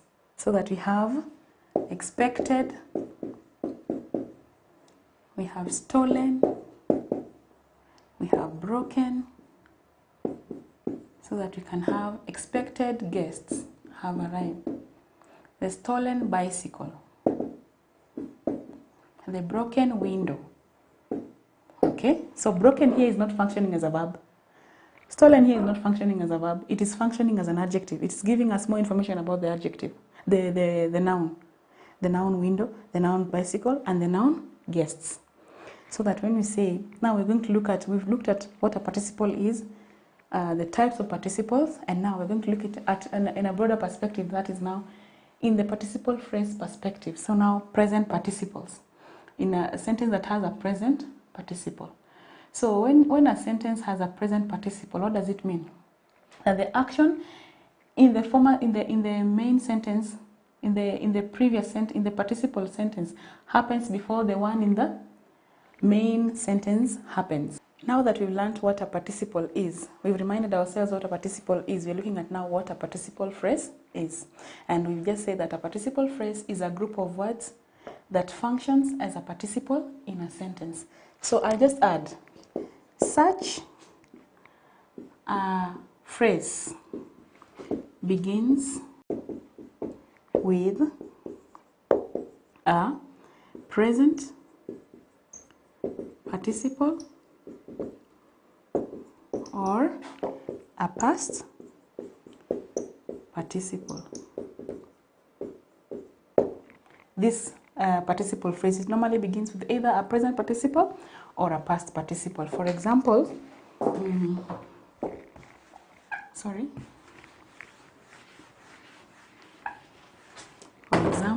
now that we've said it's a group of words that functions as a participle, and that such a phrase begins with a present participle or a past participle. Let me give you now examples of these participle phrases. Okay? For example, shivering with cold. The cat went into the house to warm itself. Okay, so shivering with cold. What do you see here? The word shivering. Shivering now is the present participle. Okay, so it gives this sentence, shivering with cold, gives us more information about who? The cat. Okay, how is it functioning as an adjective here? Or how is it functioning as a participle? It is functioning as a participle in the sense that it is giving us more information about the what? The cat, which is the noun in this sentence, because all participles, they functioning as adjectives. So what is an adjective? It gives us more information about a what? A noun. So in this case, it will be a group of words that functions as a participle. So here, it's a group of words that gives us more information about what? The cat. It was shivering with cold, so it went to what? To warm itself in the house. Okay? Another example could be thinking the ground was dry. I sat down to rest. Okay? So, thinking the ground was dry is a participle phrase. It gives us more information about who? The I, who was thinking the ground was dry, so that this action can happen, so that he or she can sit down to. So we've just said that the present, we've given examples of a sentence that has present participles. Let me just add here. Present participle phrases. All right? So that this one is shivering with cold, the cat went into the house. It is a state that is happening in the present. Thinking it was on the ground was dry, I sat down to rest. So the function here, we're looking at now how does it function? Given those examples, the function of a present. So this present participle phrase, shivering with cold, we're not looking at this other part of the sentence. It may look like it's in the past, but what we're concentrating on is this part, shivering with cold. The cat went to the house to warm itself. Or thinking the ground was dry, I sat down to rest. So what is the function of the present participle phrase? So it is used to emphasize that the action in the participle phrase is immediately followed by the action in the main sentence. Okay? This shivering with cold is immediately followed by this other action. After noticing that it was shivering with cold, it immediately goes into the house to warm itself. After this person realizes that the ground was dry, immediately they sit down to rest. So it just emphasizes, it's just used for emphasis. This action is followed immediately by the action in the main sentence. So that is all about the what? The present participle phrase. All right? So let me give you an assignment to practice on it more, so that when we come back next, we will look at now the past participle. Remember I told you that this participle phrase that functions as a participle in a sentence could begin with a what? A present participle or a past participle. So we've looked at participle phrases that have begun with what? Present participles. All right? Like shivering, like thinking, okay? Those ones begin with what? Present participles. That's why they are in the ing format. All right? So we're going to look at, in the next lesson, we're going to look at now sentences or maybe phrases that begin with what? Past participle phrases. So our assignment for today, let me just write a few questions here for practice.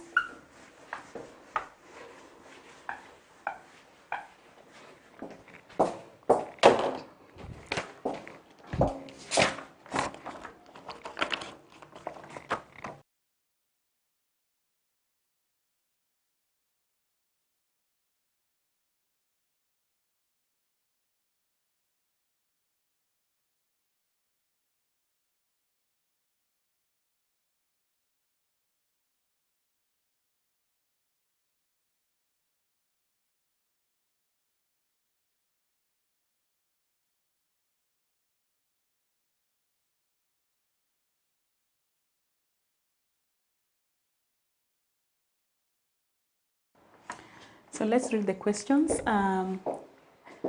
You are supposed to rewrite the sentences replacing the underlined part with the present participle.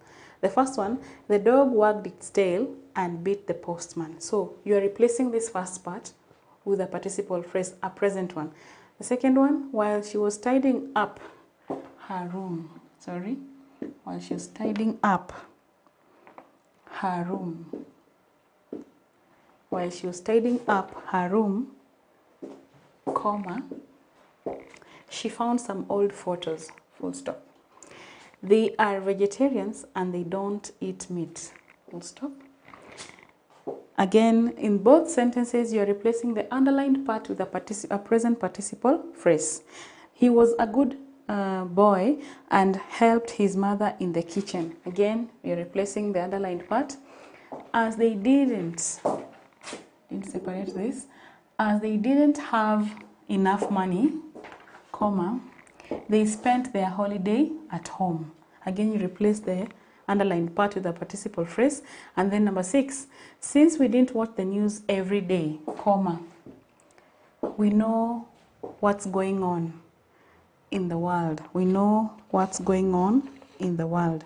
Now, remember that there is something we need to note. Let me just say it as an NB. The participle phrase is separated from the rest of the sentence by a comma. So whenever you will be replacing, you make sure that the comma will follow the what? The participle phrase. You will separate the sentence. The participle phrase is separated from the rest of the sentence by a what?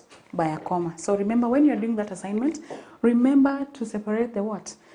The sentence, the participle phrase with the rest of the sentence by a comma. After writing the participle phrase, like in this case, shivering with cold, comma, the cat went into the house. Again, we've seen that we've separated the sentence with what? The comma. Okay? Having said that, I wish you well, and we are looking forward to the next lesson, which will be about the past participle phrases.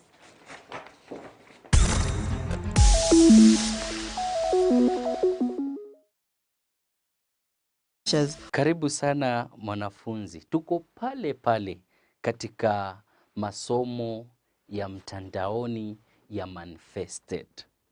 Hapo awali tulikuwa tumeshashughulikia ushairi, tukaangalia baadhi ya istilahi zinazotumika katika mashairi.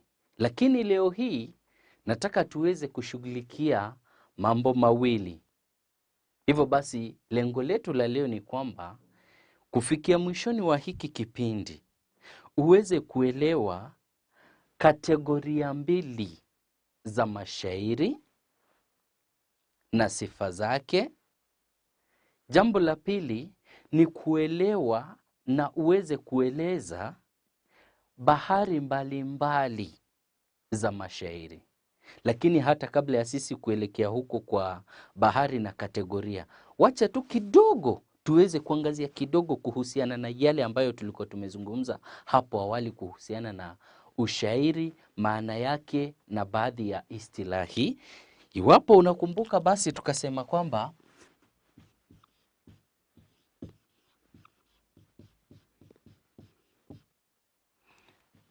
bado tuko katika mada kuu ambayo ni ushairi.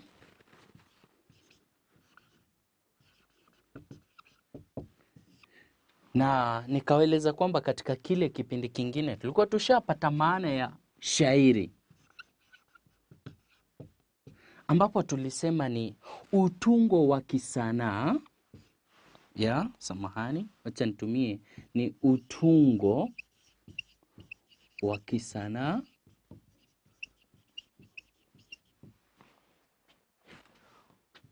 wenye lugha teule. Lugha teule, naomba kufuta tafadhali. Unaotumia lugha teule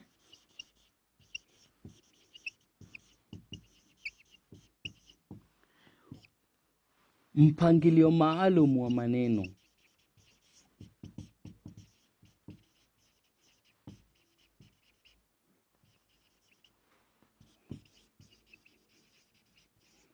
unaotumika katika kuwasilisha ujumbe.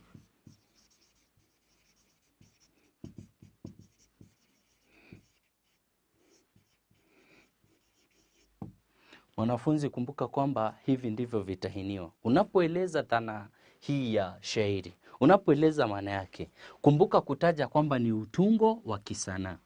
Kumbuka kutaja kwamba unaotumia lugha teule. Sio lugha tu hivi hivi, lugha yote, la hasha. Ni lugha iliyoteuliwa kwa weledi mkubwa sana, tena zaidi, na mpangilio maalum wa maneno. Maneno yanapangwa kiasi kwamba yanaweza kuwasilisha ujumbe wa msanii. Na basi kazi yenyewe ya huu utungo wa kisanaa wenye lugha teule na mpangilio maalum wa maneno ni kuwasilisha ujumbe. Haya, hapo basi katika hicho kipindi bado tukaangazia baadhi ya istilahi. Istilahi, hili neno istilahi kwa kimombo naweza nikakwambia kwamba ni kama vile terminologies. Terminologies ama terms, yani ule msamiati ambao unatumika katika uwanja wa mashairi. Moja kati ya hizi istilahi ambazo tuliweza kuziangazia ni mishororo. Baada ya mishororo tukasema kwamba mishororo ni ile mistari katika ubeti, ni mistari katika mashairi. Umeangalia shairi tu ukaona kwamba limeundwa kwa mistari. Kuna mstari wa kwanza, wa pili, wa tatu, wa nne. Yani hiyo ndio ambayo tunaita mishororo. Hii mishororo ikiwa miwili, mitatu, minne, mitano inaweza ikaunda beti. Ya? Ukiwa mmoja utaitwa ubeti, zikiwa nyingi zitaitwa beti. Aya, tukaangalia tukaona kwamba mishororo hii pia inaweza ikawa na vipande. Kimoja tutakiita kipande, vikiwa vingi viitwe vipande. Na tukaona kwamba hivi vipande vinaweza kuwa kimoja, viwili, vitatu ama vinne katika mshororo mmoja.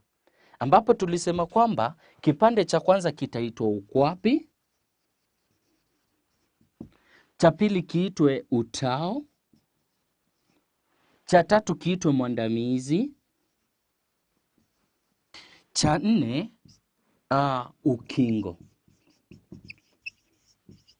Sio hizo tu, tuliangalia istilahi nyingine nyingi zaidi, ambapo na kutuma rejelea hicho kipindi ili uweze kufahamu zaidi kuhusiana na haya. Tukaangalia vina, tukaangalia mizani, tukaangalia manju ni nani, tukaangalia pia malenga,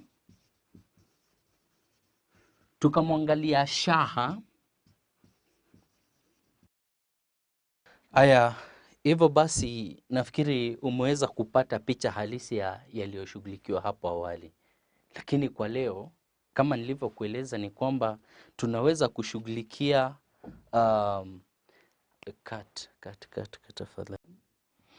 haya. Basi nafikiri mwanafunzi umepata picha halisi ya yale ambayo yalishughulikiwa katika kipindi hicho ambacho kilitangulia. Haya basi, kwa leo nilikuambia lengo letu kuu leo ni kuangalia kategoria mbili kuu za mashairi, na kila moja yazo tuweze kujua baadhi ya sifa zake ili uweze kupata tofauti kamili. Zaidi tutaweza kushughulikia pia bahari mbalimbali za mashairi ya Kiswahili. Haya basi, wacha ni ufute huu bao tuweze kuanza upya sasa somo letu la leo.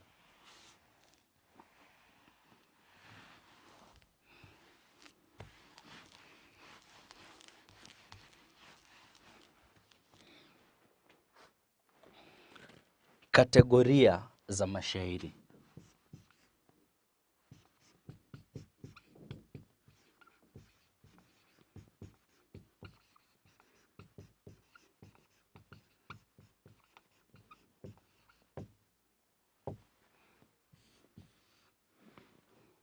Msikilizaji, mwanafunzi, hili neno kategoria nafikiri unaona kwamba limetoholewa tu. Kategoria kutokana na neno category, na unajua category, kategoria ina maana ya aina.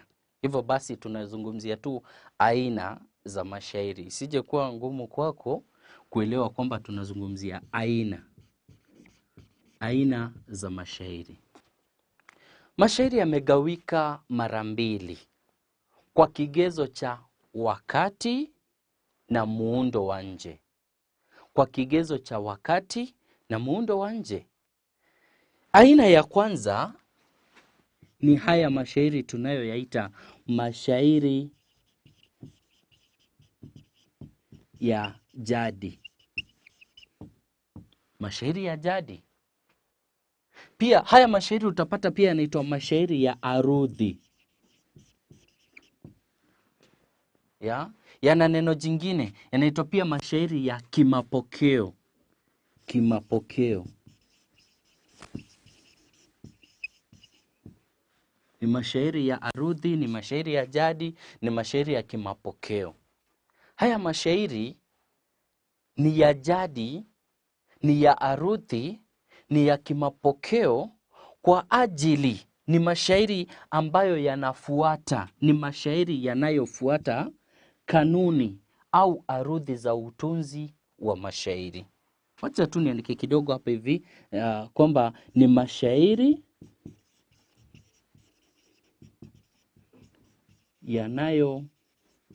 yanayofuata kanuni au kaida au sheria za utunzi wa mashairi.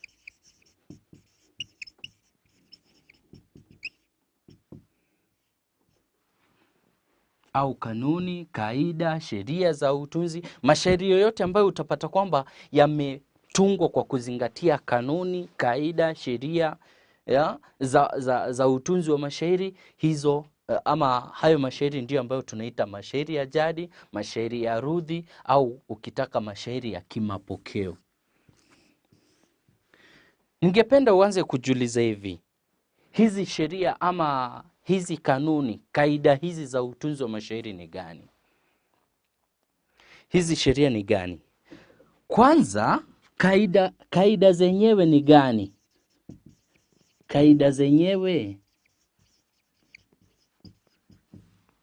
Kaida zenyewe ni gani? Kwamba shairi lipangwe katika beti. Shairi lipangwe katika beti. Shairi lipangwe katika beti. Kuwe na kama unakumbuka katika hicho kipindi kingine tulisema kwamba ubeti ni fungu la ama ni kifungu cha mishororo. Ati sasa shairi linafaa liwe na ubeti wa kwanza, wa pili, wa tatu na kuwe na usawa katika beti zenyewe.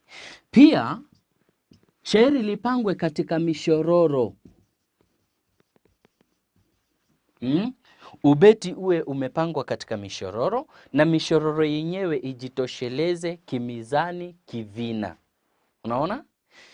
Shairi lipangwe katika mishororo. Yani ubeti wa kwanza uwe na idadi fulani ya mishororo, ubeti wa pili uwe na idadi sawa ya mishororo kama ilivyokuwa katika ubeti wa kwanza, ubeti wa pili hivyo, wa tatu, wa nne, wa tano, jinsi hiyo. Ni sheria, ni kanuni, ni kaida ya utunzi. Hizo ndizo zinazoitwa arudhi.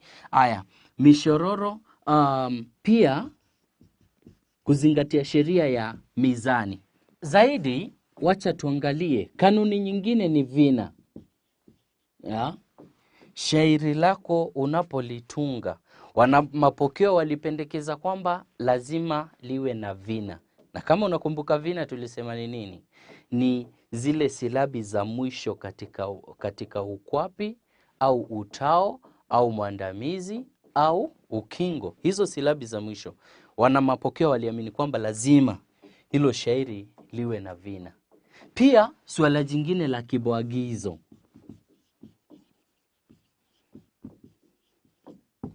Mwanafunzi, msikilizaji, mpenzi wa mashairi ya Kiswahili, hivyo basi unapotunga shairi la kimapokeo, hakikisha kwamba umefuata hizi kanuni. Upange kazi yako katika beti, katika mishororo, mizani, vina na kibwagizo. Hiyo ilikuwa ni kategoria ya kwanza ya mashairi ambayo ni mashairi ya jadi au kitaka arudhi au ukitaka mashairi ya kimapokeo. Malenga ambao wanafuata huu mkondo wa utunzi wa mashairi haya wanaitwa wanamapokeo. Wanamapokeo. Wanaitwa wanamapokeo. Yaani ni malenga. Ni wale malenga ambao hufuata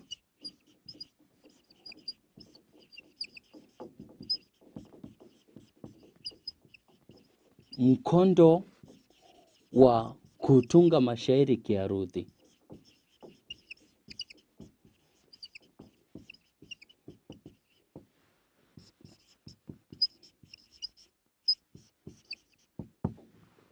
Hufuata ule mkondo wa kutunga mashairi kiarudhi.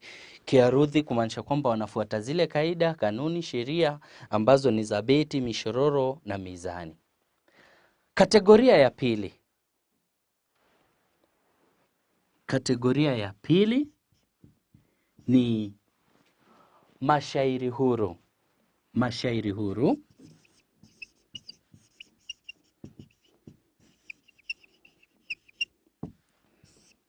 Mashairi huru. Angalia neno kwamba ni huru. Ya? Wakati huu mwingine tulisema kwamba ni mashairi yanayofuata kanuni au kaida au sheria. Haya mengine unasikia ni mashairi huru. Basi bila shaka unajua kwamba ni huru kiasi kwamba huyu mtunzi, huyu malenga anayetunga haya mashairi ako huru kuwasilisha maudhui yake, ujumbe wake bila ya kubanwa na kanuni yoyote ile.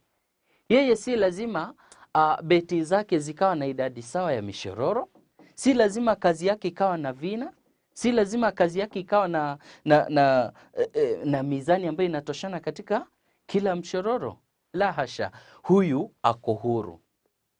Na basi haya mashairi huru unaweza ukasema kwamba ni mashairi yanayotungwa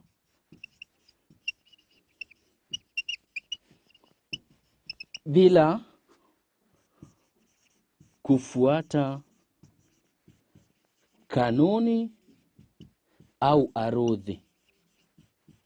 Na ndio maana unapata kwamba kuna baadhi ya wataalamu mbalimbali unapata kwamba wako na visawe vya hili neno mashairi huru.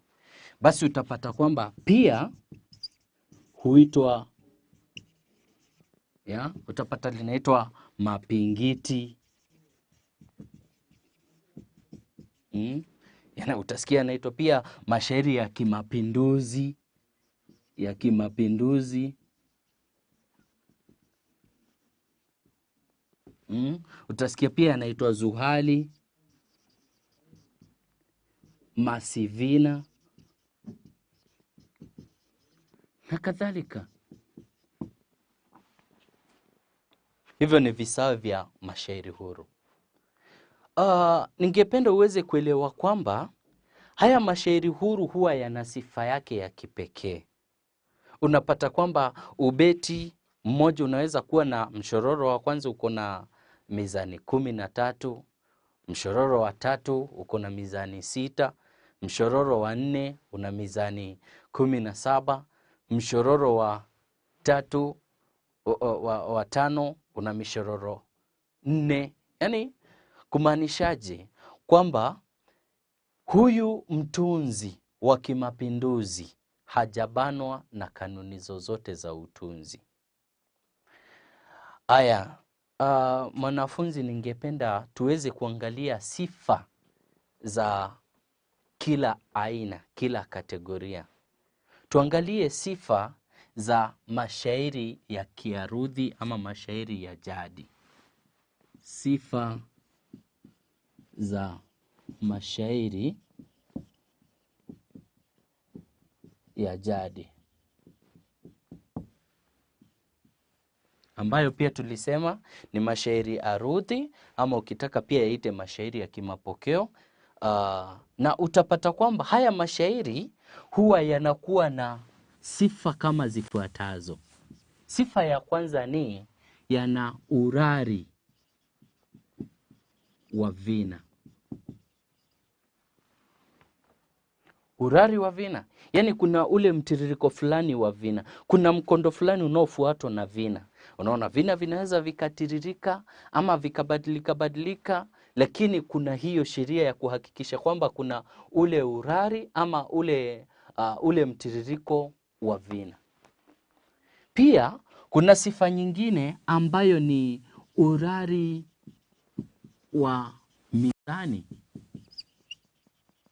katika mishororo.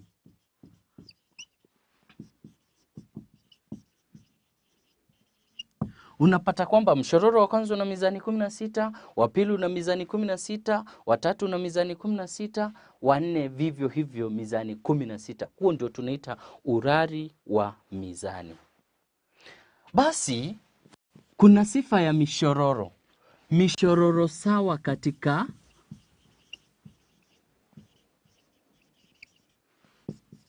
beti. Mishororo sawa katika beti. Unapata kwamba ubeti wa kwanza una mishororo minne. Ubeti wa pili una mishororo minne.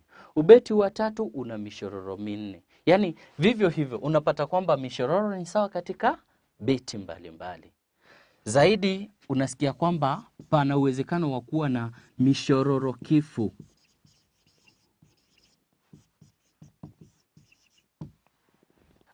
Hii ni mishororo ambayo imejisimamia kimaana.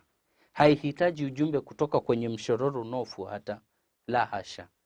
Mishororo kifu. Ama pia utasikia ikiitwa mishororo toshelezi. Ya, mishororo inayojitosheleza kimaana.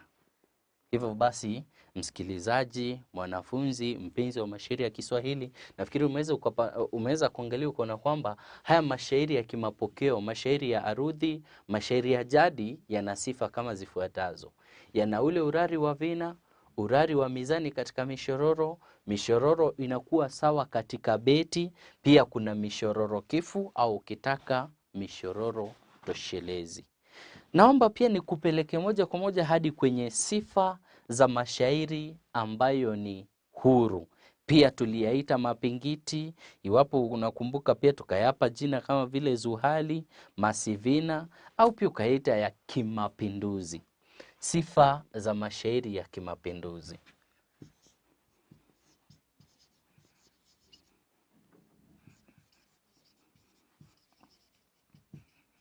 Mashairi ya kimapinduzi, mashairi huru.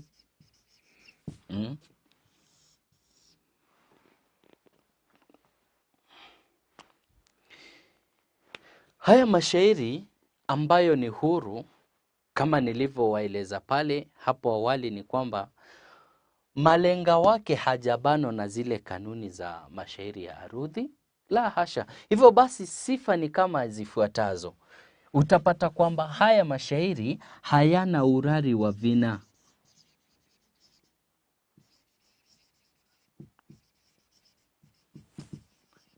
Hayana urari wa vina, hayana vina kabisa. Ya? Pia utapata kwamba haya mashairi hayana ule urari wa mizani. Unaweza ukapata kwamba mshororo wa kwanza una mizani 10, mshororo wa pili una mizani 7, mshororo wa tatu una mizani 16 ama 13. Vivyo hivyo. Yani hakuna ule mpangilio. Ya? Aya, pia mishororo si sawa katika beti.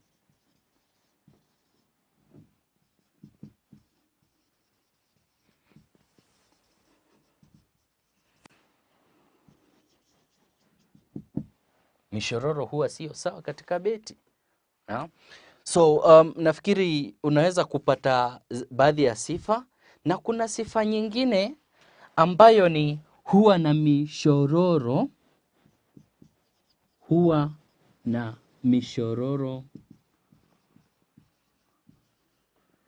mishata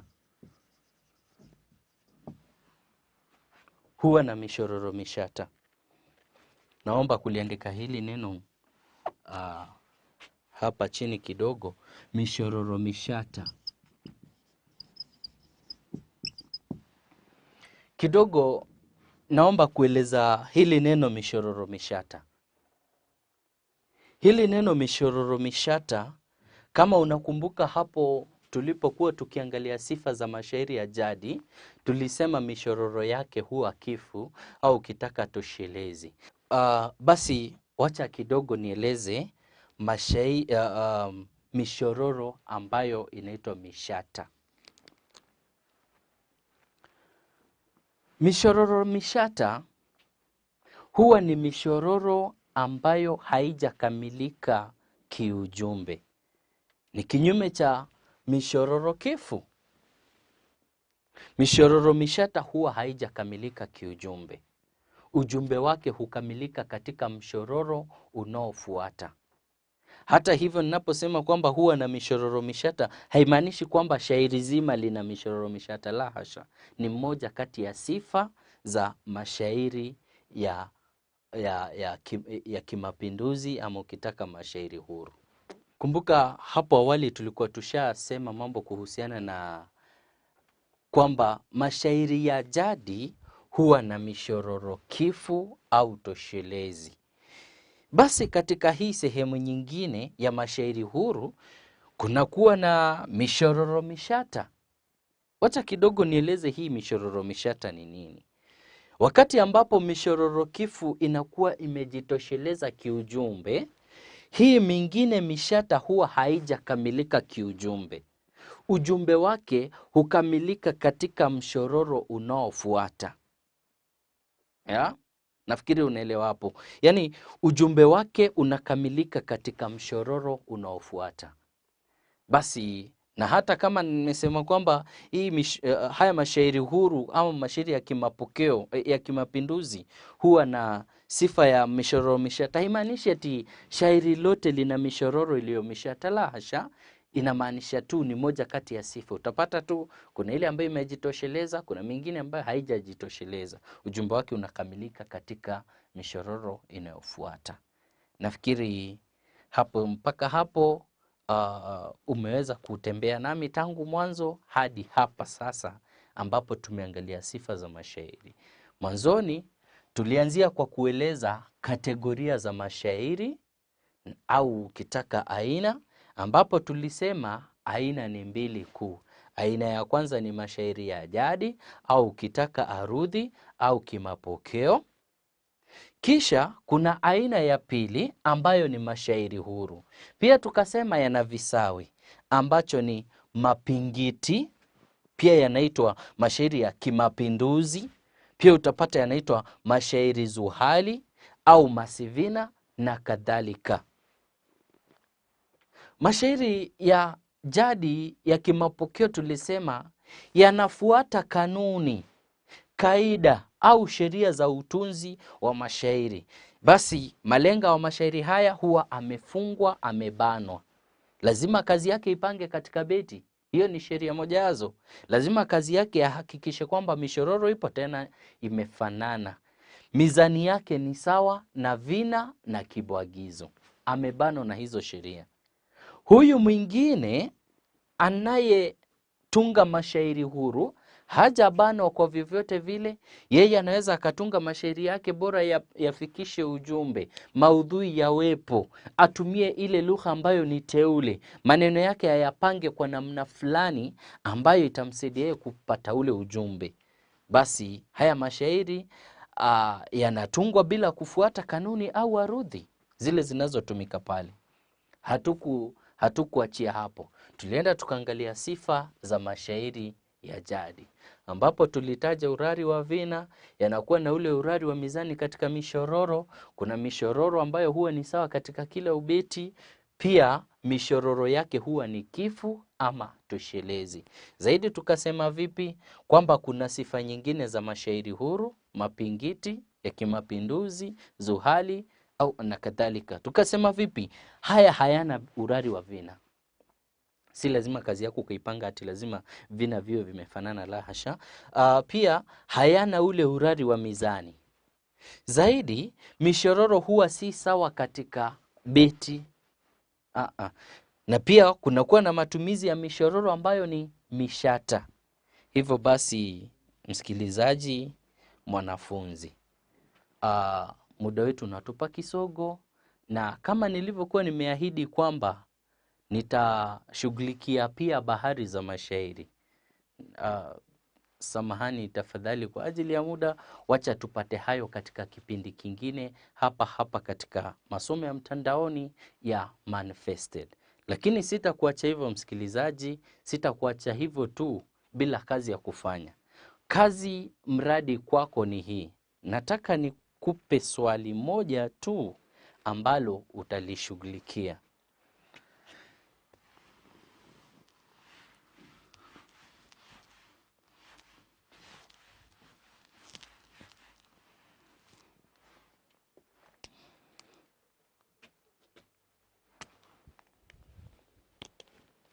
Swali lenyewe ni hili.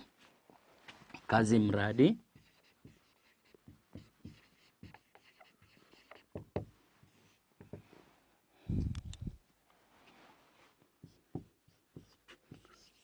zieleze kategoria mbili kuu.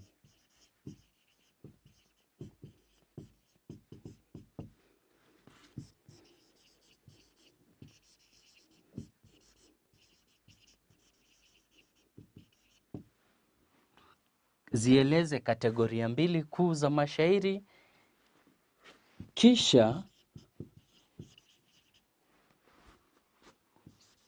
utolee sifa. Utolee sifa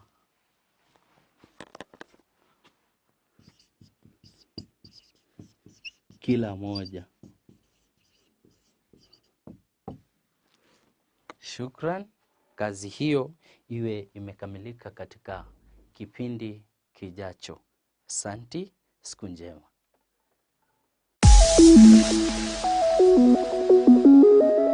Welcome to Manifested Publishers.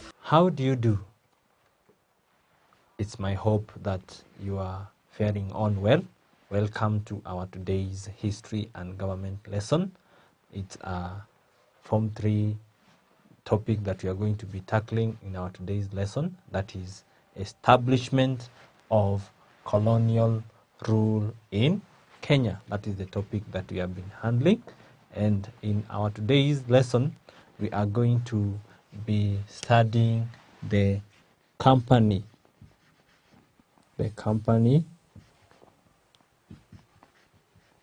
rule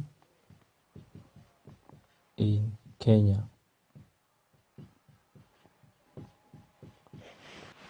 That is how, or after the partitioning of Africa, which we learned in our previous lesson of East Africa, East Africa, Britain got her territory, which he declared to be the British East African or the British East African Protectorate, which she decided to administer. And to administer that territory, companies were used. So the company of the Imperial British East African Company was used to administer the territory that had been acquired by the Britain. So this one is abbreviated as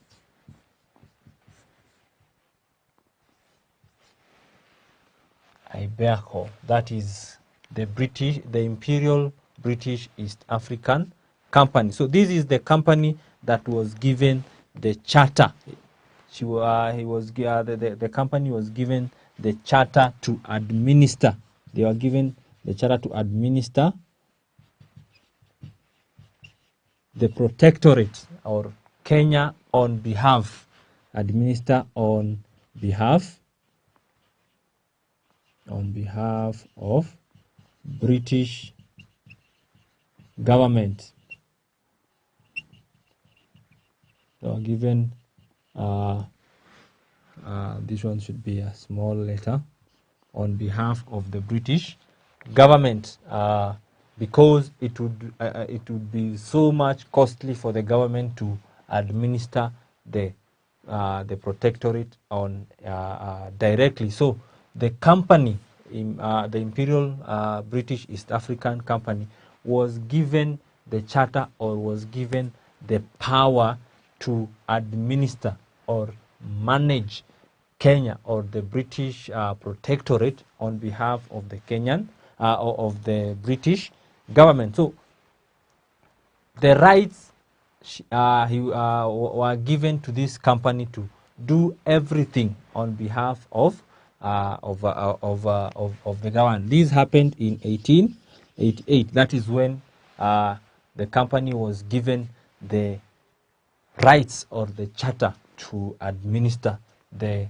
British protectorate on behalf of the British. So immediately the company got that charter, it leased out the land to the interior to Sultan, so that it leased the land from Sultan, so that they could advance, or they could invest or make profits. Remember, this is a company that has been given that territory, so they are using it for their own economic importance. So let us first discuss the aims of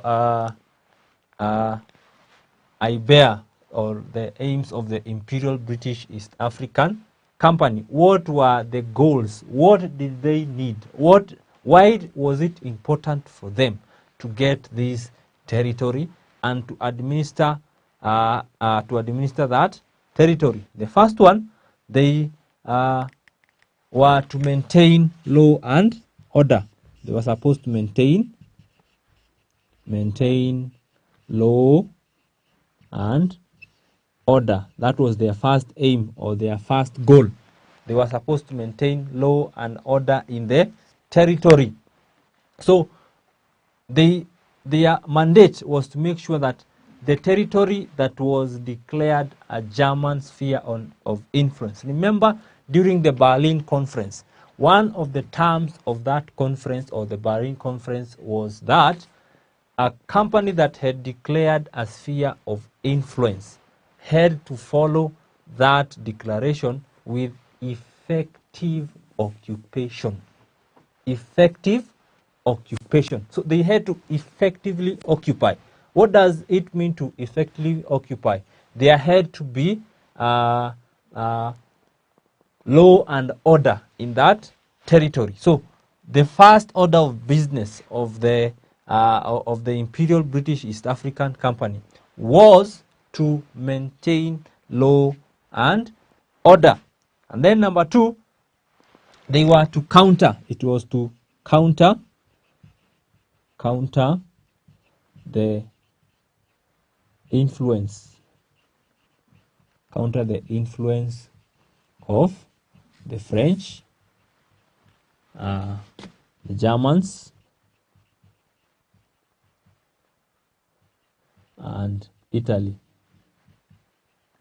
who are also interested in this area. So the Imperial British East African Company was given the role or the mandate of countering the influence of the Germans, especially, who are the biggest rivals in this area to the British. So the other aim, or the other goal for them, was to counter the spread or the influence of those countries. Number three, they were to control and develop trade. They were to control and develop trade and trading activities. They had to make sure that there was effective trade activities in that area. The communities, or they were able to exploit the resources. They were able to get control of the trading activities in the territory. That was the next aim. The fourth one, that is number 4, they were to collect. They were supposed to levy, not just collect. They were supposed to levy. Allow me to wrap that. They were supposed to levy and collect taxes on the territory. That was the next work of the Imperial British East African Company, or the next aim or goal of the company. They were supposed to levy, that is, to apportion the taxes that are required, and then number 2, to collect those taxes for the benefit or for the influence of the company. And then lastly, they were supposed to advocate for the end of slave trade. They were supposed to abolish slave trade in that territory. They were supposed to make sure that the slave trade that had started happening, that was led by the Sultan at the coast, has now been avoided, or had now been brought to an end. So those were the aims of this company as it occupied the territory of Kenya. Remember, Britain is occupying this land. They have made an agreement as nations, but as a government, they are not able to come and occupy that land physically. So they use this company to control the territory. So those were the aims. Now, as they were making these, as they were controlling and exercising their authority over this territory, they had several achievements. Now, that is the next thing we are going to look at, the achievements. The achievements of Imperial British East African Company. The achievements of Imperial British East African Company. So the first one is that they were able to suppress. They were able to suppress the revolts by traditional communities. They were able to suppress the revolts by traditional communities. So as they took control or took authority in those territories, most African communities did not accept. So they had to stand up against them, but they managed to quench or bring an end to those rebellions. Number 2, they laid a foundation. The company laid a foundation. They laid a foundation for the coming of the colonial administration. So they laid structures that later could come and be used by the British government during the direct control. And then number 3, they freed many slaves. Freed slaves. They freed slaves.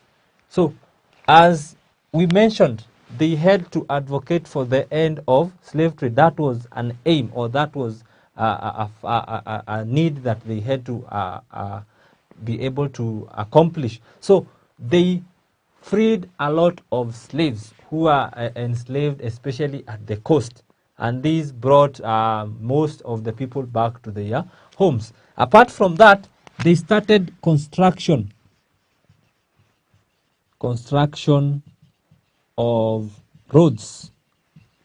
Construction of roads along the trade routes. The trade routes where the trading activities were happening. These they expanded by creating roads or constructing roads. They financed the construction of roads. So these enabled or made way for the government later on, the colonial administrators to come and use the same roads or advance the same roads as during the time of occupation.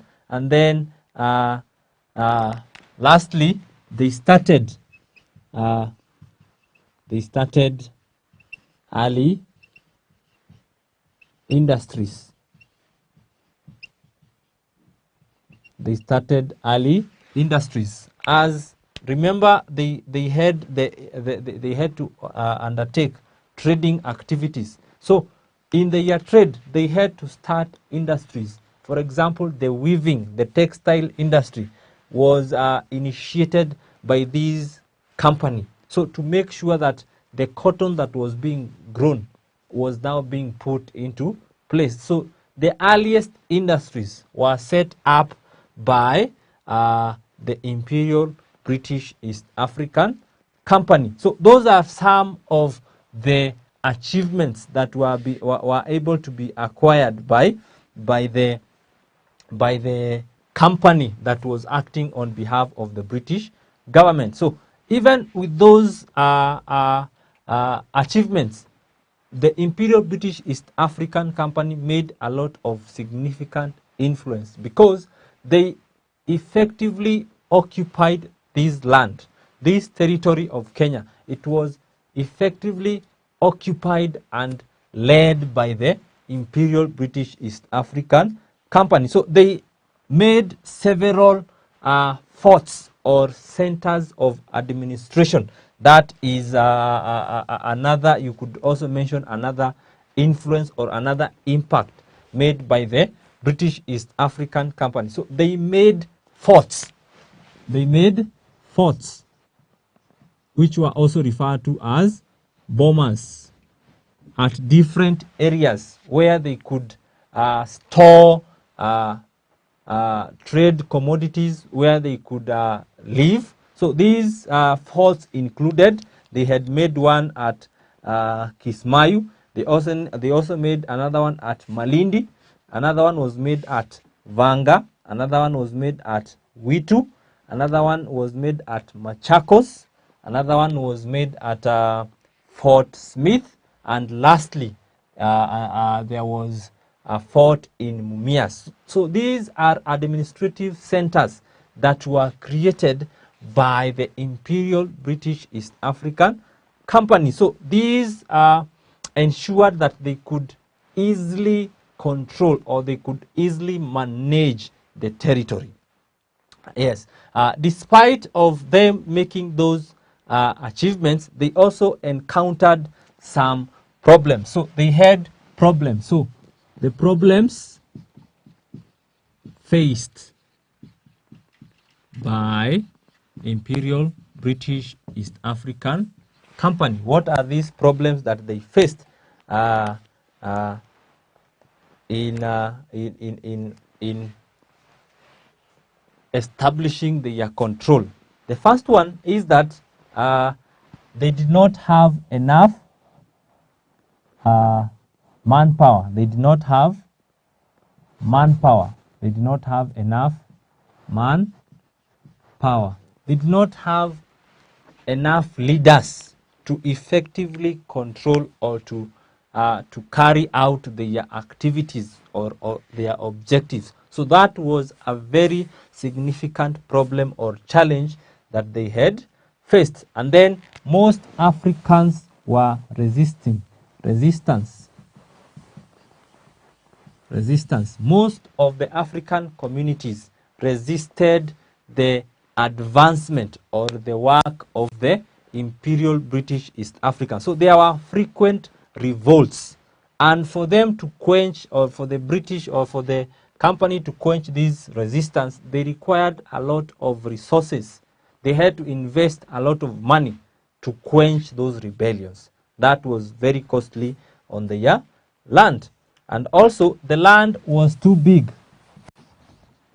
The land was too vast. So you can imagine from the coast towards the interior, the Imperial British East Africa was responsible for both Kenya and Uganda, right? And part of Somali. So that was a very huge chunk of land to be managed by one company. So that was another challenge. And then there was poor transport system. Poor transport. Poor transport. There were no elaborate road system. They did not have established roads where they could move on every now and then. And then also they did not have navigable rivers.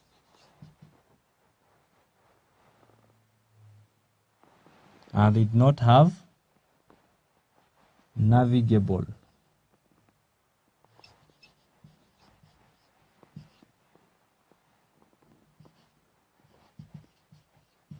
There were no navigable rivers that could ease the movement of or the carrying of trade items. So that required them carrying or employing a lot of laborers to transport their commodities. And then there was low trading activities.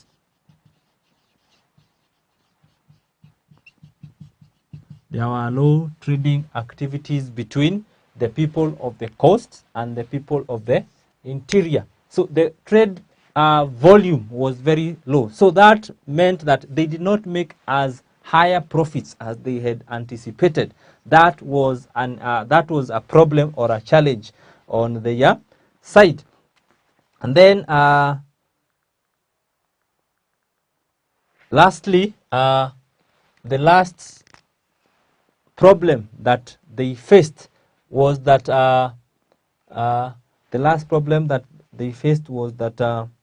it was so expensive. It was very expensive. It was very expensive to maintain the territory. It was very expensive to maintain the territory, and all the administrative centers they had created, they needed a lot of leaders, they needed a lot of administrators in this territory who were supposed to be paid. So that became very expensive on the side or on the part of the company. So these brought or encouraged the British government to finally come and establish their own control. The company could no longer be able to effectively manage or handle the territory, which forced the British government to send down its own leaders or leaders to come and take control of the territory. So that is the company rule in Kenya. They have we have mentioned that in the British East African Protectorate, it was led by the Imperial British East African Company, and we have looked at the aims of that company, what achievements they made, and then lastly we have looked at the problems that they had faced. So as we end our lesson today, allow me to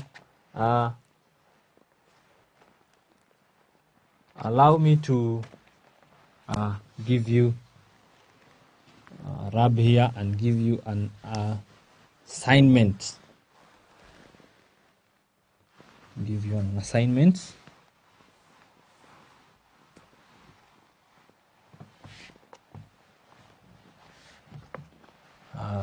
Revision question.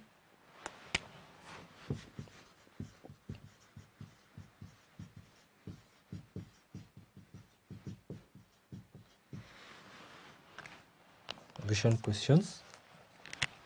Number 1, name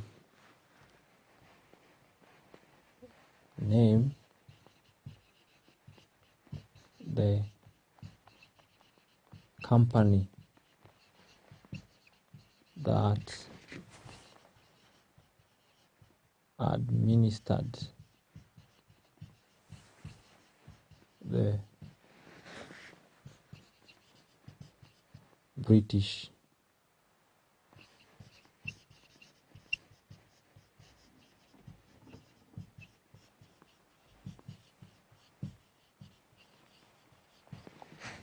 Number 2,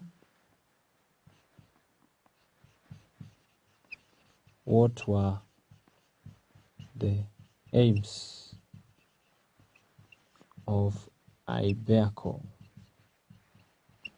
And then lastly,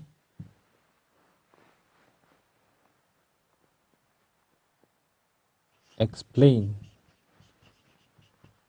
the challenges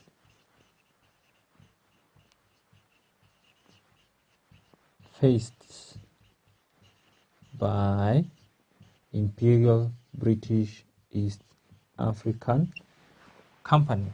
So the first question is, name the company that administered the British East African Protectorate. And then number 2, what were the aims of the Imperial British East African Company? And lastly, explain the challenges faced by Imperial British East African Company. Those are the questions I want you to attempt and answer them. So note write them down and also write your answers effectively, and then check whether you have been able to grasp what we have learned today. And that brings us to the end of our history and government lesson for today. Bye bye until the next time.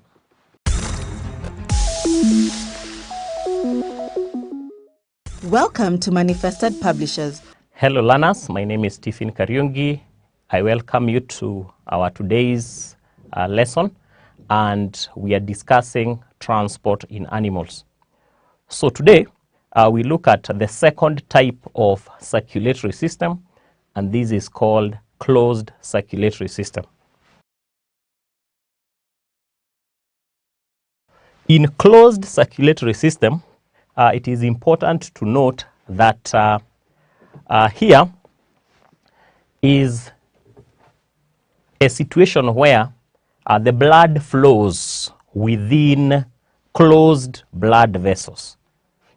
So in this case, once the blood has been pumped by the heart, it gets into blood vessels, which include the arteries, the veins, the capillaries, and then eventually comes back to the heart. So the blood is in closed blood vessels, hence closed circulatory system. Also, this blood is not in direct contact with the tissues. It's not in direct contact with the tissues because it is within restricted enclosure, within a restricted enclosure. Now, so in this case also, it's also good to mention that the closed circulatory system is commonly found in vertebrates and annelids. Vertebrates and annelids. And specifically, we shall look at mammals, what we call class Mammalia, as our example of the closed circulatory system. So, I can say that this is where blood flows in closed blood vessels. In closed blood vessels, which include the arteries, veins, and the capillaries.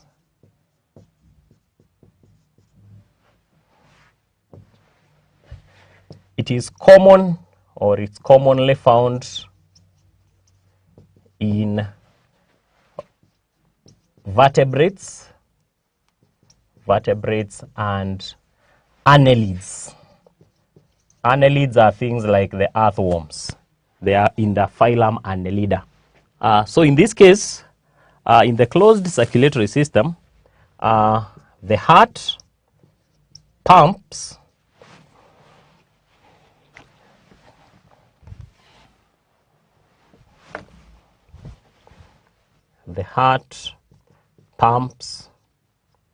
blood into blood vessels which circulate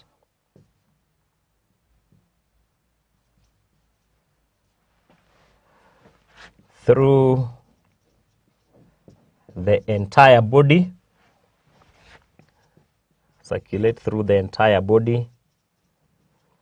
and back to the heart.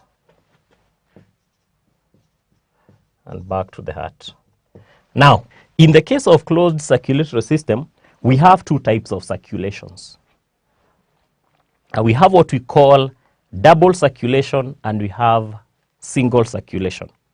Now, single circulation is whereby the blood flows through the heart once for every complete cycle or for every complete circulation. We'll also find that in some other animals, we have a situation whereby the blood goes through the heart twice for every complete circulation. So,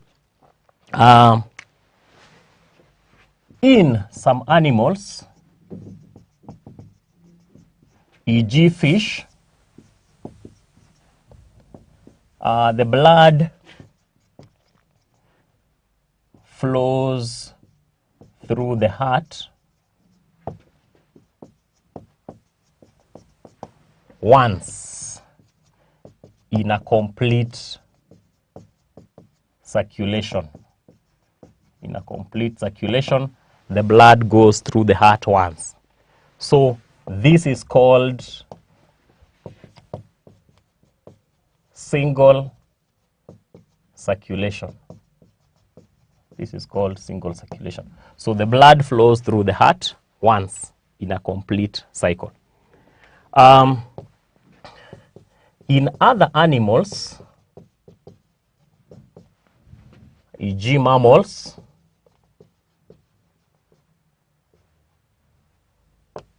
blood flows through the heart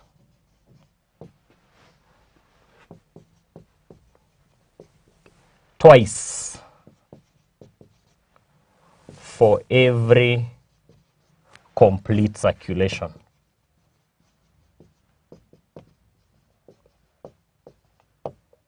For every complete circulation, and this is called double circulation.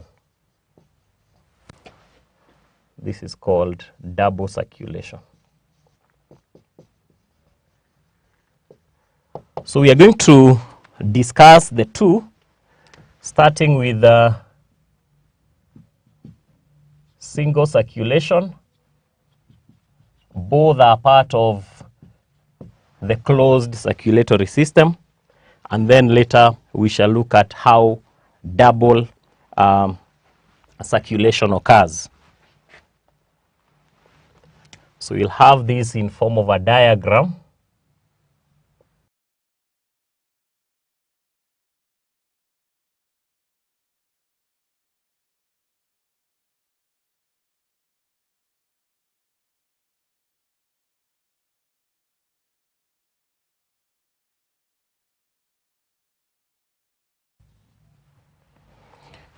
So in this circulation, the heart consists of two chambers. So we have one atrium and one ventricle. So this is the direction of blood flow. Can use a different color.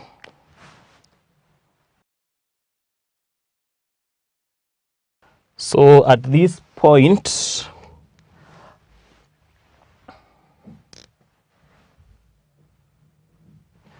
the blood flows through the gills and then to the body tissues.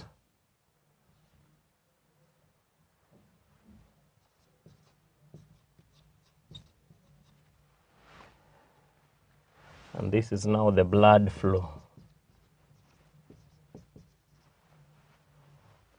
That's the direction.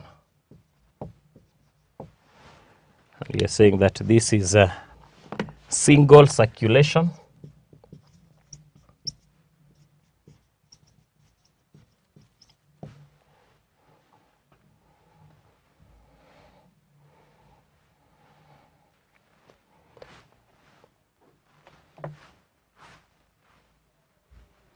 So in this diagram here, we are saying that this is the heart.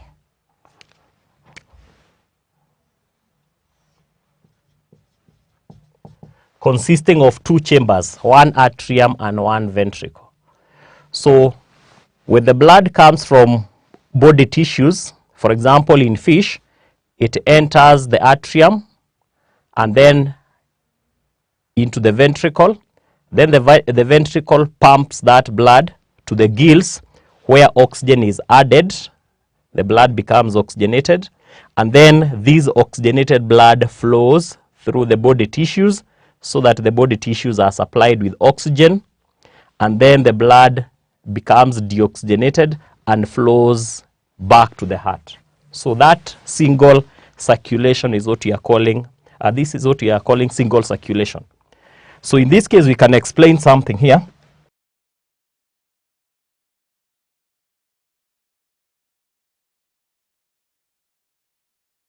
That in single circulation,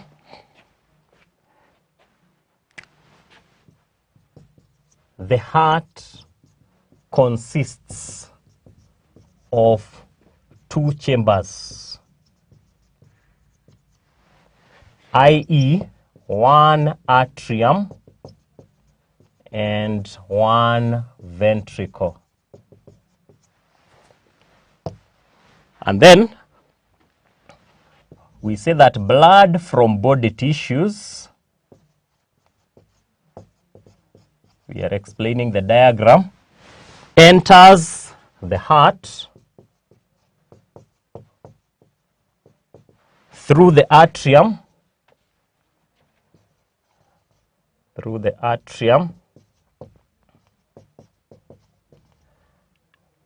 then into the ventricle,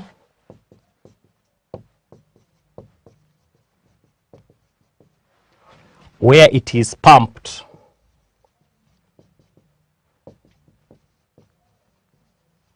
to the gills for oxygenation. Is taken to the gills or is pumped to the gills for oxygenation. So as this blood leaves the gills, now it's already oxygenated. It's rich in oxygen. So the oxygenated blood from the gills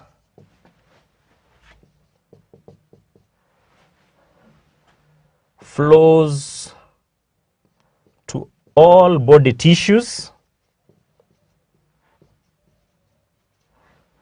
to supply oxygen.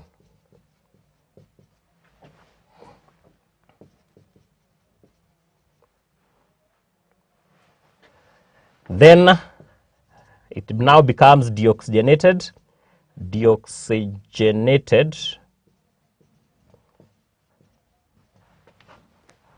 flows back to the heart. So that cycle is what we are calling a single circulation. So this is one of the types of a circulation where the blood flows through the heart only once. In double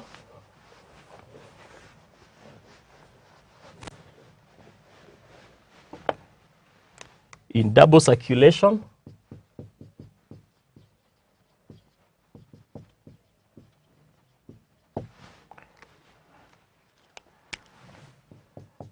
the heart has 4 chambers.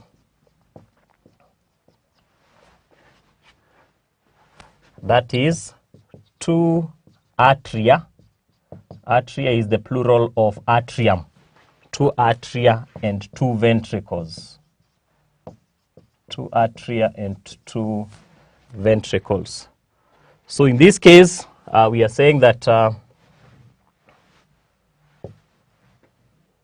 blood from body tissues enters the right atrium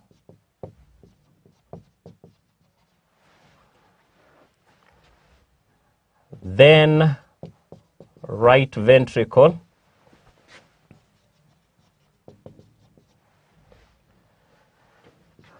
and then pumped to the lungs.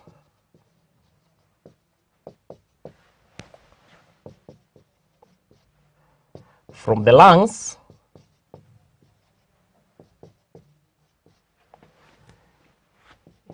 it comes back to the heart the second time. And enters the left atrium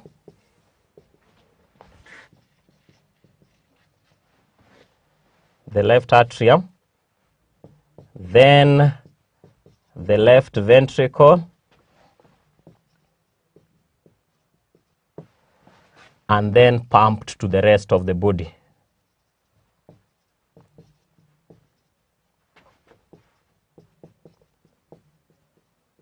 So basically we can see that in double circulation, the heart has 4 chambers, 2 atria and 2 ventricles, and blood flows through the heart twice. The blood from the body tissues enters the right atrium, then right ventricle, and then it is pumped to the lungs.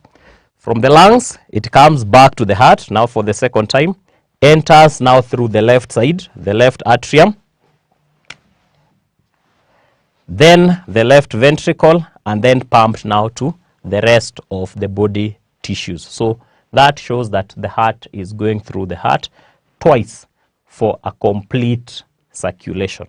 So we'll stop there and have an assignment on the same.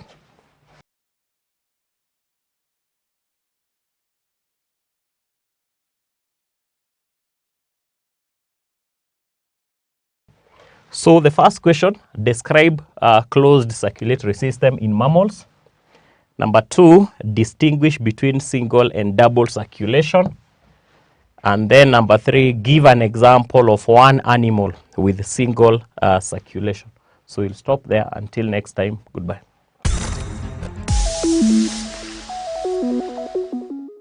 Welcome to Manifested Publishers. Hello learners, welcome to this lesson. It is Chemistry Form 2 and the topic is chemical families and patterns in properties. If you remember in the previous lesson, we discussed the chemical families and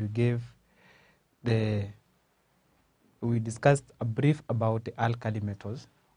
We said they are also called group 1 elements, and we also wrote the electron arrangement of the first 3 group 1 elements. Lithium was the first element. We said the configuration is 2, 1 because it has 3 electrons. The second was sodium. The configuration was 2, 8, 1. And the third was potassium. And the configuration was 2, 8, 8, 1. Since that the reason why they are called group 1 elements is because they are having 1 electron in the outermost energy level. The 1 electron enables them to be placed in group 1. If you look at those 3 elements, that the sizes are different, that lithium is the smallest and potassium is the largest, depending on the number of energy levels which are present. That lithium has 2 energy levels occupied by electrons, sodium has 3 energy levels occupied by electrons, and potassium is the largest with 4 energy levels which are occupied by the electrons. And therefore, that's why we are saying that the size of potassium is larger than the size of sodium, and the size of sodium is larger than the size of lithium, depending on the number of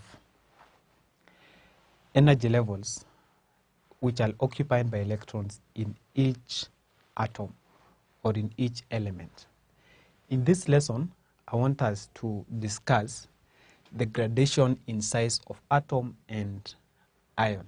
Gradation in size of atom and ion.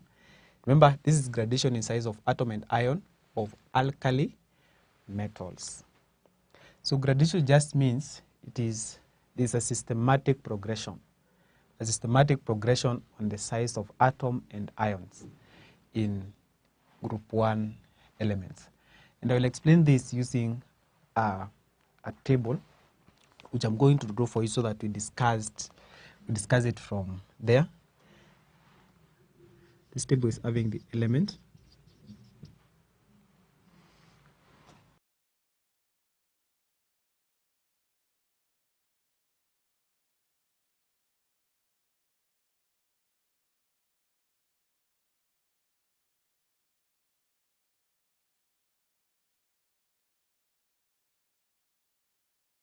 Therefore, that is the table. I want us to look at the gradation in size of the atom and the ion of alkali metals. These are the alkali metals. So the alkali metals are lithium, sodium, and potassium. Then their symbols, the letters are not supposed to be touching one another. So we have lithium, sodium, and potassium. Those are the symbols. The atomic number, lithium has atomic number 3. Sodium has atomic number 11, and potassium has atomic number 19. Then writing the electron arrangement, these ones we have already written or we discussed that in the previous lesson. So lithium has configuration of 2,1, sodium 2,8,1, then potassium 2,8,8,1.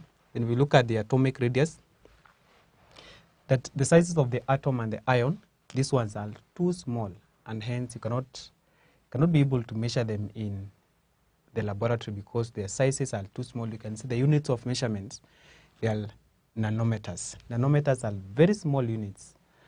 You cannot be able to measure them. It's too difficult because their sizes are too small. The sizes of the atoms of these metals or these elements are too small. So you cannot be able to measure them unless under special places.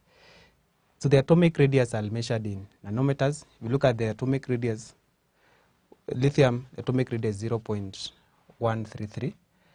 That is the atomic radius of lithium. Then sodium, the atomic radius is 0.157. Potassium, the atomic radius is 0.203. The ionic radius for lithium is 0.060. Then for sodium, the atomic radius is 0.095. And for potassium, the atomic radius, not atomic, but ionic radius is 0.133. If you look at the atomic size and the ionic radius sizes, then both are increasing down the group. So we can say that atomic radius, we need first of all to define what atomic radius is. This is the distance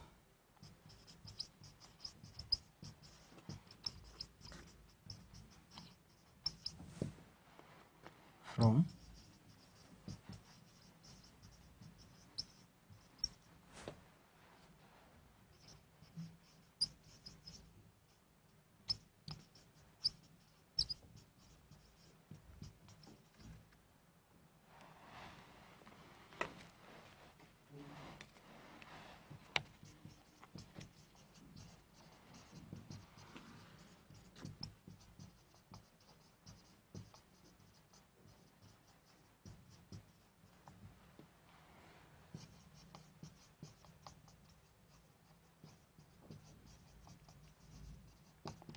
So atomic radius refers to the distance from the center of the nucleus of an atom to the outermost energy level occupied by the electron or electrons. For example, if this is an atom,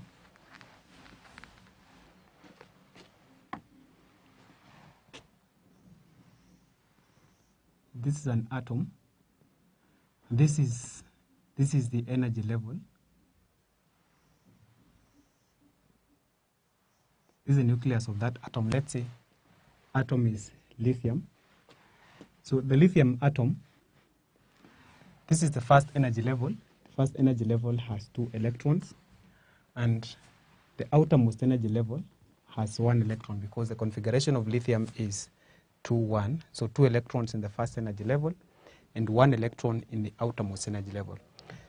Therefore, the atomic radius is now the distance from the center of this nucleus to the outermost energy level. So the distance from here to here, that is what we are calling the atomic radius. So refers to the distance from the center of the nucleus of an atom to the outermost energy level occupied by an electron or electrons. So this is an atom of lithium. An atom of lithium looks like that. Then when you talk about the ionic radius, we are referring to the radius of these elements having undergone ionization or having formed ions. And these elements, they form ions by losing 1 electron in the outermost energy level. Group 1 elements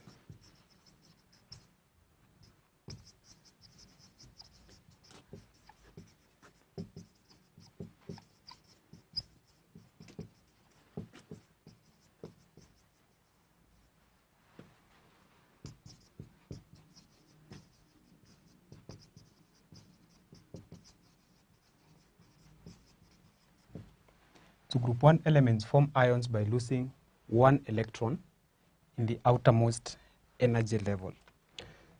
Therefore, if they lose electrons, or they form ions by losing electrons in the outermost energy level, they become ions.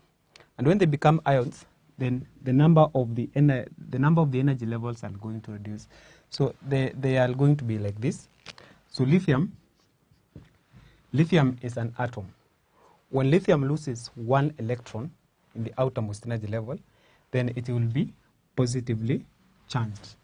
And the reason why it is positively charged is because it now has more protons than electrons. It has more protons than electrons. Remember, the atomic number is 3. The atomic number being 3, it means that it has 3 protons and 3 electrons. 3 electrons in the atom. When it forms ions, it has lost the 1 electron in the outermost energy level. So there are more protons than electrons. So the difference is just 1, and that's why it becomes positively charged, because it's that protons are positively charged. Protons being positively charged and electrons are negatively charged. Therefore, the net charge when lithium or any alkali metal loses 1 electron, then they become positively charged. Therefore, the configuration or the electron arrangement of this lithium ion will be 2. Then we have sodium. That sodium, when sodium loses 1 electron, it will also become a sodium ion, just having a charge of a positive, because after losing 1 electron, it has 10 electrons remaining and 11 protons in the nucleus, and therefore the net charge is a positive. Therefore, the configuration will be 2, 8, because it has lost 1 electron in the outermost energy level. For potassium, again it will be potassium ion, and once it loses 1, the configuration will be 2, 8, 2, 8, 8. So those are the electron configuration of ions or group 1 elements when they lose or when they form ions. And they form ions by losing one electron in the outermost or from the outermost energy level. So you can see that these were the electron configurations of the ions. These are the electron configurations of atoms. These are the electron configuration of ions. And therefore, you can see that if you look at the atomic radius, or if you compare the atomic and ionic radius, then you can see there is a decrease in the size. But first of all, let us start with the atomic radius. How does the atomic radius of alkali metals compare? How does the atomic radius of alkali metals compare? So the atomic radius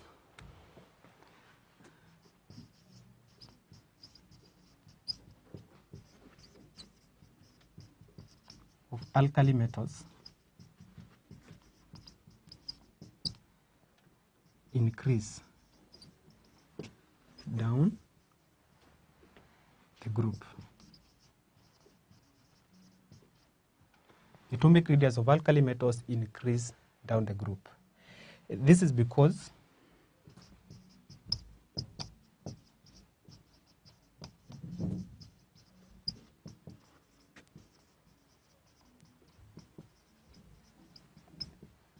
there is an extra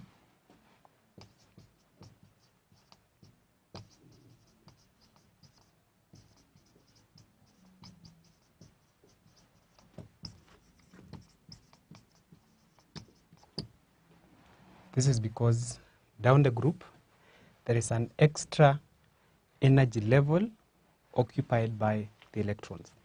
If you look at the atomic radius, this is 0.0133, 0.157, 0.203. So there's an increase down the group. And we have explained this by saying that the reason why the atomic radius is increasing down the group, it is because down the group there is an additional or there is an extra energy level which is occupied by the electrons. If you look at lithium, this has 2 energy levels occupied by electrons. Look at sodium, has 3 energy levels occupied by electrons. And if you look at potassium, it has 4 energy levels occupied by the electrons. And therefore you can see as go down the group, and going down the group means from up going downwards. So there's an extra energy level occupied by the electrons. So the number of energy levels increase as you go down the group. The next is ionic radius. Ionic radius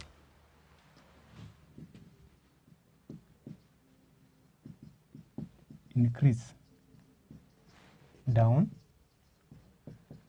the group. This is because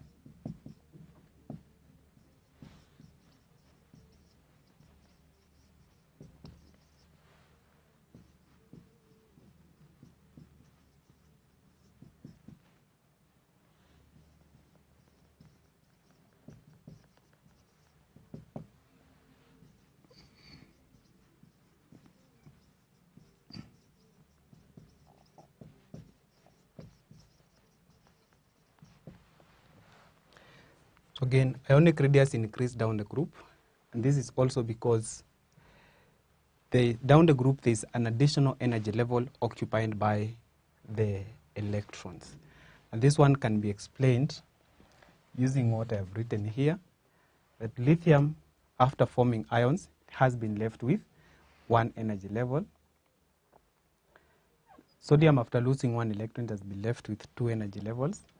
Potassium again has been left with 3 energy levels. And initially, lithium had 2, sodium 3, potassium 4. So again, as much as all of them have lost, that all the 3 elements, each element has lost 1 electron from the outermost energy level. So still, the ionic radius down the group still increases because down the group there is increase in an additional, or there's an additional energy level which is occupied by the electrons, and that's why the ionic radius also increases, just like the atomic radius down the group. And the other thing I want us to discuss is comparison between the atomic radius and ionic radius.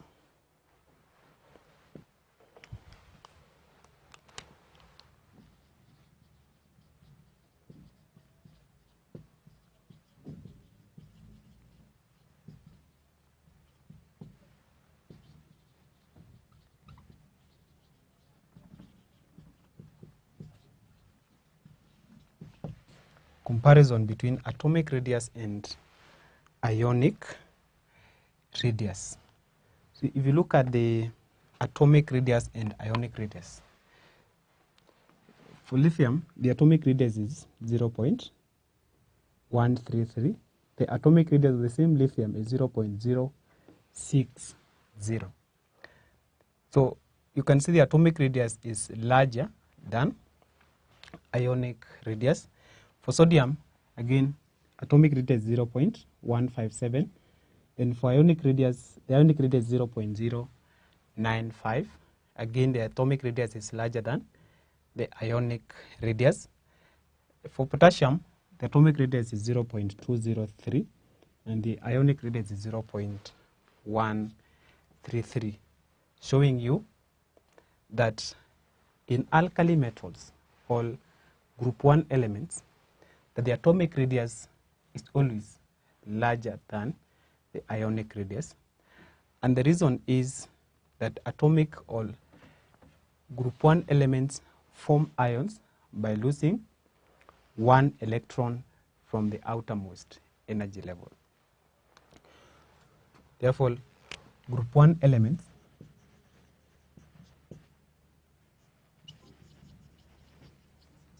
which we are calling alkali metals form ions by losing 1 electron from the outermost energy level.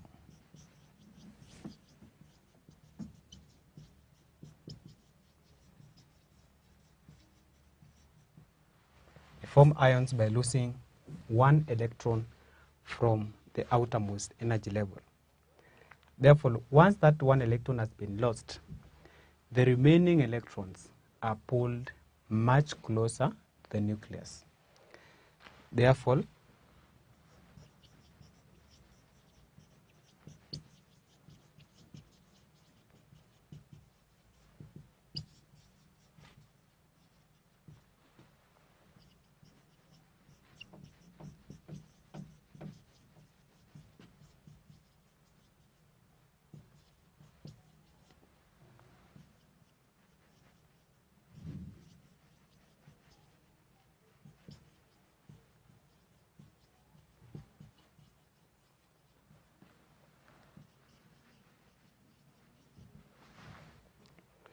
so the remaining electrons are pulled much closer to the nucleus due to the higher nuclear charge. What I mean is that once this, the atomic number is 3, for lithium is 3. It forms ions by losing 1 electron. Once it loses that 1 electron, 2 electrons are remaining. 2 electrons are now remaining in only 1 energy level. How many electrons are there in the nucleus? There are 3. So this is a lithium atom that here we have 3 protons which are positively charged in that nucleus. So these 3 protons which are positively charged, they are now pulling the 3 electrons in the energy levels. So if 1 electron is lost during ion formation, then 2 electrons are remaining. Therefore, it means that the force 3 protons is pulling 2 electrons is higher than the force it would use to pull the 3 electrons. So there is more force, or the 2 electrons are pulled much closer, or they are pulled more than the 3 electrons. And that's why we are saying that group 1 elements, that they form ions by losing 1 electron from the outermost energy level, and therefore the remaining electrons after ion formation, they are pulled much closer due to the higher nuclear charge at the nucleus. So this higher nuclear charge, and that's why the ionic radius for group 1 elements will always be higher. The ionic radius will always be lower than the atomic radius. Therefore, that is what I wanted you to understand in this. That when you are comparing, then use comparison terms, that the atomic radius is larger than ionic radius, then explain this way, that group 1 elements form ions by losing 1 electron from the outermost energy level, and therefore the remaining electrons are pulled much closer to the nucleus. We would have started by saying that the atomic radius is larger than ionic radius. Therefore, the atomic radius is always larger than the ionic radius, because group 1 elements form ions by losing 1 electron from the outermost energy level, and therefore the remaining electrons, they are pulled much closer due to the higher nuclear charge at the nucleus. Therefore, that brings us to the end of our lesson today. But before that, I need to give you the assignment, and the assignment is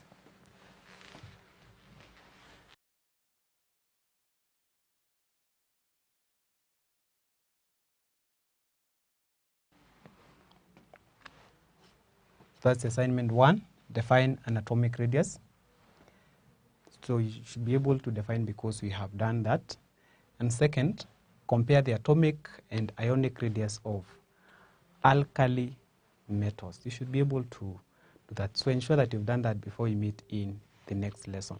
In the next lesson, we'll be discussing the physical properties of alkali metals. Thank you for participating in the lesson. See you in the next lesson. Bye.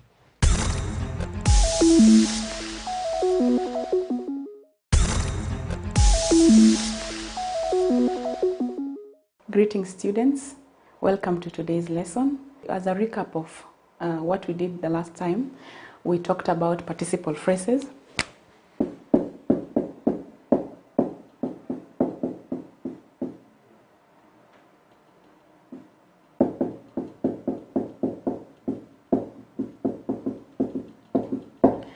And in particular, we introduced that a participle phrase is a group, which is a group of words that functions as a participle. We went ahead to describe what a participle is, and we say that a participle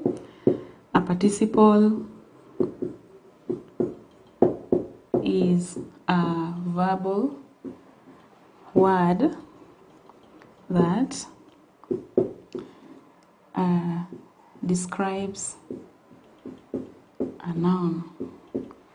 Okay, or maybe just say a verbal word that gives us more information about a noun, probably what the adjective does. But here, it's a verbal word. For example, we say that expected gives us more information about visitors. Okay, so that in a sentence you can have the expected visitors have arrived. So expected there is not used as a verb, rather it is used as a participle where it gives us more information about the noun visitors. So we went ahead to say that now, having said that participle phrases are a group of words that function as a participle, we say that they are also they are introduced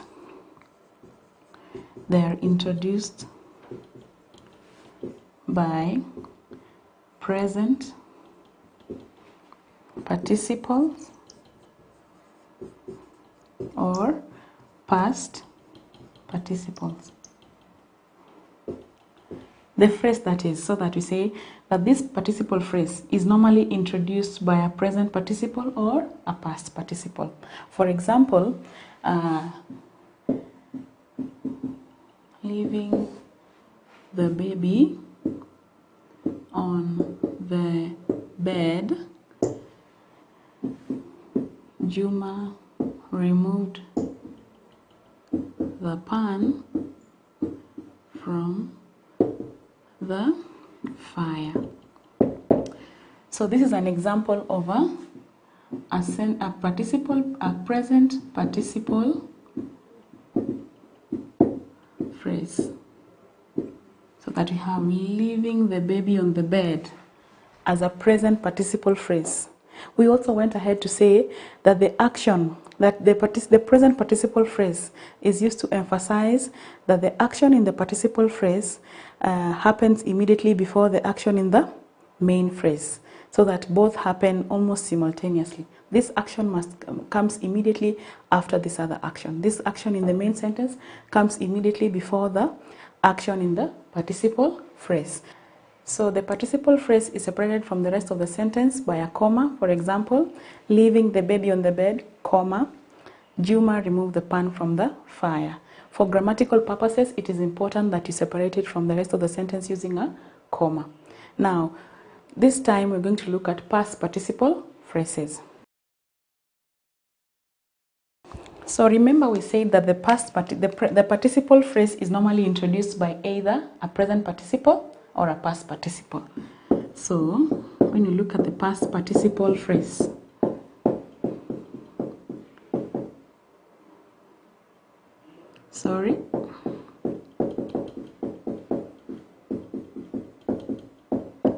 so in such a case we will have the phrase will start with a past participle. For example, left on the bed, comma, the baby began crying.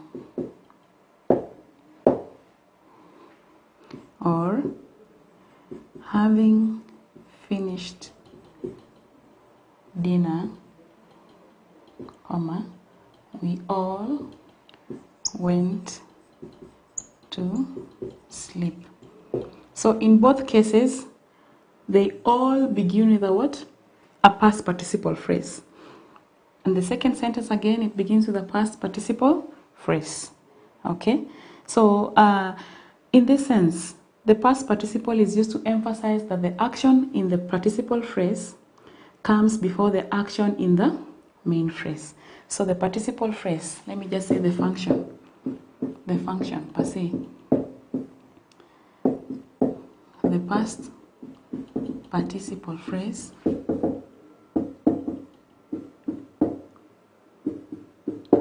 is used to indicate that the action in the participle phrase happens before the action in the main phrase. So the past participle phrase is used to indicate that the action in the participle phrase happens before the action in the main phrase. Let's come back to our examples. Left on the bed, comma, the baby began crying. So this action happens before this other action begins. It takes place before the other action in the main sentence. And this other sentence, having finished dinner, comma, we all went to sleep. Again, finishing dinner happens before going to sleep. Leaving the baby on the bed happens, the baby being left on the bed happens before the baby begins what? Crying. So I'm going back to the second sentence, having finished dinner. I'm going to explain something about that. we can use having in front of a participle to indicate that one action finished before the other begins. So I'll just note that down. So having is also used with a past participle to indicate that one action is finished before the other begins. Okay, so having finished dinner happens before the going to sleep. Okay, let me add you one more example. Having left the baby on the bed, comma, Mary went outside. So let me read the sentence. Having left the baby on the bed, comma, Mary went outside. So the leaving the baby on the bed happens before, this action happens before Mary going outside. So we can use having, or we can just use it on its own to indicate that that action happens before the other begins. Remember, the past participle is used to indicate that one action happens before the other begins. The action in the participle phrase takes place before the action in the that is expressed in the main sentence. Okay. One thing we also need to know that when they both with the participle phrase, both actions need to refer to the same person. Both actions need to refer to the same person. The action of leaving the baby on the bed and going outside need to be performed by the same action, so that you can say that the two actions must refer to the same person. Okay?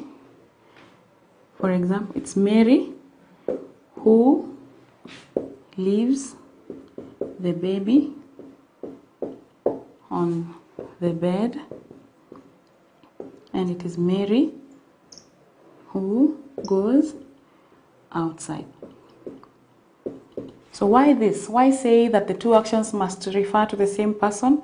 This is to help us avoid the idea of dangling participle phrases.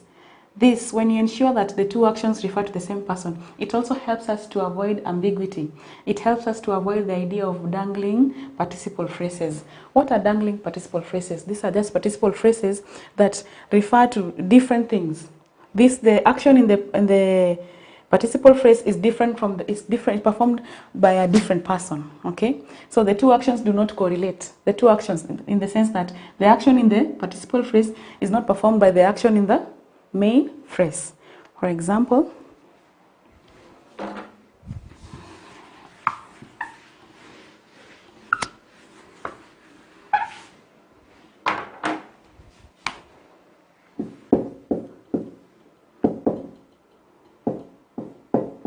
I've said the dangling participle phrase. Here, the action in the participle phrase is performed by a different person and not the same as the one in the main phrase or sentence. So the dangling participle phrase, here the action in the participle phrase is performed by a different person and not the same as the one in the main phrase. Let me give you an example.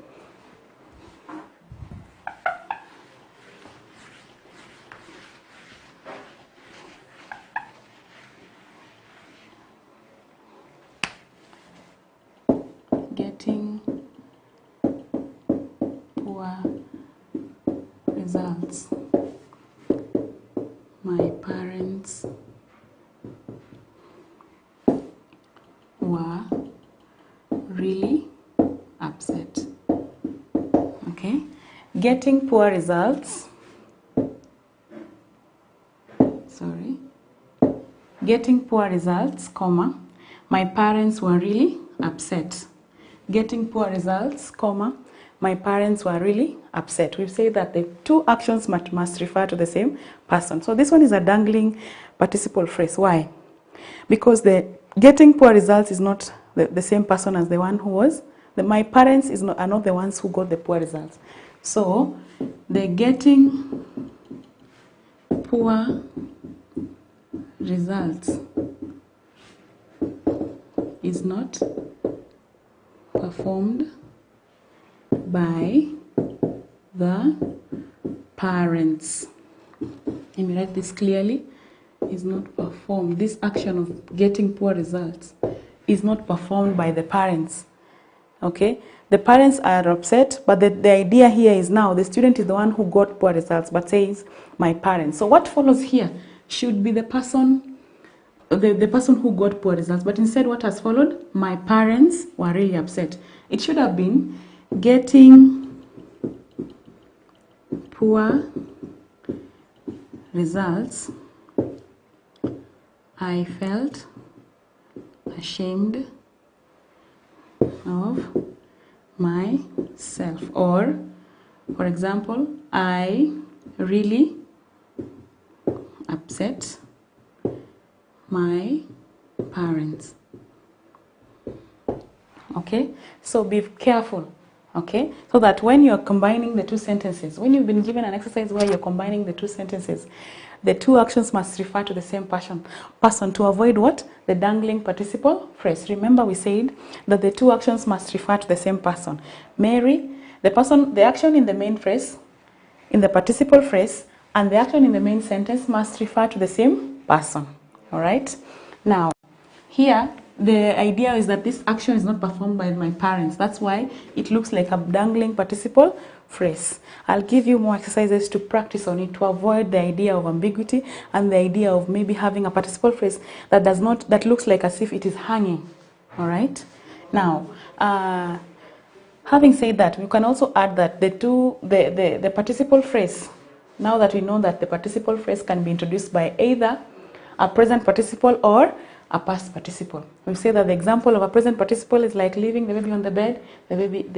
Juma went outside, and another one left on the bed. The baby began crying. So either case, they're just used to give us more information about the noun in the sentence. In either case, only that the other one is in the present, and the next one is in the past. When you use the past one, it will be left. When you use the present one, again is the ing format. But the idea here is to know that the participle phrase is normally used to describe what?